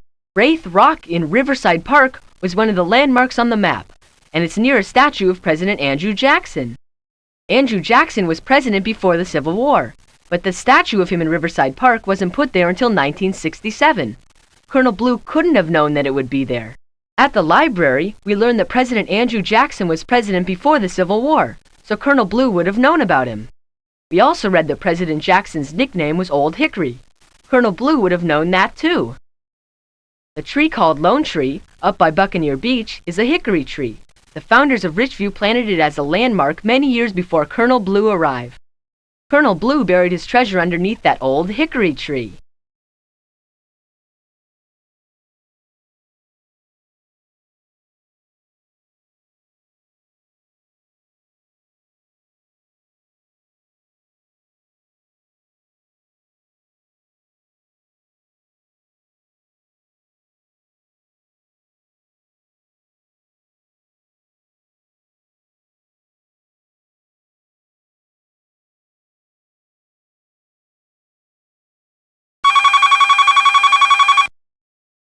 Eagle Eyes, Jake here. Jake, you've got to help me. I just got a great deal, I think. But I also blew my birthday money. My mom's going to kill me. What happened? I bought an autograph of George Washington for $50. It's in great shape. Only I started thinking, how do I know it's real? We can find out if it's real. Where are you? I'm at Taylor Park. I was supposed to put $25 in the bank and spend the other $25. If my mom finds out I spent it all, I'll be grand until I'm 65. We'll be right there.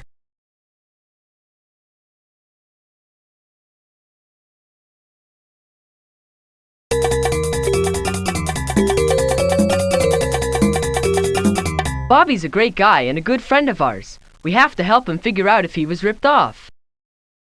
I was in the mall at the baseball card show that ends today. There's a bank there, so I was going to deposit my $25 and then spend the other $25 like my mom said I could. This one booth had nothing but autographed baseballs. I wanted to buy cards, so I was about to leave, but this guy asked me, "Ever seen a George Washington autograph?" He shows it to me, and it looks real. Then he tells me I can buy it for $100. When I told him I only had 50, he said he'd make a deal. So I said okay and bought it. Check it out.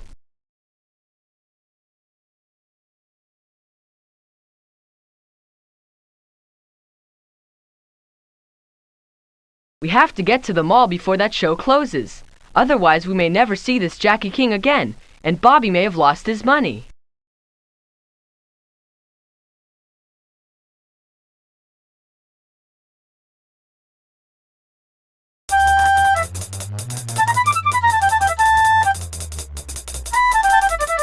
Good idea. An antique shop might know about old autographs. We don't sell autographs, children. It's hard to prove they aren't forgeries, and we guarantee that everything we sell here at Brass Monkey Antiques is authentic. I'm certain that a real George Washington autograph would be worth hundreds of dollars.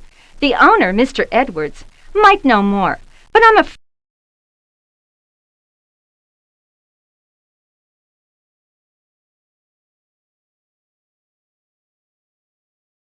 Miss Polaria, is this an authentic George Washington autograph? Oh, no, children. It's the frame that's for sale. The letter is a reproduction we placed there, so the frame wouldn't be empty. You can buy those reproductions at bookstores and gift shops. Circa 1796, however, is a Latin word that means the frame was made about 1796. It is authentic. Thank you, ma'am. We just wanted to look at the signature on the page.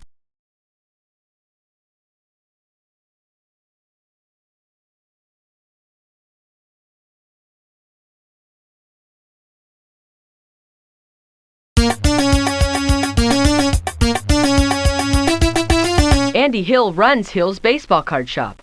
I wonder why he didn't get a booth at the card show.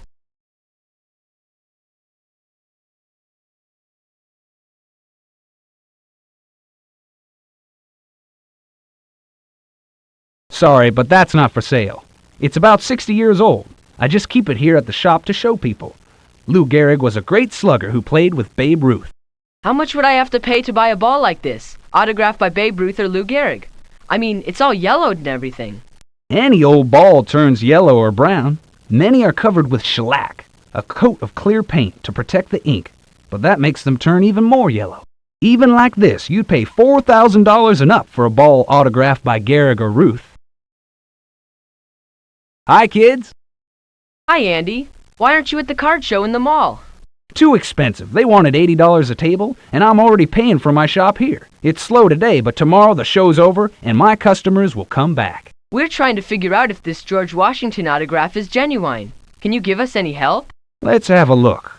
I know a little bit about baseball player autographs, but I've never seen a George Washington autograph before. In general, the only way to know an autograph is genuine is to ask the famous person to sign it for you. If you watch them do it, you know it's for real. Are there lots of fake autographs out there? Most autographs that people sell are genuine, but there are lots of fake ones around too. It's really hard to be sure, but there are some clues.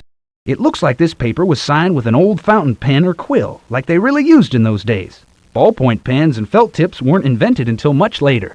I wish I could tell you more about it. I don't see anything about it that proves it's real, but I don't see any proof it's not real either.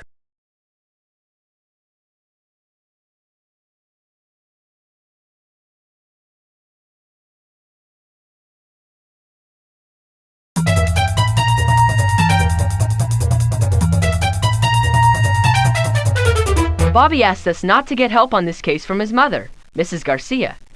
He'll tell her the truth about spending his birthday money tonight. Until then, the library is off limits. Maybe the Richview Historical Society will have some clues that will help us. That's when the first newspaper started in our little town. Your autograph is from 1781, 60 years earlier.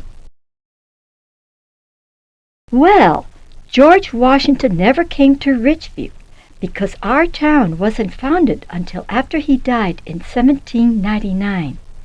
But let's see what we can find. You might find something interesting in this box. It's filled with letters donated by the Blackman and Hartman families. Be very careful with them, please. The paper is old and delicate. Both those families moved to Richview back in the 1850s, before the Civil War. Some of the letters were saved from long before the 1850s, though. There may be letters there from the Revolutionary War, when George Washington led the army. The Declaration of Independence was signed on July 4th, 1776, and the Revolution lasted 7 years, until 1783. Wow, that's the same year as the autograph.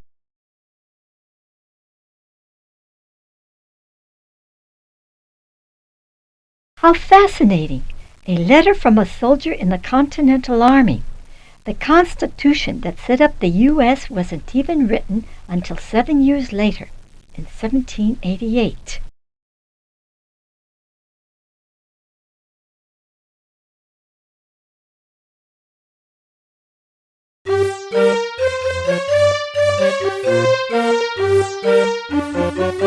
looks like a great card show. I've been meaning to come check it out. Look, there's the booth for King's House of Cards over there.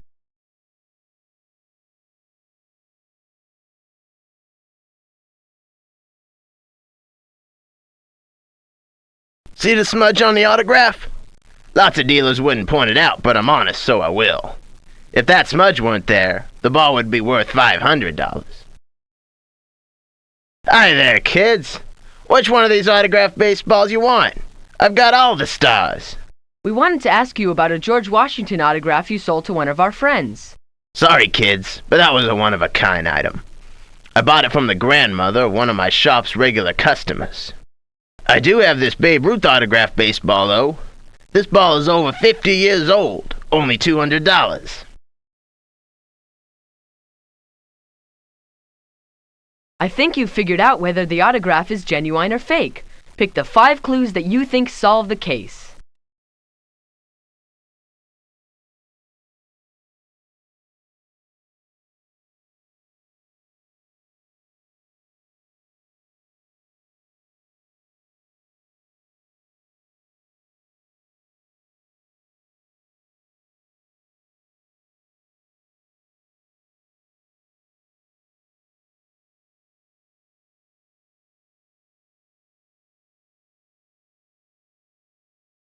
Those are the clues we needed. Now, is the autograph real? If you think so, choose George Washington. If not, choose the person who you think is responsible for the fraud.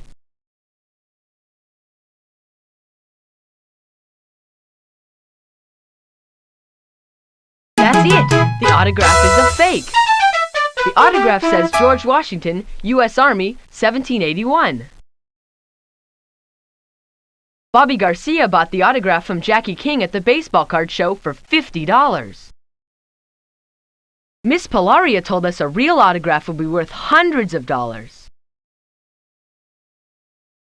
Jackie King showed us a Babe Ruth autograph on a milk-white baseball. He offered to sell it to us for $200. He said it was over 50 years old.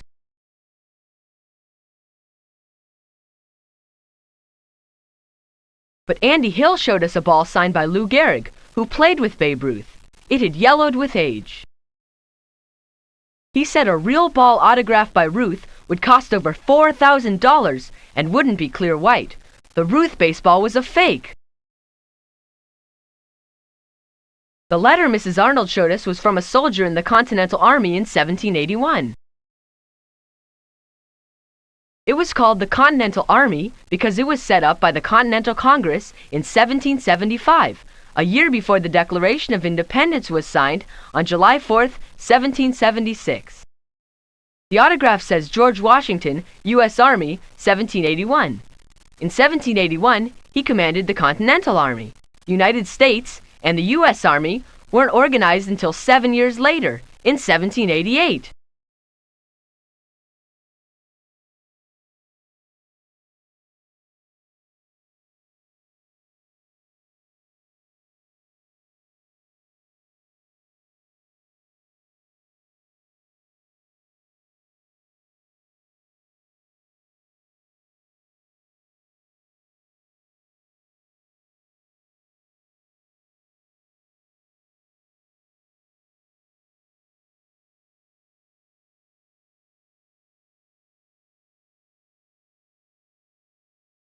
Jake, could you go see Mr. Minus at the school?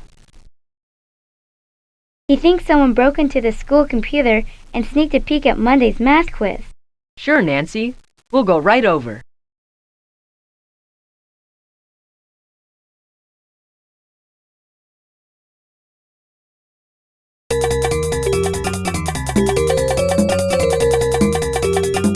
There's Mr. Minus in the school computer. Maybe he can help us narrow down our list of suspects. Thanks for coming, you two. I need to find out if someone has looked at Monday's math quiz. I typed it in yesterday and started as a file in the school computer. The computer keeps track of the last time the file was looked at. Someone looked at it last night at 5:21. I'm pretty sure I left here about 5 o'clock sharp. I protect the computer with a program called Deadbolt. It's always worked well. Unfortunately, I let the password slip to a few students yesterday evening. The old password was Marathon, and I didn't change it until this morning. Uh-oh. Who knew the password to the computer? I told it to Cheryl Haynes so that she could print out a copy of last week's homework, but Dave Grant and Troy Gwen were also in the room. That was about 4:30. We all left at the same time, which I think was about 5 o'clock. I think someone came right back and looked at the quiz. I'm really not sure what time we left, though. If it turns out that no one else looked at it, it must have been me after all.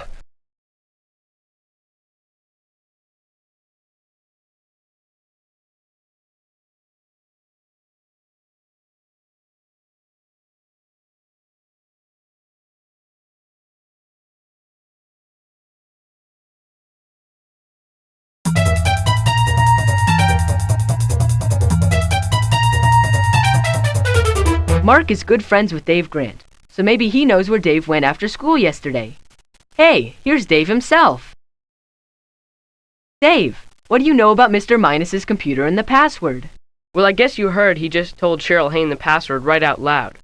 Troy Gwen and I were standing there. We both heard what it was. Then we all left school. I ran into Alex Hayne outside. He'd come by looking for his sister. I told him about how Mr. Minus had just blurted out the password to Cheryl and what it was. I told Mark about it too when we met for pizza. I didn't tell anyone else. I figured Mr. Minus didn't care if everyone knew the password was Marathon. I didn't think it was a big deal. All of us who know the password are getting A's in math anyway, except for Cheryl maybe. I never fooled around with the computer. Hey, you guys are wasting your time if you think Dave messed with the computer. I met Dave last night right after he left school, and we didn't do anything but eat a pig lover's pizza. That's ham, sausage, and Canadian bacon, you know.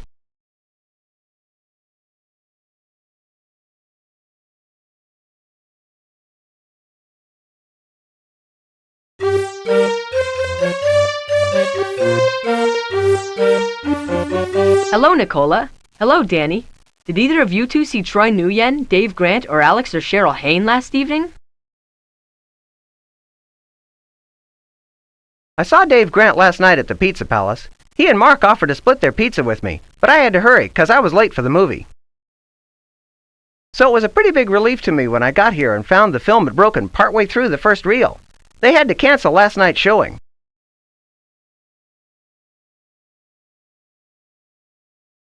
That's why I'm here now. The theater is giving out free tickets to everyone who missed Fugitives from Space last night. I'm really looking forward to seeing it. I really hope that Cheryl's not in trouble. We need her on our softball team. Well, let me see. I was working here at the Egyptian last night selling tickets and... Yes, I remember. I did see Alex Hayne.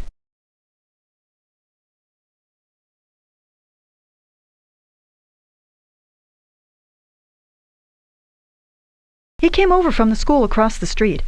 He was in a big hurry and all by himself. He bought a ticket to Fugitives from Space right before the movie started at 5:10. Then I went to start the projector.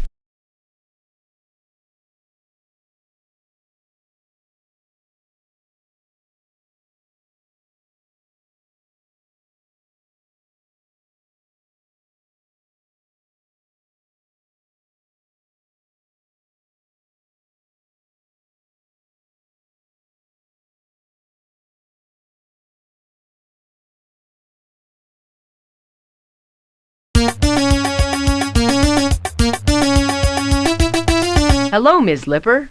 We were wondering if Troy Nguyen, Dave Grant, or Cheryl or Alex Hayne were in here last night. Well, yes, Cheryl Hayne was here last night. She was waiting for her brother and complained the whole time. Alex sure got onto his sister's bad side last night.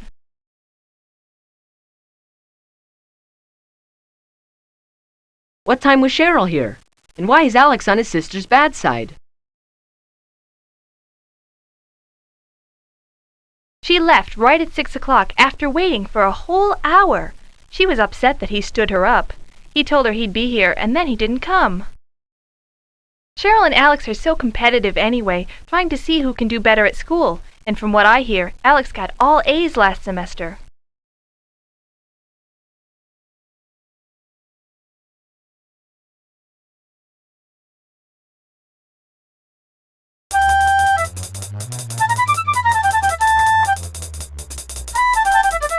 Yikes! It smells like something in here has been on the burner too long. Sometimes Troy Nguyen works for Professor Crank. Maybe we can find out where he was last night.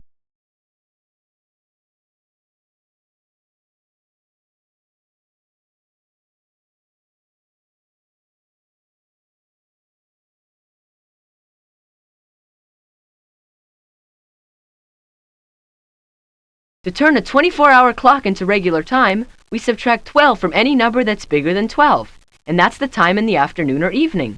1718 minus 12 is 5:18 p.m., when Troy came in, and 1909 means he left at 7:09 p.m. Hello, Professor Crank. We were wondering if you saw Troy Nguyen last night. Oh, yes. Troy works here off and on. He tends my computer, you know. He came in here last night. I don't know exactly when. You can check the time clock. Troy always punches in and out. Now I must get back to my work.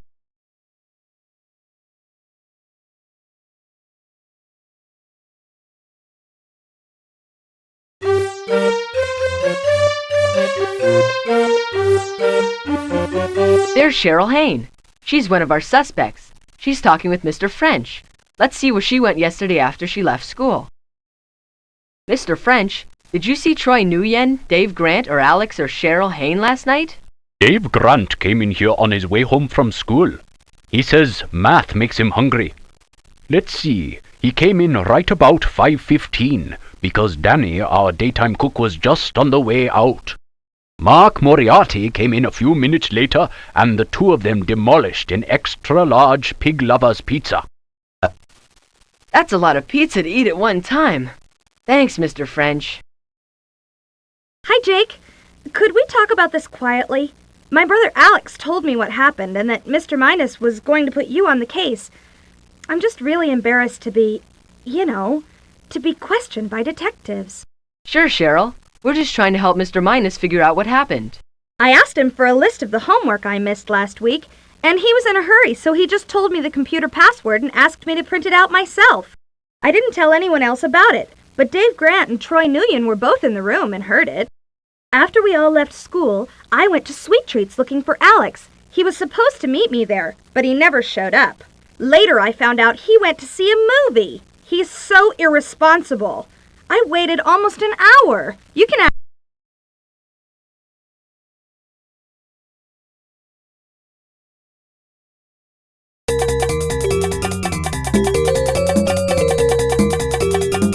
These guys don't seem too worried about the math quiz on Monday.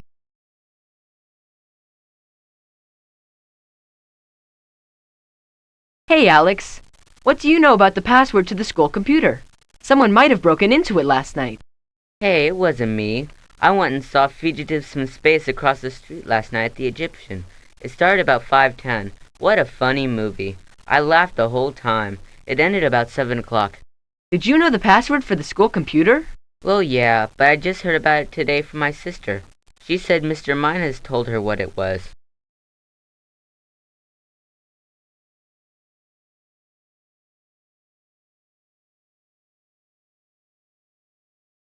Troy, did you hear Mr. Minus tell Cheryl Hain the password?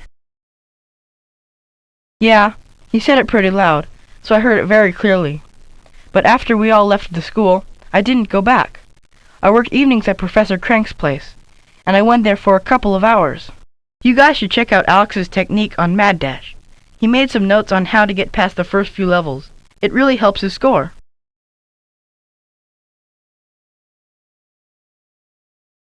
Troy, did you tell anyone about the password? No way! I can keep a secret.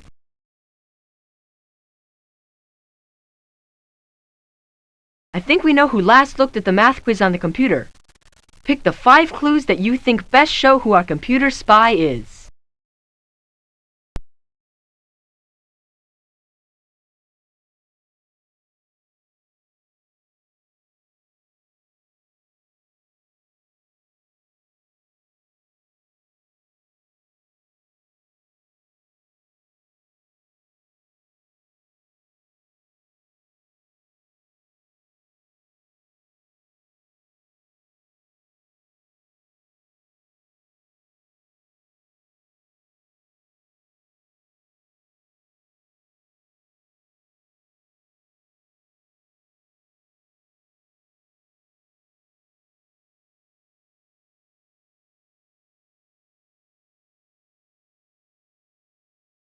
Those are the clues we need to break this mystery's code. Who do you think looked at the quiz file at 5:21 last night? Correct! Alex Haynes stole a peek at Mr. Minus's math quiz, and you can prove it. Let's check the evidence. At first, only 3 students knew that the computer password was Marathon, but Dave Grant told Alex Haynes the secret when they left the school, around 5 o'clock, and later he told Mark Moriarty.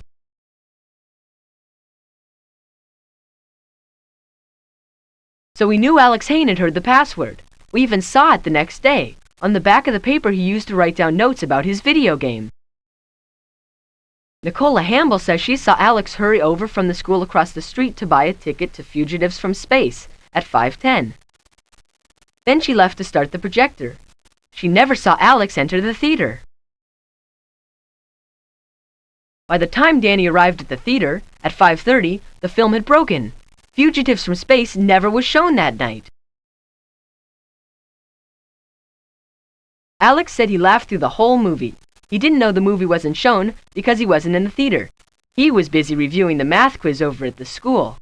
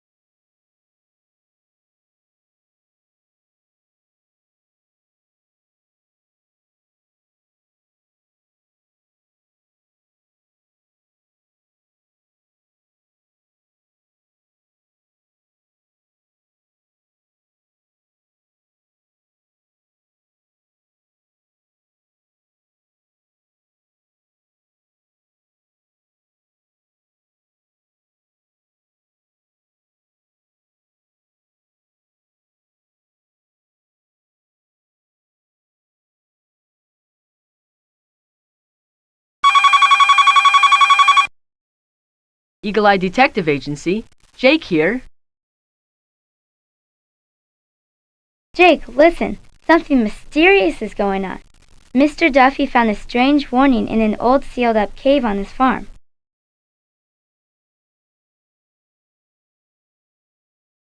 A cave? I never knew there was a cave on Farmer Duffy's property.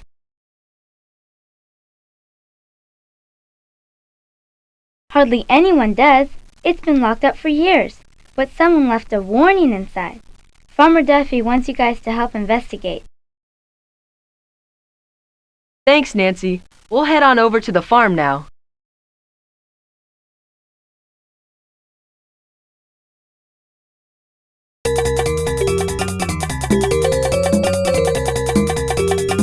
Look, there's Farmer Duffy. He's been waiting for us. And over there, it looks like that's the entrance to the cave. Here's the key to the cave gate, but you have to stay near the entrance. Without special lights and breathing equipment, it might be dangerous deeper inside.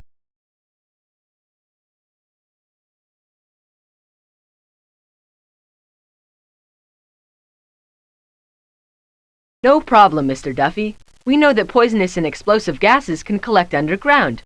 Some caves have chasms inside them where you could fall if you're not careful.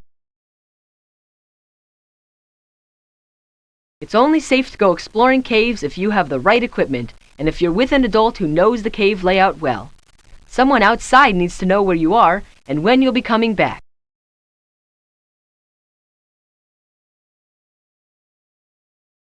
Look, there are footprints here. The ones on top were made by big heavy boots. They stop just outside the cave gate and walk away.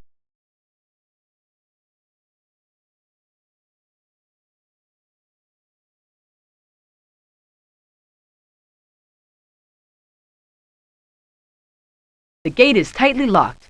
There are openings up above the gate, but they're too small for any person to squeeze through. I'll open the gate.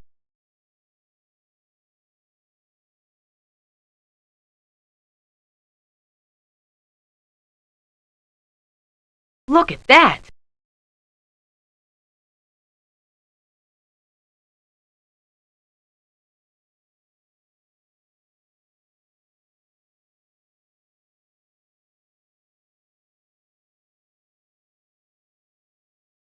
Smells funny in here.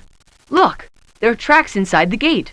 Looks like they were made by someone wearing shoes with smooth soles.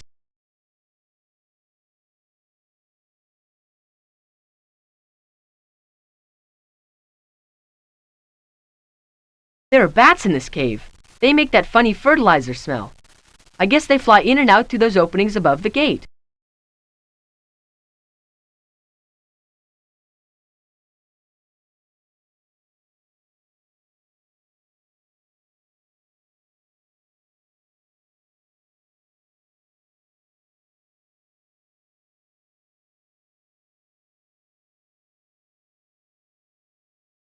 Hi, kids. Thanks for coming over. We've got a mystery on our hands. Someone is trying to scare people away from the cave here on my farm.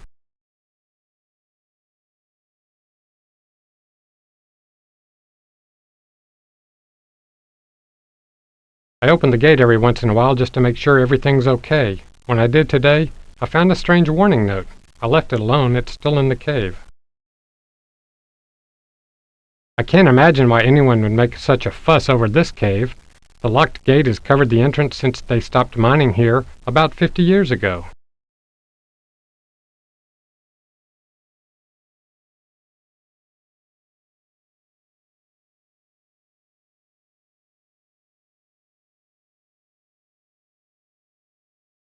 Two other people have keys. Dr. Knox, he's a spelunker, a cave explorer, and Mr. Arnold. I bought the farm from Mr. Arnold about 10 years ago. Please do what you can to explain what's going on. Someone is up to something on my property, and I don't know what it is. That's not right.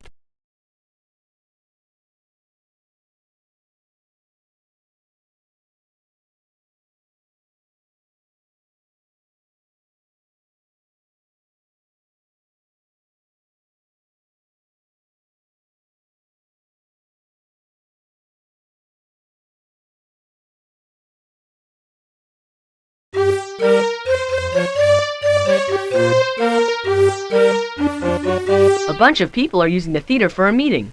Dr. Knox, the dentist, is here. So are Sergeant Morrow and Kathy Bragg. Mr. Starr is here, too. Looks like he thinks the whole thing is pretty strange. Hi, kids. Don't tell me you two are joining this crazy club. Probably not. Why do you think it's crazy?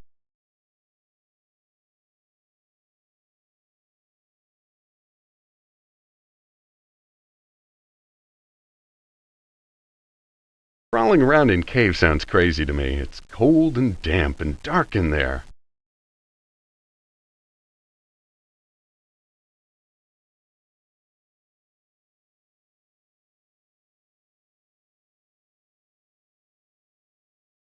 Some people say the same thing about your theater.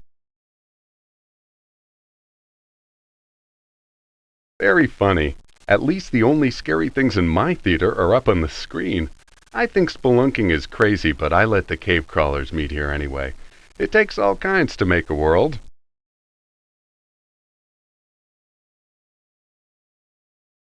There was a real argument at the last meeting. Mrs. Arnold is a member of the Wildlife Club, and she asked the club to stop climbing in caves with bats in them.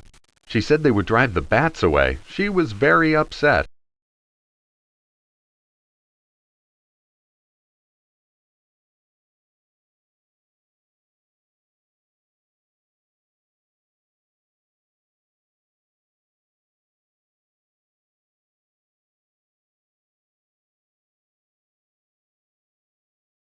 Ah, a pair of eagle-eyed detectives. Welcome to the monthly meeting of the Richview Cave Crawlers. I'm the Grand Pangendrum. I mean the president of the Spelunking Club. Are you two interested in joining?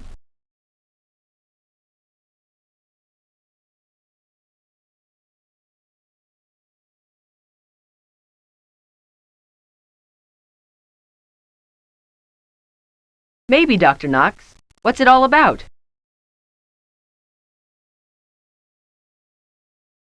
Spelunking is exploring caves. It's exciting, it's fun, it's dirty, and it's only slightly dangerous. Do you know anything about the cave on Farmer Duffy's land?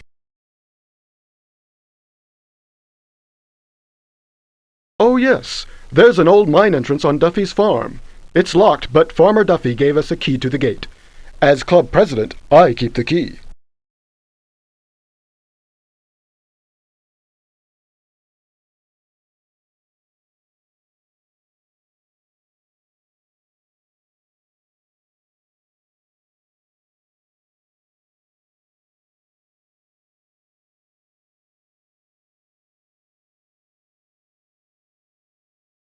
Hello, Jake. You interested in exploring caves? That's what the cave crawlers do.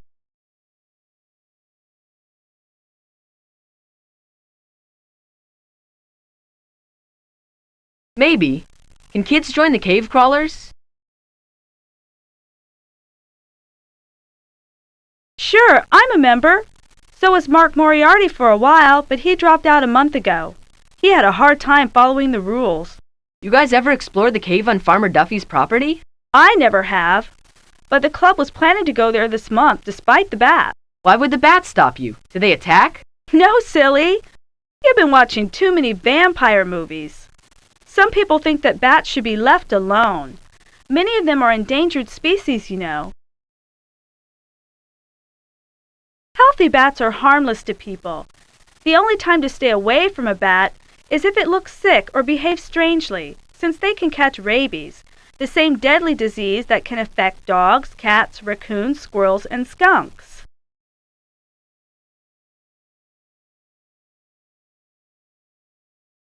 Hello, kids. Say, are either of you claustrophobic? Gee, I don't know, Sergeant Morrow. What's that?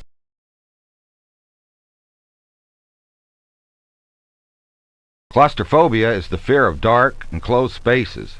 You know, like being afraid of being in an elevator when the power goes out. It's pretty common. If you're claustrophobic, cave exploring isn't a good hobby to choose.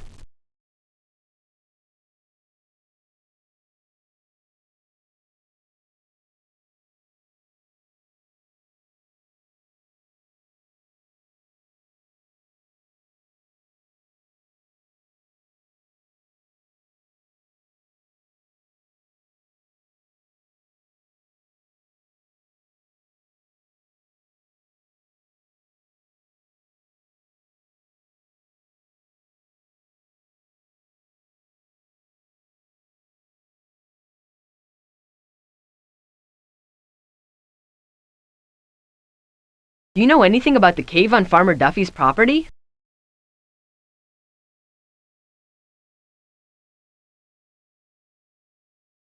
Not much. It's not a great cave, as caves go. There aren't any big stalactites, the sharp spikes that come down from the ceilings of some caves, or stalagmites either.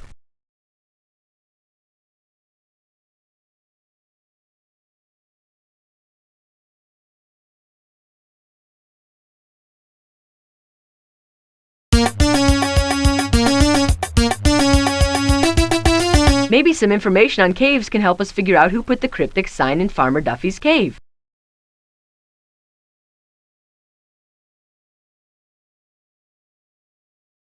Hello, Jake. I'm sorry to say we're still waiting for the books on fingerprinting you requested. Never mind about those right now, Mrs. Garcia. We're interested in caves. Yes, caves are fascinating. Because they are hard to find and hard to climb around in, things in caves are rarely disturbed. That's why bats often live there. Have fun!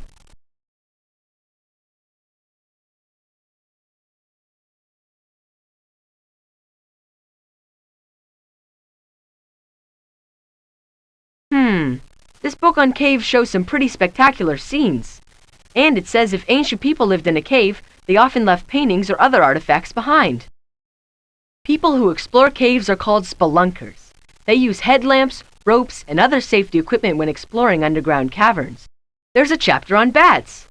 Many species live in caves. They come out at night and use sonar to find, catch, and eat bugs in midair. Pretty wild. It says you can often find a cave entrance just by watching for bats. They come out in a big cloud at dusk, hunt insects all night, and then return to their home cave at dawn. Many species of bats are threatened or endangered. The book recommends that you leave bats alone, so we don't disturb their natural patterns of eating and sleeping.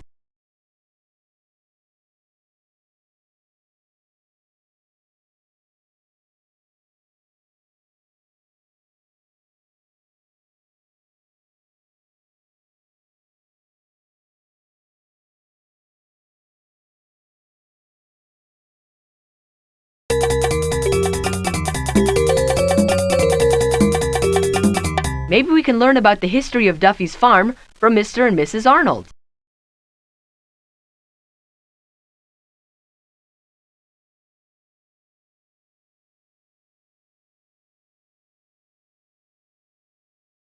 Here's an old newspaper article about Duffy's farm. About 50 years ago, the farm's owner blasted out the cave entrance so he could use the bat droppings, called guano, for fertilizer. When the guano was all gone, they sealed up the entrance, and no one has used the cave since. Mr. Arnold, what do you know about the cave on Duffy's farm? Not much. I'm claustrophobic, you see, so I never went in there. Mrs. Arnold did, back when we owned that farm. You still have a key to the cave gate?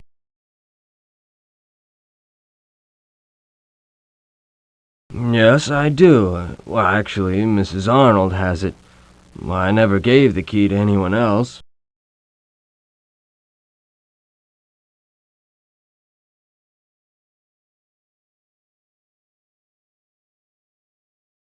Those are very nice moccasins you are wearing, Mr. Arnold.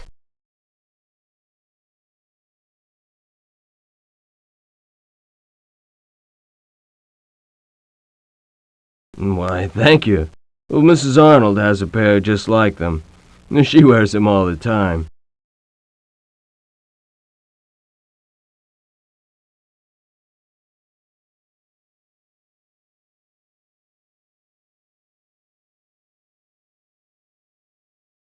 Where is Mrs. Arnold?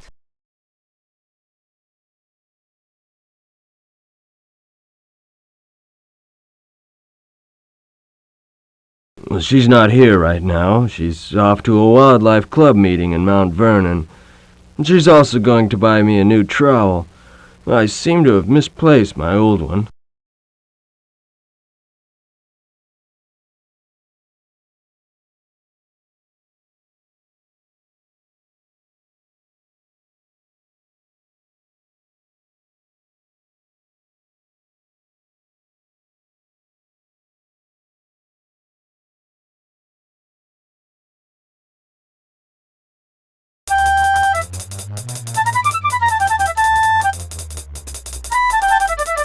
No one's here.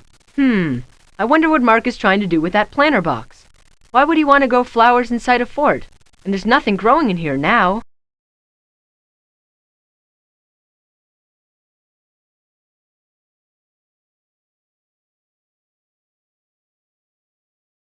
It looks like a flower bed, but nothing's growing in it.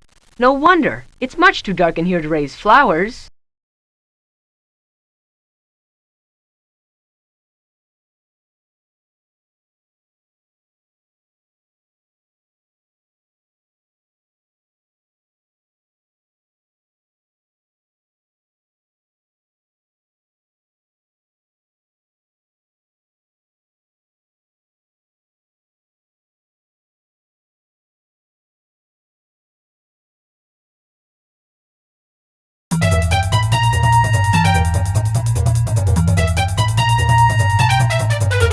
Mark Moriarty and Alex Hain. They've lived in Richview all their lives. Maybe they know something about Farmer Duffy's cave.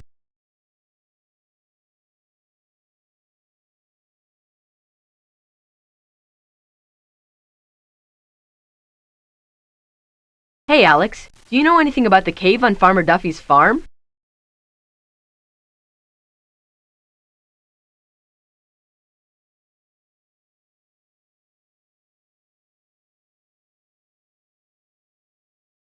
Didn't the Army used to have a secret base there once? I heard they used it as a bomb shelter.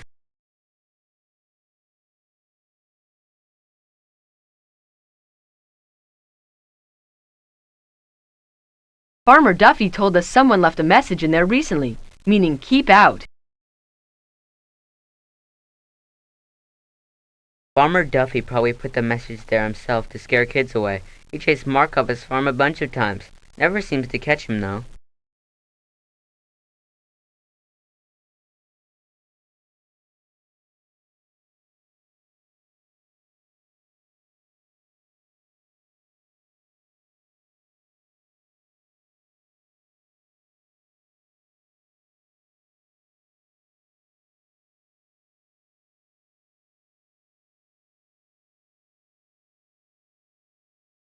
Hey, you guys, lend me a quarter, will you? I've got to practice my aim on sharp shot.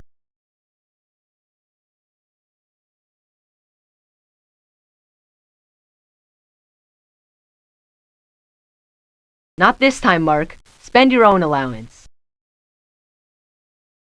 I already did. I thought I could grow exotic vegetables and sell them for a fortune, but they all died. So what are you guys up to? We're investigating a mysterious drawing found in the cave on Duffy's farm. You know anything about it? No.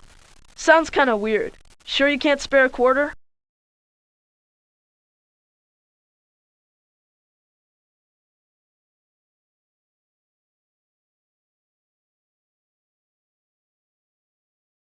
We're ready to decrypt the cave mystery. Which 5 clues do you think best point out the person who put the mysterious message in the cave?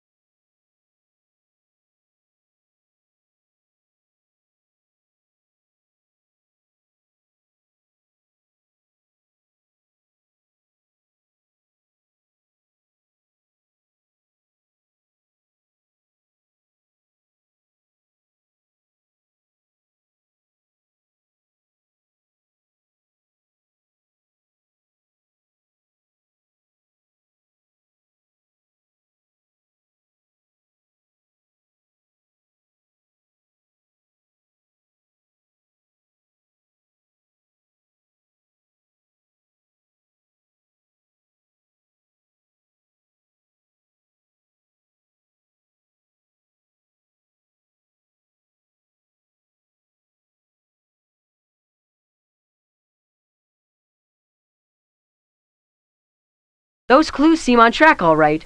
Now point out who you think left that warning message in Farmer Duffy's cave.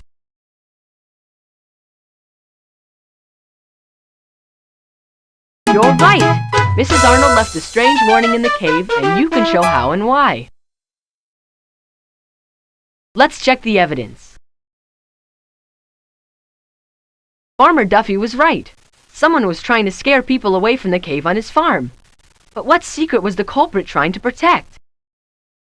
Mr. Starr mentioned that Mrs. Arnold, a member of a wildlife club, had lectured the cave crawlers about disturbing bats.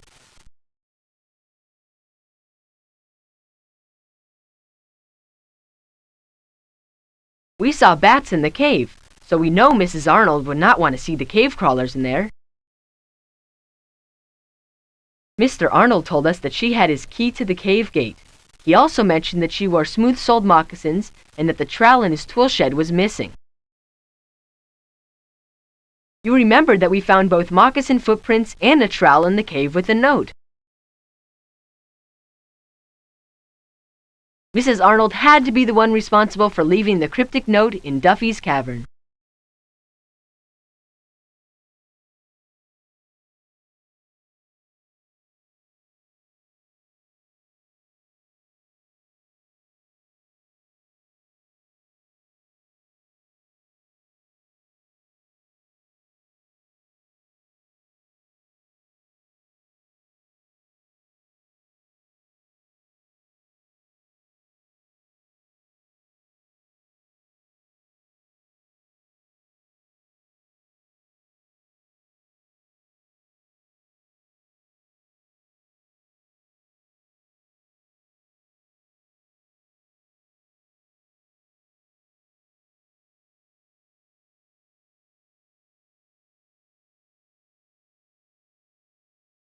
Attention all units. The search for the missing Buddha is over. The valuable statue has been found in the Andrew Jackson suite of Swank's Hotel.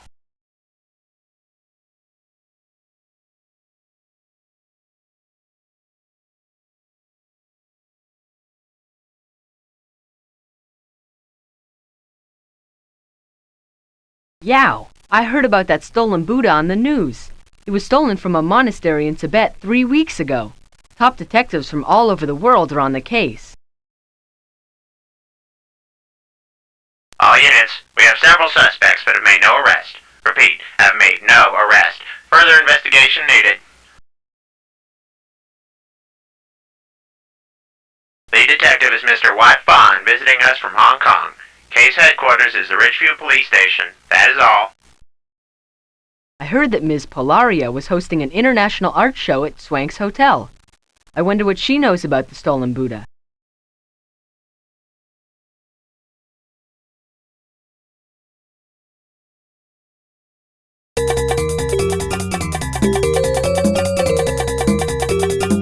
Maybe we can find something in the room where the stolen Buddha was found.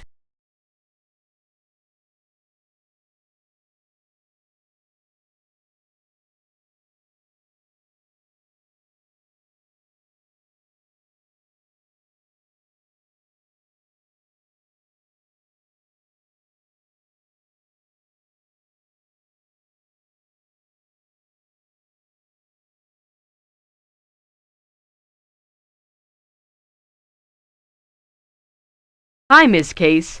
We heard there was some excitement here at the hotel. Yes. I certainly hope that this publicity about stolen art doesn't hurt the hotel. The police found that stolen statue up in the Andrew Jackson suite where Miss Polaria held her art show.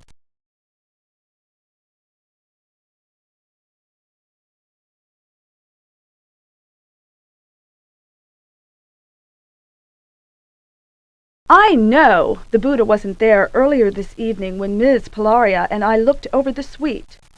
And we saw all the people who visited Ms. Polaria. Who are the people who visited Miss Polaria? Ask Chuck. He is better than I am with names. Perhaps he remembers them all. The only guests that stick in my mind are Madame Wen and her daughter. I was just leaving the suite when they arrived. Madame Wen asked me to help her unpack her suitcase. It was filled with tiny ring boxes, no bigger than your hand. I helped her arrange them on a silk tablecloth they brought from Greenswell's. Later, everyone came down but Miss Polaria, and Mr. Green, the banker, took them to a restaurant in his car. Right after that, the police arrived.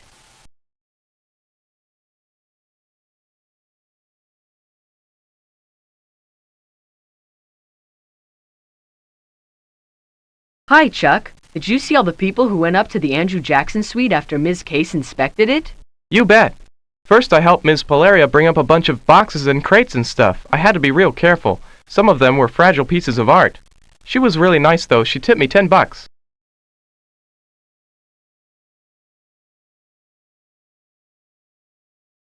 Then the Chinese lady, Madame Wen, arrived in a cab with her daughter. She had a shopping bag from Greenswell's, that expensive store. The daughter had a big fancy leather suitcase. I helped her carry it to the elevator.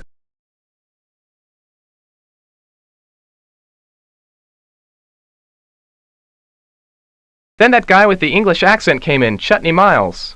He didn't have any packages, though. Then Mrs. Baran went up to the suite. She's been staying here. She's really nice. She had a cart with 3 boxes on it. Are you sure there were only 3? Yeah, I remember because it was the same as the number of floors you go up to the Andrew Jackson suite. 3 floors up, 3 packages on the cart. Boy, Chuck, you have a great memory. Thanks.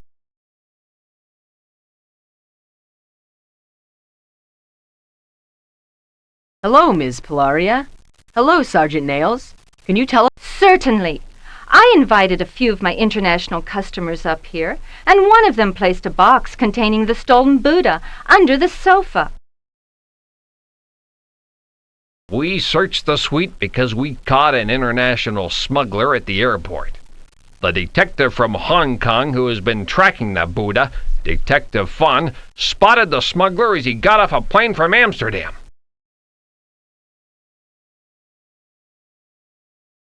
The smuggler wants the judge to go easy on him, so he confessed that he was supposed to pick up the Buddha from beneath the sofa and deliver it to a collector in New York.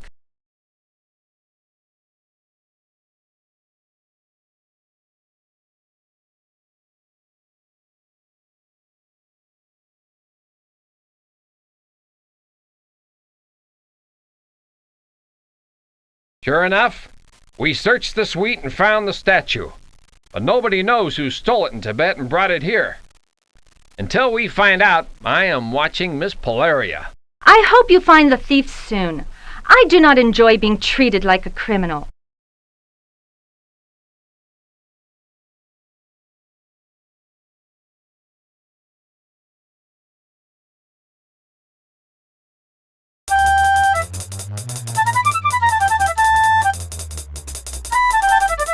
Here's Mr. Green.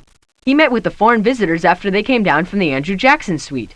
And look, that man must be Detective What Fun from Hong Kong. Hello, children. Are you the young detectives Chief Barnes told me about? Never mind. I can see that you are. I am What Fun, detective from Hong Kong, at your service. Glad to meet you, Detective Fan. We are here working on the Tibetan Buddha case. So you are. Have you talked to Mr. Green? I think he has something very interesting to tell you. Listen very carefully to what he has to say. I had dinner with Mr. Miles, Mrs. Boran, and Madam Wen and her daughter. They are all such charming people. I cannot believe any of them stole the Buddha. But I guess that would make Ms. Polaria guilty, wouldn't it? Did any of the people bring boxes or packages down from the suite?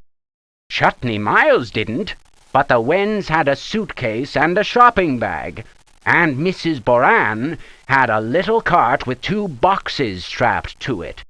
2 boxes? Are you sure? Oh, quite sure. I helped her load the cart into the trunk of my car.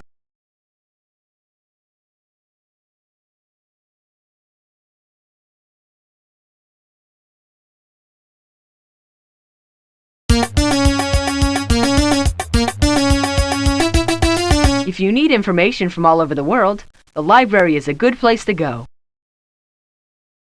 Hello, Jake. Mrs. Garcia, we're investigating the stolen Buddha. A stolen Buddha? Statues of Buddha are sacred objects in some countries. It would be terrible to have one stolen.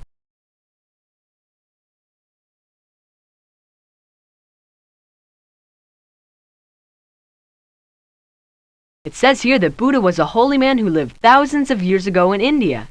People who follow his teachings are called Buddhists. It is one of the world's great religions.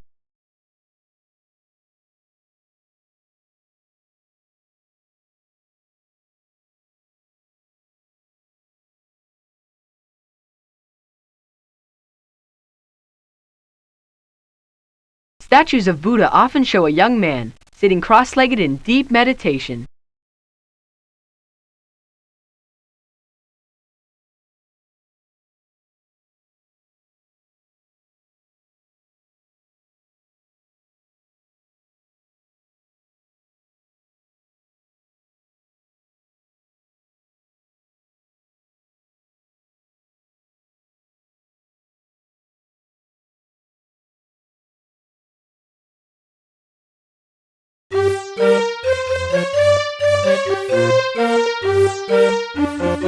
Let's ask Chief Barnes for the facts of the case. Hello, Jake. Glad to see you're on the case. We can use all the help we can get. We have the statements of our foreign visitors recorded on video in the file cabinet right over there. Mr. Fon, the detective from Hong Kong, has been following this case since the theft was reported in Tibet 3 weeks ago. You may want to talk to him. Here, I'll show you the Buddha and the box we found it in.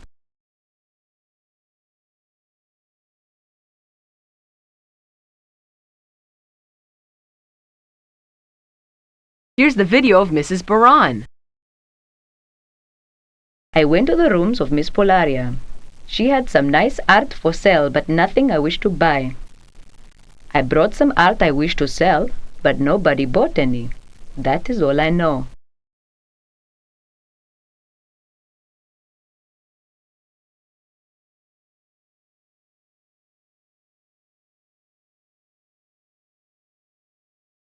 This video is labeled Chutney Miles.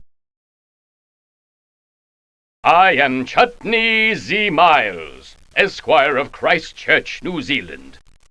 It's true I was in Tibet when the Buddha was stolen, but I know nothing about the theft.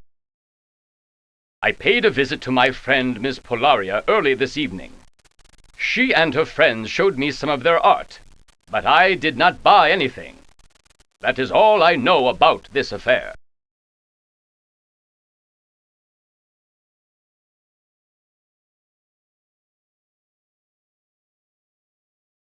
Here's the video statement of Madame Wen. Since she speaks no English, her statements are translated by her daughter May.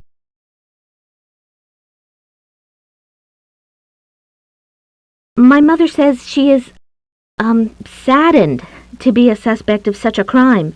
Nothing like this has ever happened to her before. She came to Miss Polaria to show her some fine antique jewelry we have for sale.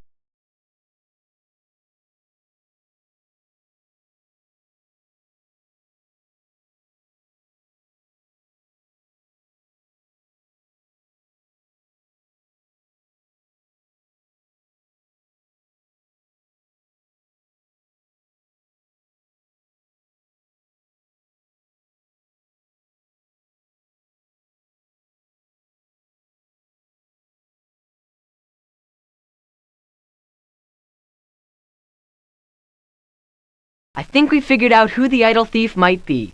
Can you select the 5 clues that best support our case?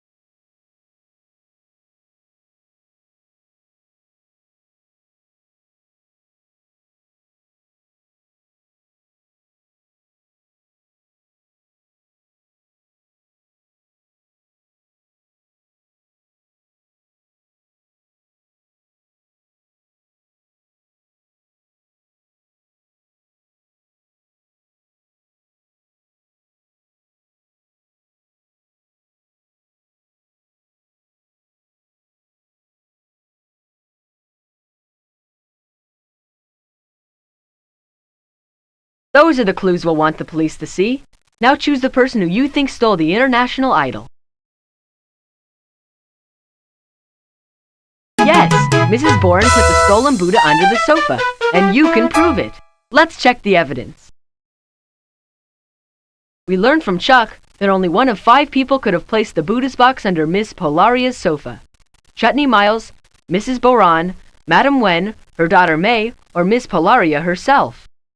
Chuck told us Chutney Miles didn't bring any boxes up to the suite. He couldn't have hidden the box underneath the sofa. Miss Case said that the suitcase May Wen brought up from the suite contained tiny ring boxes.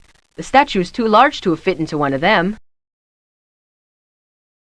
The bag from Greenswales that Madam Wen carried contained only a silk tablecloth. No box at all. That leaves only Ms. Polaria or Mrs. Baran. Chuck said both of them brought boxes up to the suite, but Chuck also noticed that Mrs. Baran brought 3 boxes up to the suite.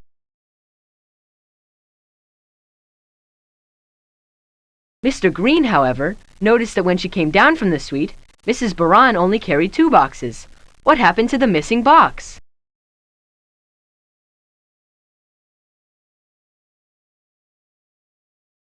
Mrs. Baran said she did not buy or sell any art, so she should have come back down with 3 boxes of art. But she didn't, because she left the box containing the Buddha under the sofa.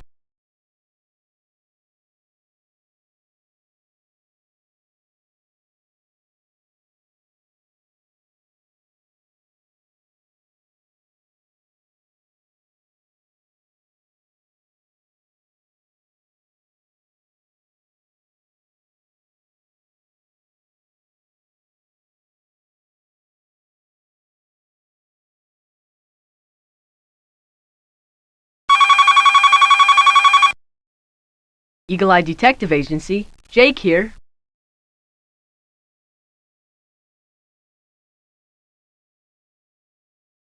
Jake, this is Michael Gallen. You know how detectives on TV sometimes get jobs guarding things, right? I mean, like guarding crime witnesses and stuff. I guess I've seen shows like that on TV, Michael. What's up? Sometimes on TV they guard valuable things, like a $1 million painting being sent to a new museum, right? Michael, it sounds to me like you have something valuable, and you're afraid someone's going to steal it. Shh, Jake, don't tell anyone. My brother and I are over at Riverside Park. I'm calling from the payphone at the corner. You've got to get here fast. Okay, Michael, okay. But the Eagle Eye Detective Agency hasn't ever guarded something valuable before. We don't care. You guys are the only ones we can trust. Please, just get over here. Okay, Michael, we'll be right there. Well, what do you think of that? I hope we aren't jumping in over our heads on this one.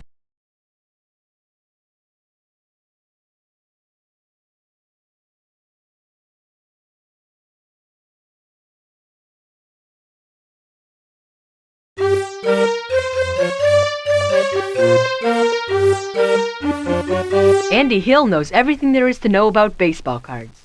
I bet he can help us figure out what that card really is.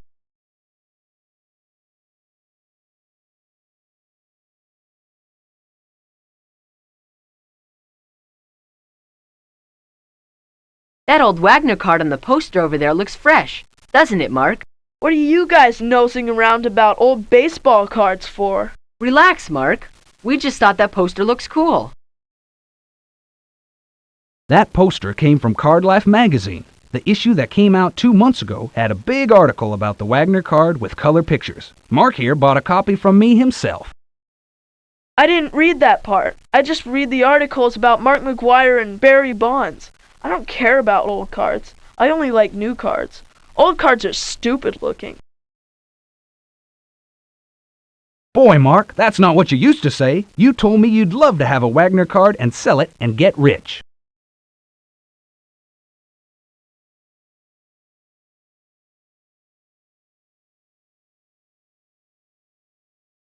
Can't a guy change his mind? Why are you guys all over me about some stupid old card? Why don't you just let a guy collect whatever he wants to?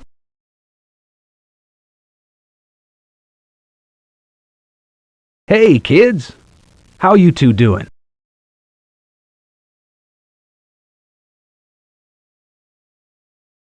Hi, Andy. What can you tell us about the card in that poster over there? There's a great story behind that card. It was issued over 80 years ago, and it shows a picture of the great Hall of Fame shortstop, Honus Wagner.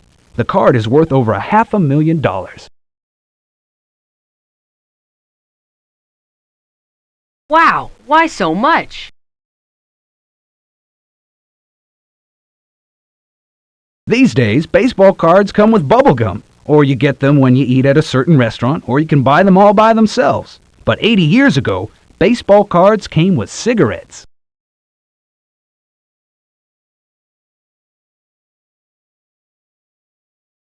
Yuck, cigarette smoking is gross.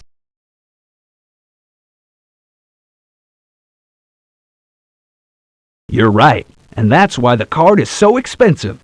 Honus Wagner hated cigarettes and thought people shouldn't smoke them.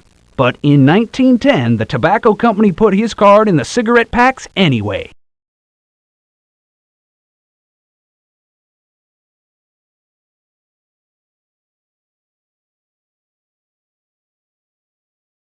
Wagner was very angry because he believed smoking was bad. He was afraid kids who respected him would get the wrong idea, so he made the company take all his cards out of the packages and destroy them.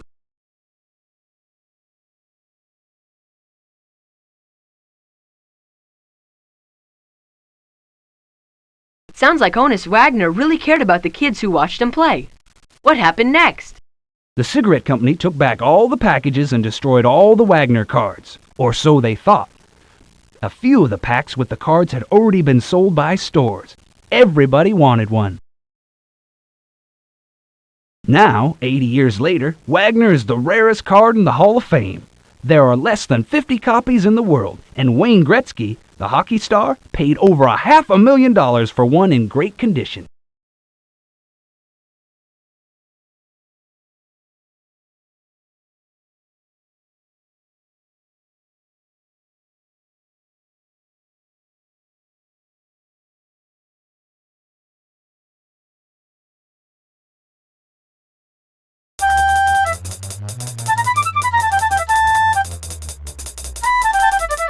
It looks like Mrs. Meniski is getting ready to have another yard sale.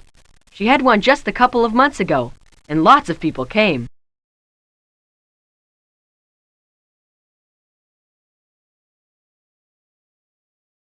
I should have thought of pointing out those old 1910 tin boxes. Mark Moriarty thought they were fascinating, and he bought one at my last yard sale. It was so funny.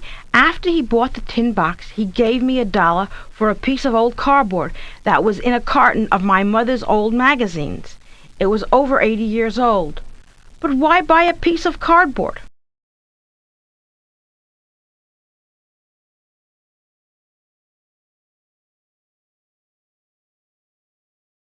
I'm afraid there won't be much of interest to people so young as you at my yard sale.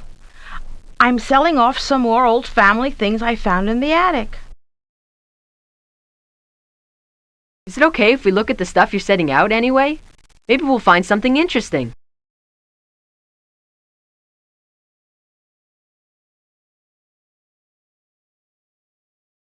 Certainly. Just be careful with the delicate things, please.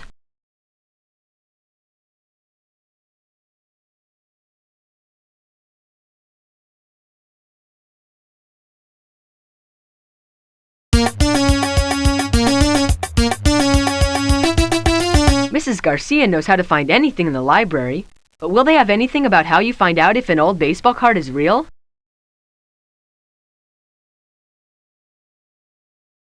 An old baseball card. We do have books on how they tell if old paintings and drawings are real. Why don't you try looking those up?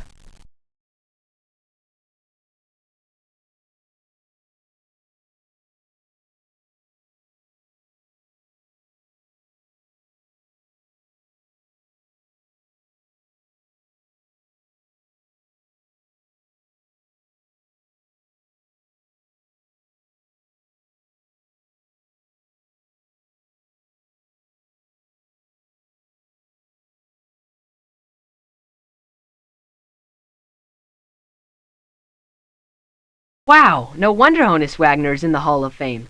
It sounds like he was part Ricky Henderson, part Cal Ripken Jr., and part Ozzie Smith, all rolled into one.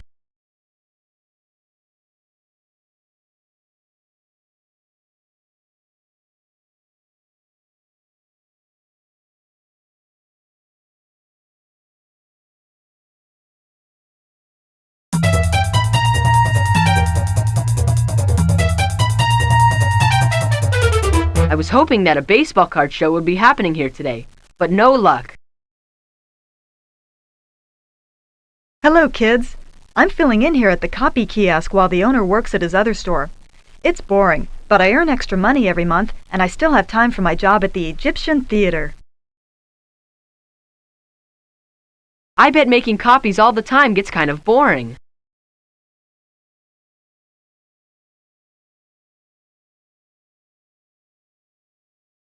Yeah, the only interesting customer I've had this year was when Mark Moriarty wanted to make a color copy on that real old paper back a couple of months ago.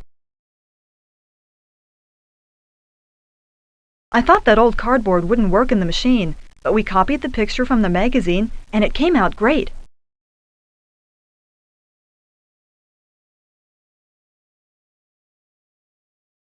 Michael and Christopher Gallen are sitting at home, waiting to hear about that baseball card.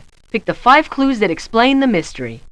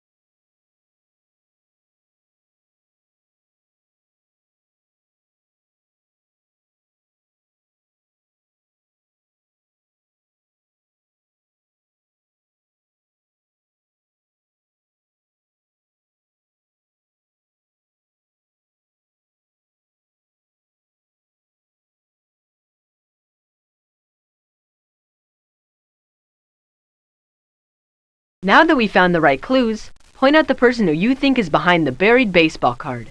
If it's real, select Honus Wagner himself.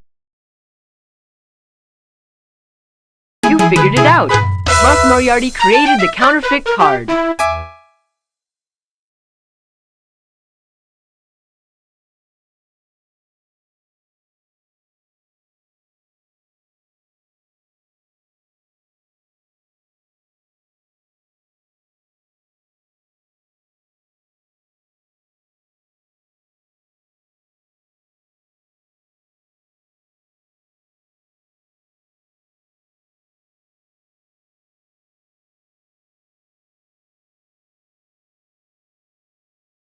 Let's check the evidence.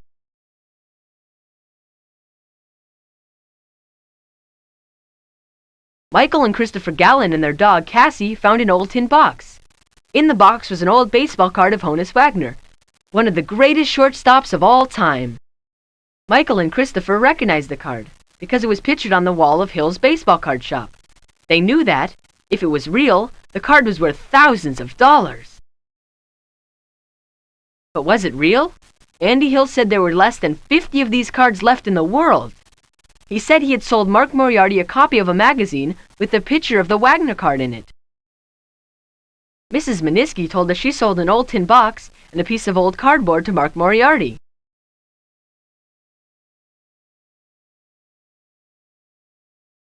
Nicola Hamble told us Mark went to the copy kiosk at the mall. He made a color copy from a magazine onto a piece of very old cardboard. You figured it out. Mark Moriarty created the fake Honus Wagner card and buried it in the park. He planned to let it age in the ground for a few months. Then Mark planned to go to the park one day and discover the long-lost Honus Wagner card.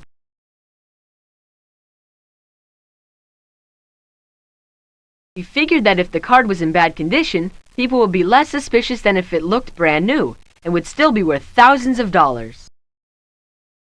Unfortunately for Mark, Cassie, the Gallon's dog, decided she wanted to collect baseball cards too. She dug up Mark's treasure before he was ready to come get it.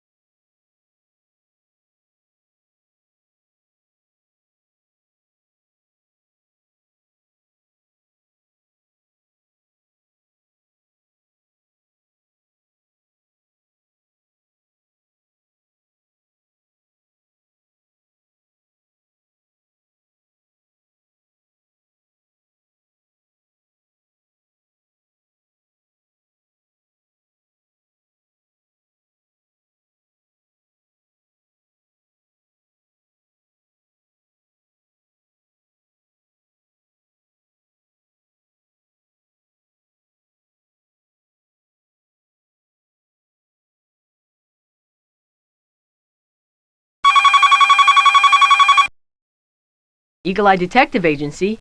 Jake here. Jake, can you come down to Taylor Park? Something fishy's going on at the annual dog fanciers show here. Fishy? What would Fish be doing at a dog show? We don't have time to be making jokes. Something's really going on down here. Sorry, Nancy. What makes you think something's gone wrong? The top dogs at the show have been acting very strangely. I think someone's tampered with the contest. We'll be right there. Come on, let's go.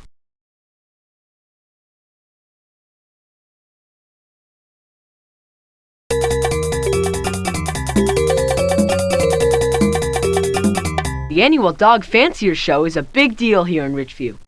It's just Dr. Kanara, the astronomer from Mount Vernon College, is the club's president. She did the judging today. Let's talk to her. It is a shame. Those dogs have done really well in other competitions, but I had to judge them on today's behavior. The dogs here are judged on looks and obedience combined. Failure in either category disqualifies the dog. The 3 dogs that did best in looks failed obedience, so I awarded the first prize to Mrs. Harper's Pekingese Fifi.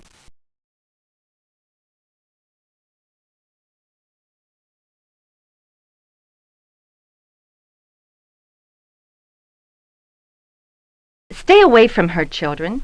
Kiki's as nervous as can be after today's fiasco, and who can blame her? I can't understand what made her run away. She's never disobeyed me in competition before. Today I told her to sit, and suddenly she perked up her ears and dashed from the ring. Wait, who's Kiki? The booth says your dog's name is Princess Titania. Princess Titania is Kiki's formal name, the name under which she's registered with the American Kennel Club. Her call name, the name we call her at home, is Kiki.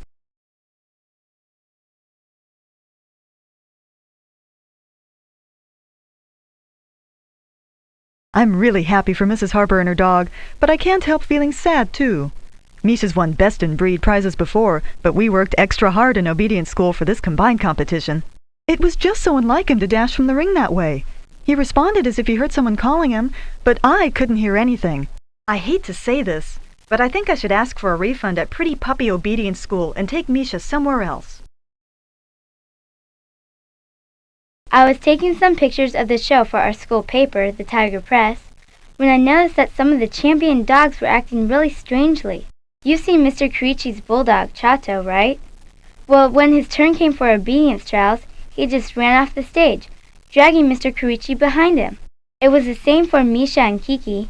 They did well in confirmation, the part where their looks are compared to their breed standards, but when it came to the obedience trials, they just ran off, ruining their chances. Those 3 dogs were bound to win ribbons. It can't be a coincidence. You know, Nancy, sometimes animals aren't in the mood to do everything just the way we want them to. No, Jake, not this time. There are 3 different dogs, all well trained, all doing things they never do. Something's going on.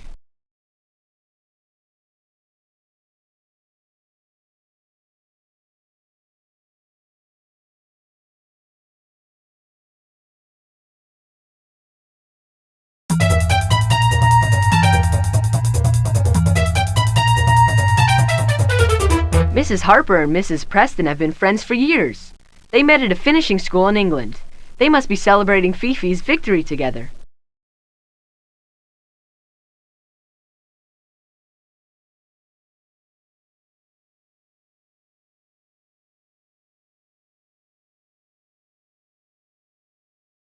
As you can see, we sent my precious Fifi to the finest obedience school in this state. That was before Mrs. Preston opened Pretty Puppy, of course. Naturally, I'm pleased for dear Linda. Fifi is a fine example of her breed, but I must confess I'm quite distressed at the obedience trial results of my 3 pupils. Those dogs went through my most rigorous training. They did well in training to be good house dogs, but they also mastered the field commands and the silent whistle. It was very disappointing to me that they failed in obedience. I must admit it's bad for my business, too.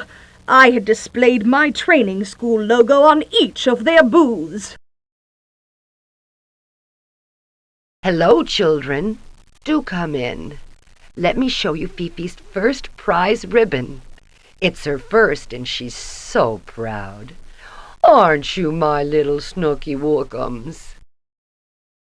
Mummy's little sweetums has earned her favorite treatsy weetsy, haven't you, Angelkins? Oh, yummy wummy, eat that lovely steak all up. Mummy's so proud of you.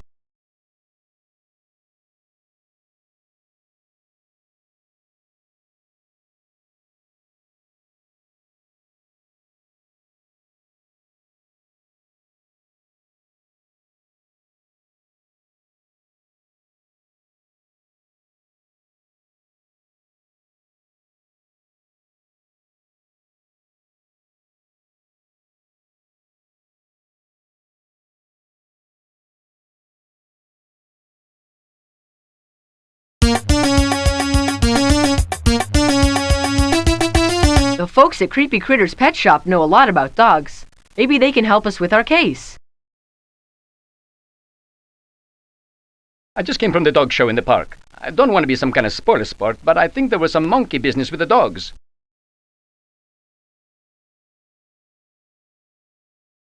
My little Chato was in the ring doing just fine when all of a sudden all the dogs start this whining. My Chato, he starts pulling me out of the ring towards the woods.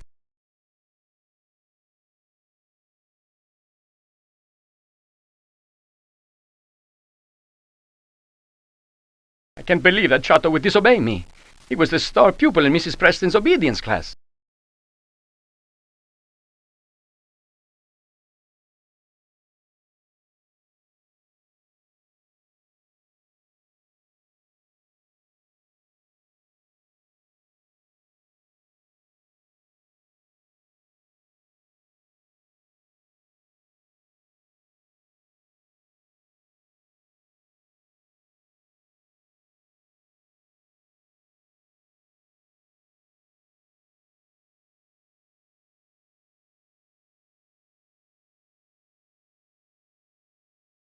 These are some of our hottest items. Cuttlefish bones are good for parakeets to scratch their beaks on, and these silent dog whistles sell like hotcakes. I even sold one to Professor Crank this week. I didn't even think he had a dog, but who can tell with him? My dad's pretty upset about Chato blowing the trials. Maybe you should call Moondog Canine Educators. The owner, Randy Hicks, left some business cards on the counter. He's new in town, I guess.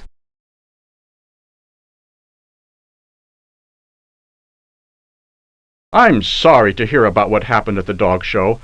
I recommended Mrs. Preston to Mr. Carici to help train Chato.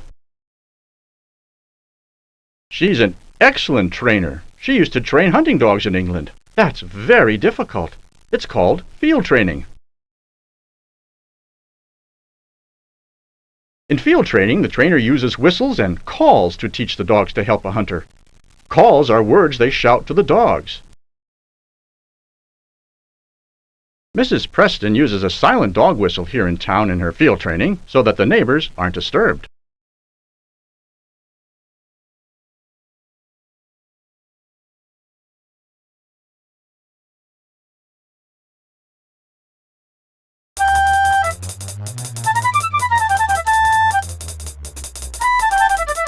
Mrs. Garcia must be out for the day, but Mr. Lightfoot is here. He's intense. He writes science fiction and spy novels for a living and volunteers at the library when Mrs. Garcia is out. Hi, kids. Mrs. Garcia is off on her annual whitewater rafting trip, so I'm filling in for her. If I can help you find anything, just let me know.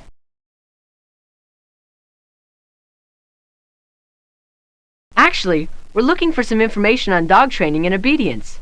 Do you have anything like that? What is it that you want to know? I have a good friend who's a dog trainer. Maybe he can help. His name is Randy Hicks.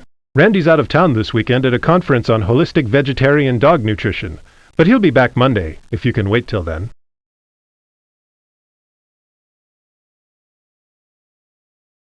In the meantime, why don't you pick up his training book, Lick the Hand That Feeds You? It stresses dog-owner relationships and communication.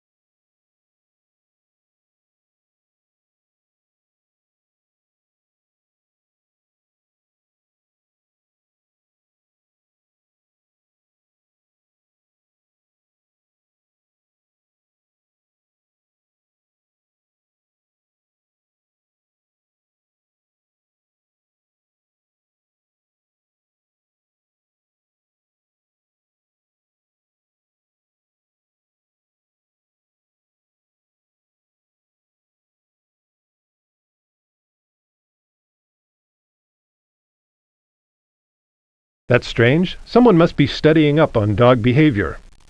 Let me see who they're signed out to.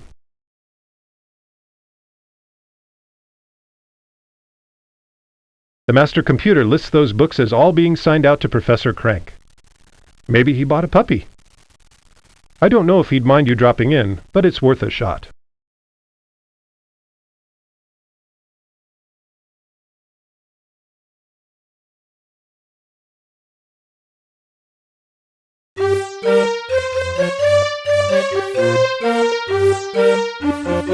I wonder what wacky new invention Professor Crank is working on now.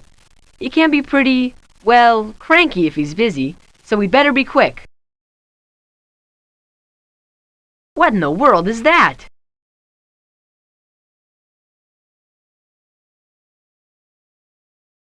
Ah, kids! Just in time to see my latest experiment. This is the invention that will make my fortune. Every home will have one. Meet Pika, the robot dog. Isn't he magnificent? His name, Pika, stands for Pet Imitating Canine Automaton. I've programmed him to behave exactly like a real dog.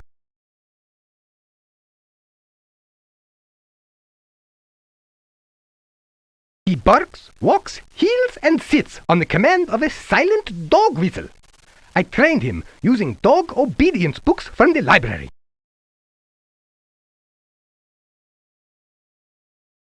But he'll never scratch the front door or shed hair all over your new pants right before you leave for school. He's the perfect pet. I took him for a walk in the park earlier to test his responses to the whistle commands, and I'm satisfied that he's working perfectly. I can't wait to call the patent office.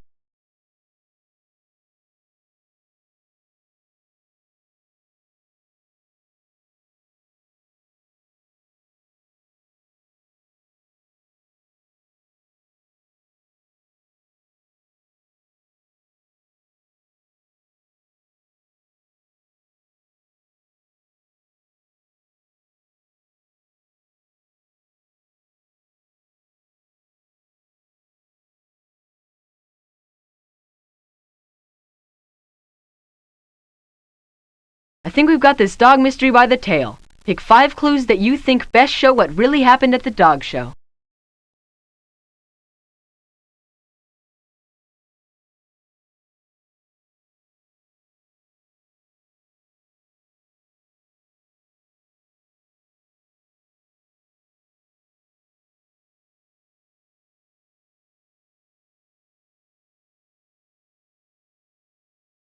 Those are the clues we needed to sniff out the culprit.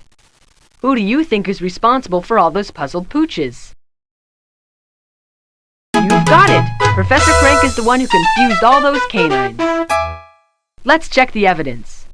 Ms. Polaria told us that her dog, Kiki, perked up her ears before she ran from the obedience trials. Nicola Hamble told us that her dog, Misha, ran from the ring as if answering a call, but that she didn't hear anything. Mr. Carici told us that when his dog, Chateau, failed the trials, he noticed other dogs whining, and his dog was trying to pull him towards the woods. Fifi, Mrs. Harper's dog, did well in the obedience trials, but she wasn't trained by Mrs. Preston. The other 3 dogs all were. Mrs. Preston told us that she had trained each of the 3 failing dogs herself, and that they were also trained in field work with a silent whistle. At the library, we learned that dogs can hear sounds like those made by a silent dog whistle that are at too high a frequency to be picked up by human ears. Professor Crank showed us his new invention, Pika, the robot dog, and mentioned that he had been testing it in Taylor Park earlier today. Professor Crank told us he uses a high-frequency silent dog whistle to control his robot dog.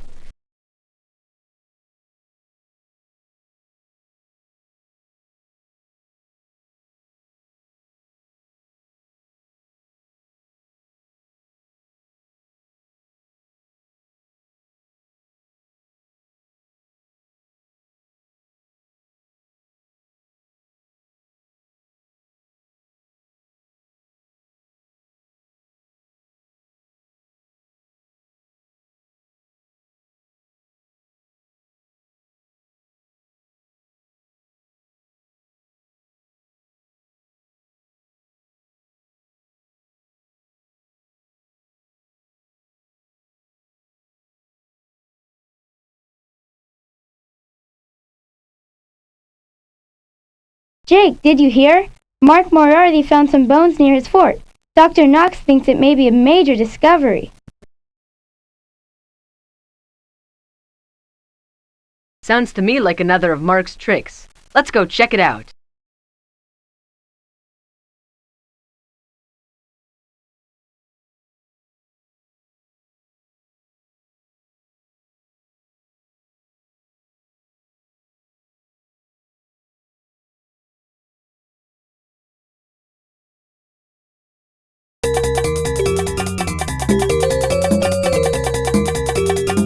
All the kids think Mark is cool, now that he's found a skeleton. Let's hear what he has to say about these baffling bones.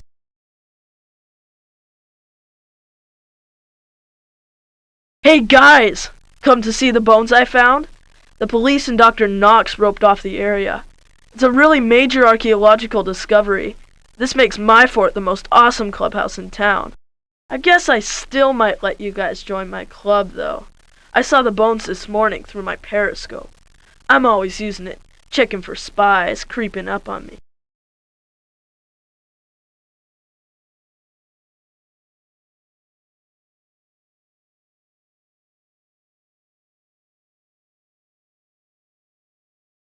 The rain last night must have washed the dirt away and exposed the bones. I didn't see them there yesterday.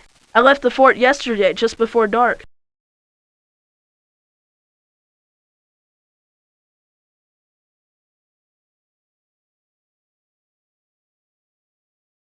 I called the police, and they brought in Dr. Knox, the dentist. He's an amateur archaeologist. He says the bones might be really old. I bet they named the site the Moriarty Discovery.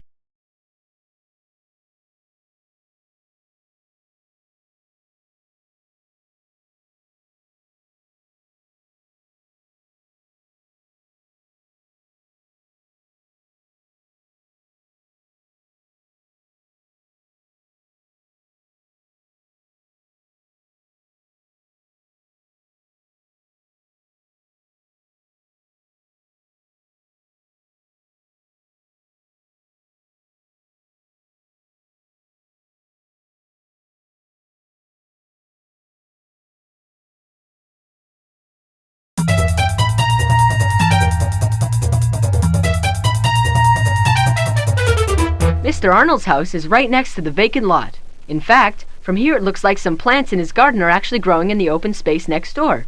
Maybe he saw something.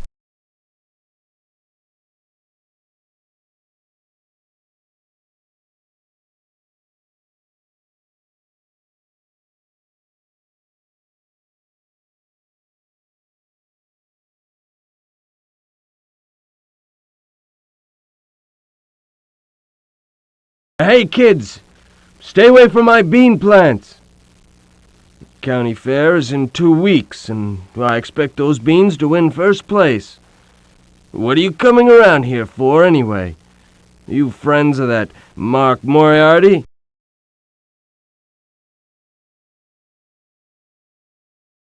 Mr. Arnold, we're from the Eagle Eye Detective Agency.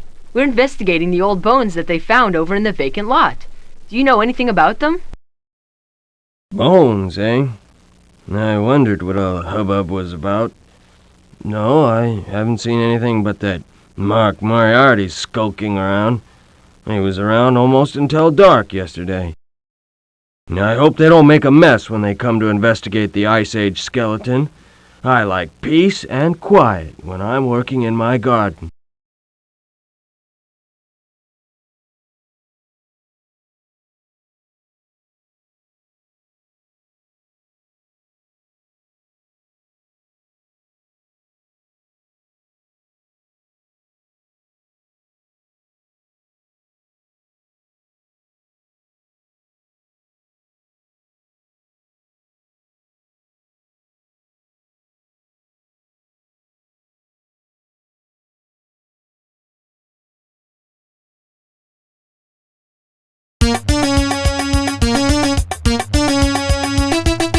Maybe we can find out more about those bones here in the library. Hi, Mrs. Garcia.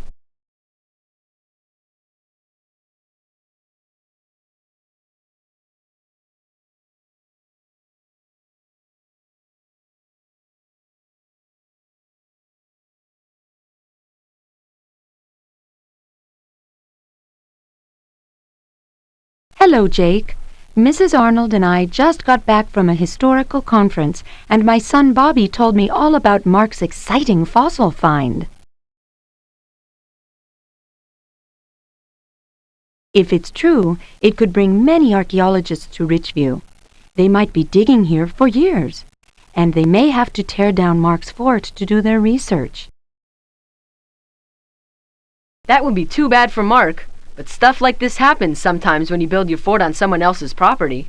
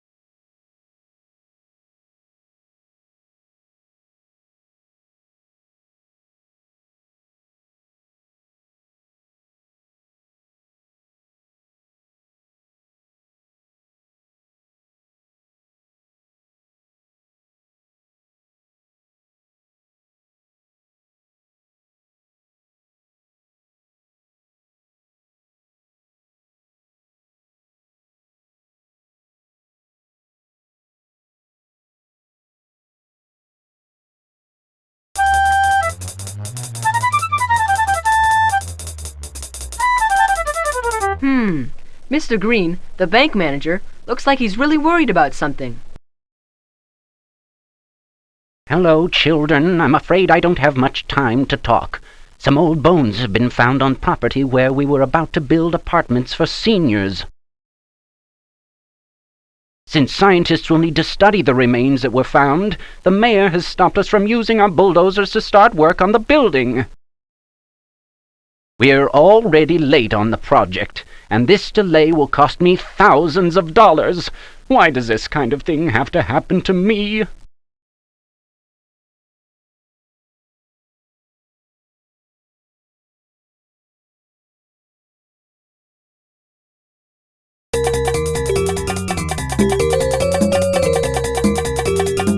Let's get the official police report from Chief Barnes.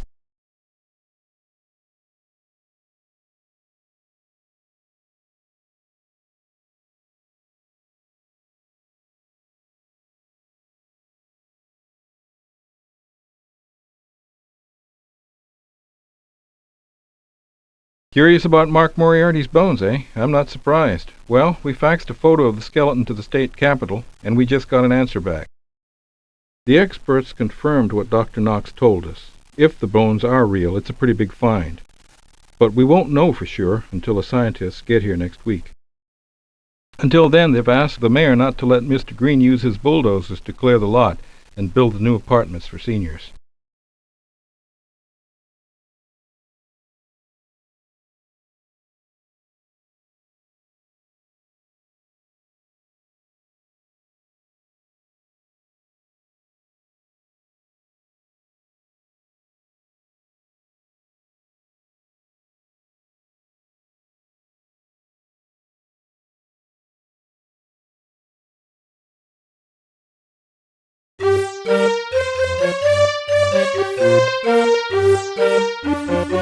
As usual, Mrs. Arnold is working here at the Richview Historical Society. And look, there's Dr. Knox, the dentist, flipping through some old scientific magazines.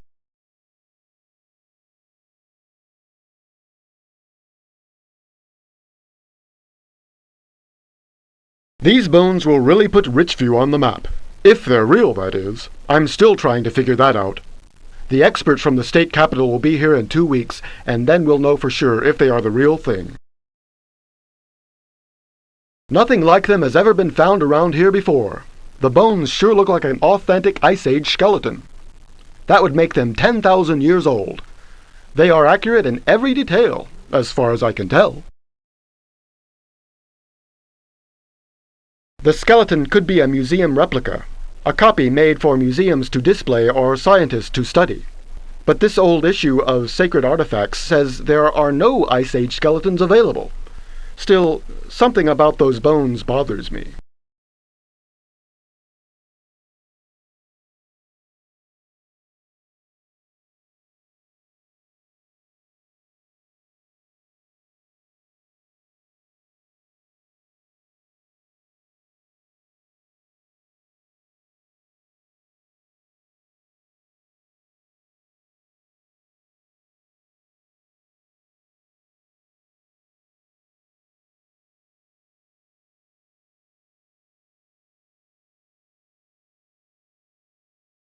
My, isn't this exciting? I've just returned from a 2-day conference about state history. Now Dr. Knox tells me that we may have an important archaeological site right next to my house. Won't Mr. Arnold be amazed?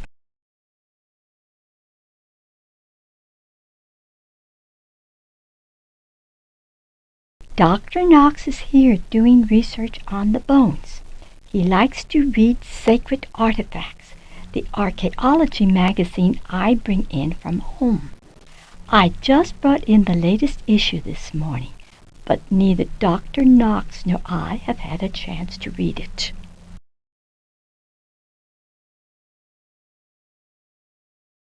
I must tell Mr. Arnold to look carefully in his garden. It's only a few feet from where the skeleton was found. If he finds any new bones, they shouldn't be disturbed. Archaeologists learn much more when things people find haven't been moved.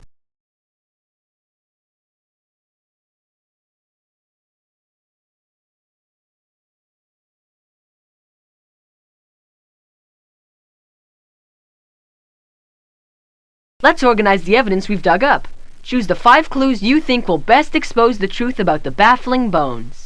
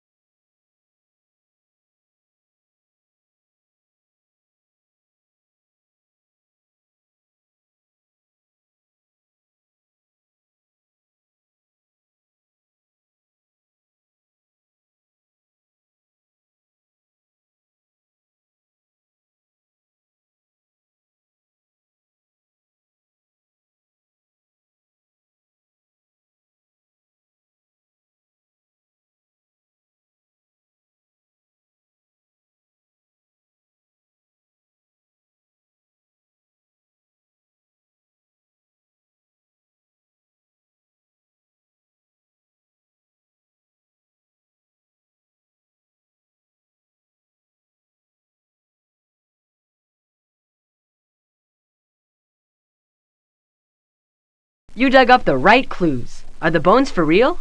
If they are, choose the picture of the bones. If they're fakes, point out the person who you think is pulling a fast one.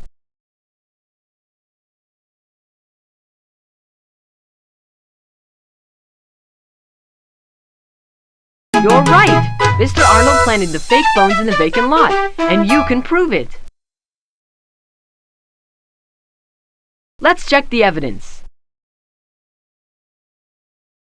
Dr. Knox identified the bones as belonging to an Ice Age skeleton. These early Americans lived in this area about 10,000 years ago. If they were real, the bones were very old. The archaeology book showed us that the bones were too white to be authentic. White bones were likely to be replicas from a museum. The Ice Age replica was brand new. Only the latest issue of Sacred Artifacts carried the ad for them.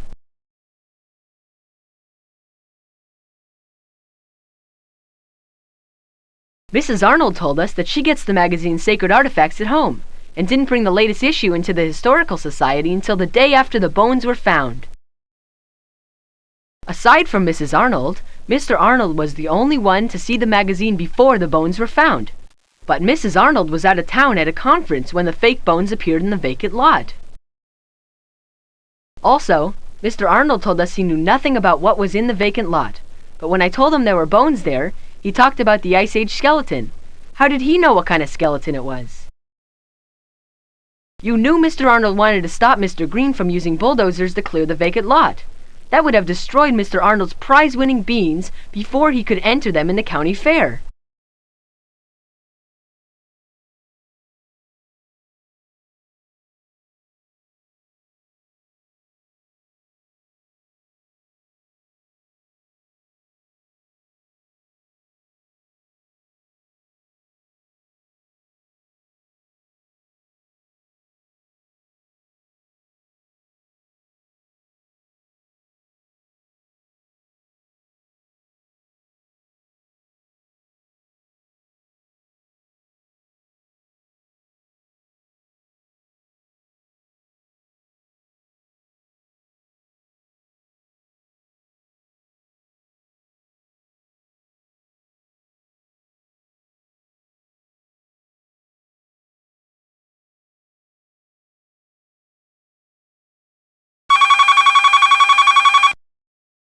Eagle Eyes, Jake here.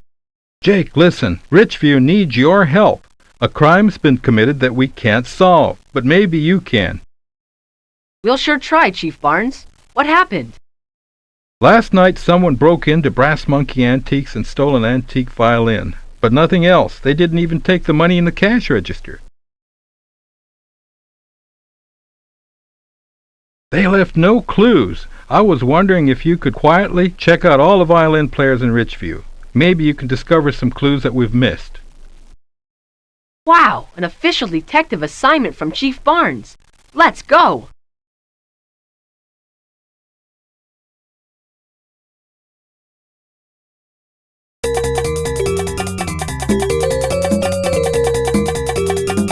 I thought I heard people playing the violin in here. It's Cheryl Hain and the Kennedy School music teacher, Miss Scherzo. Hello, Ms. Scherzo. I want to ask my parents for permission to learn to play the violin. Do you have room for more students? Perhaps. You'll have to sign up for classes next semester. Have you already got a violin? I think my mother has an old one at home. Be sure to have her take care of it. Many old violins are quite beautiful. Valuable, too. Some old handcrafted violins are worth thousands of dollars. That's really interesting. Could we look at your violin?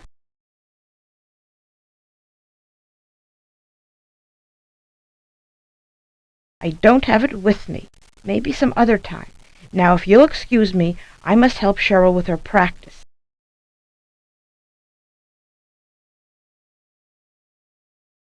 Hi, Cheryl. Sounds like you're practicing hard.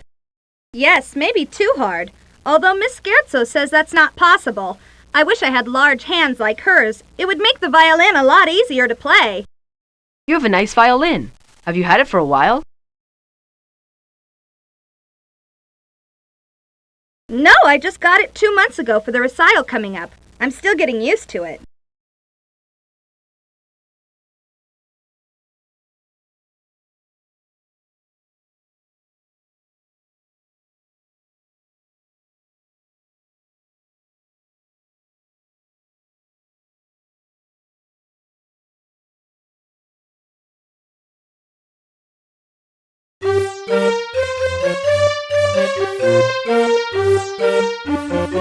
Who was the first person to play a violin, I wonder?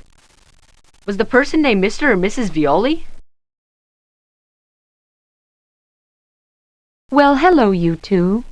Jake, that book on castles you requested came in. Would you like to check it out? Thanks, Mrs. Garcia. Maybe later. We're kind of busy right now. I see. Well, it will be here waiting for you when you solve whatever it is you're working on. Just remember, I can only hold it for 1 week. Hi, Troy. We were wondering what you were listening to. What? What? Wait, let me take these headphones off. Thanks. I said we were wondering what you were listening to. Classical music. It's a Beethoven piece. I have a recital coming up next week. That's a concert given by music students. I really want to do well, so I listen to the same music I'll be playing, and I picture myself playing it. What instrument do you play? The violin.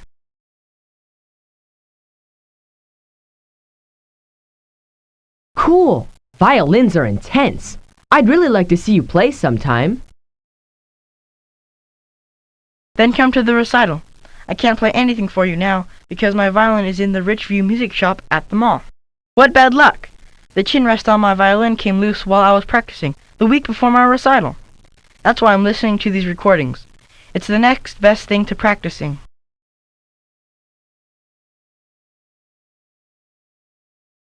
Let's use the index to find recent articles containing the word violin.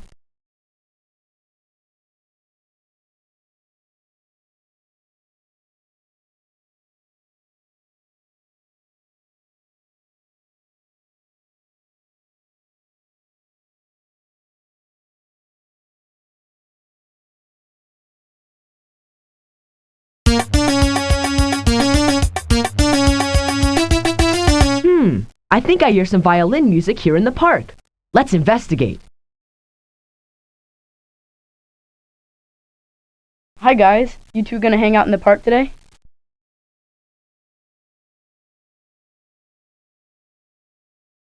Actually, we've been thinking about taking violin lessons. We heard the violin music, so we wandered over. That's so? Well, Kathy Bragg is here with her violin. Maybe you can get her to give you lessons after the big recital next week. Speaking of which, I have to go practice the piano myself. We're all under a lot of pressure to play well at the recital. Did you know the recruiter from Juilliard will be in the audience? That's the most famous music school in the United States. Playing at this recital is like having a scout from the major leagues watch you play baseball. Oh, hi, Jake. What are you guys up to today? Oh, not much. We heard some nice violin music. Was that you playing?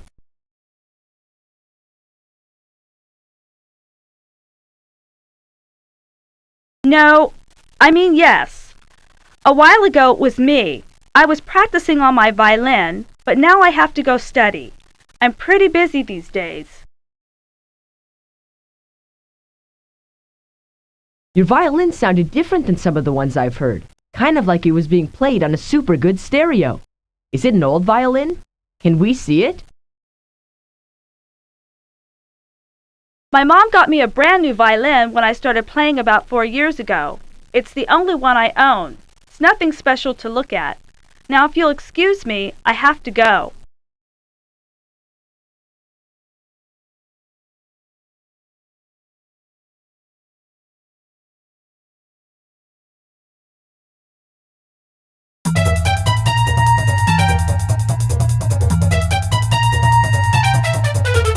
We won't tell Miss Pilaria that we know the violin was stolen.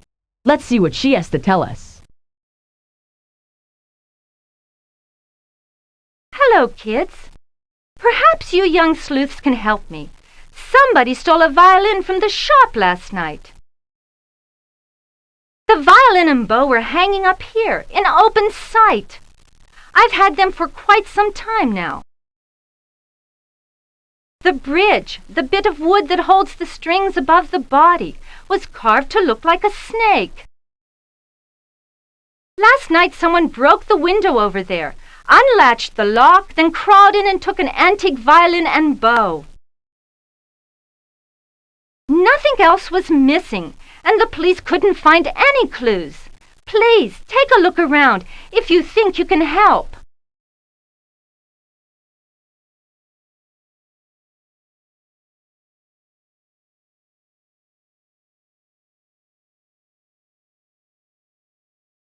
Look, my hand barely fits through the hole they made in the window.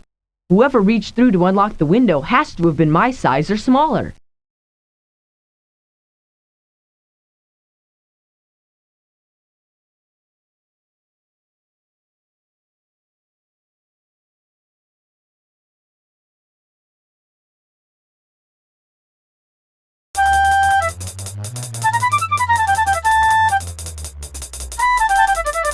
Listen, there's a man playing the violin for the shoppers in the mall.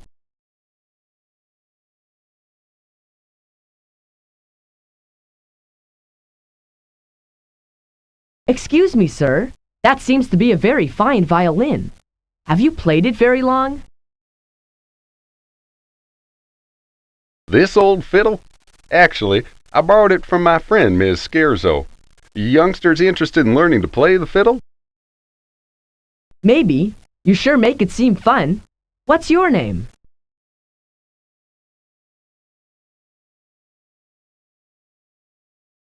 Ben Plunkett, at your service. I guess I ought to tell you a fiddle and a violin are two names for the same thing. You just call it different things when you play different kinds of music. Feel free to look at my fiddle if you want.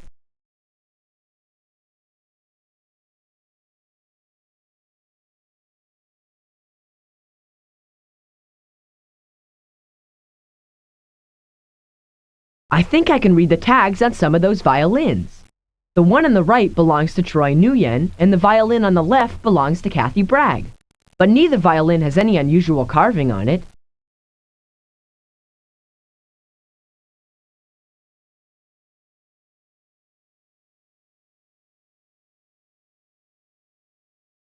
We haven't found the vanishing violin, but I think we've figured out who may have taken it. Which 5 clues do you think best prove our case?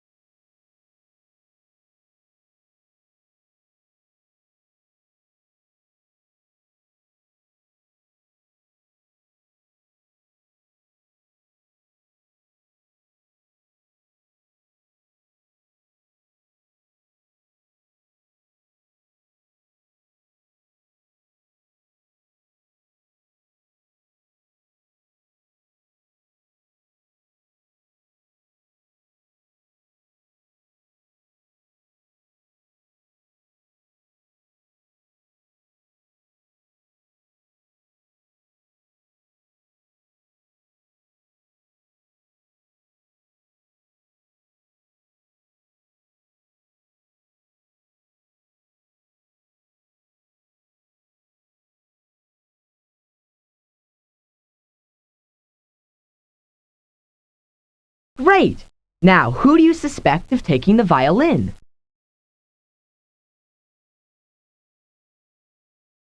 Yes! Kathy Bragg took the violin from Brass Monkey Antiques, and you can prove it. Let's check the evidence. The thief took nothing but the violin, not even money. That told us the thief wanted the violin for its wonderful sound, not its value in cash.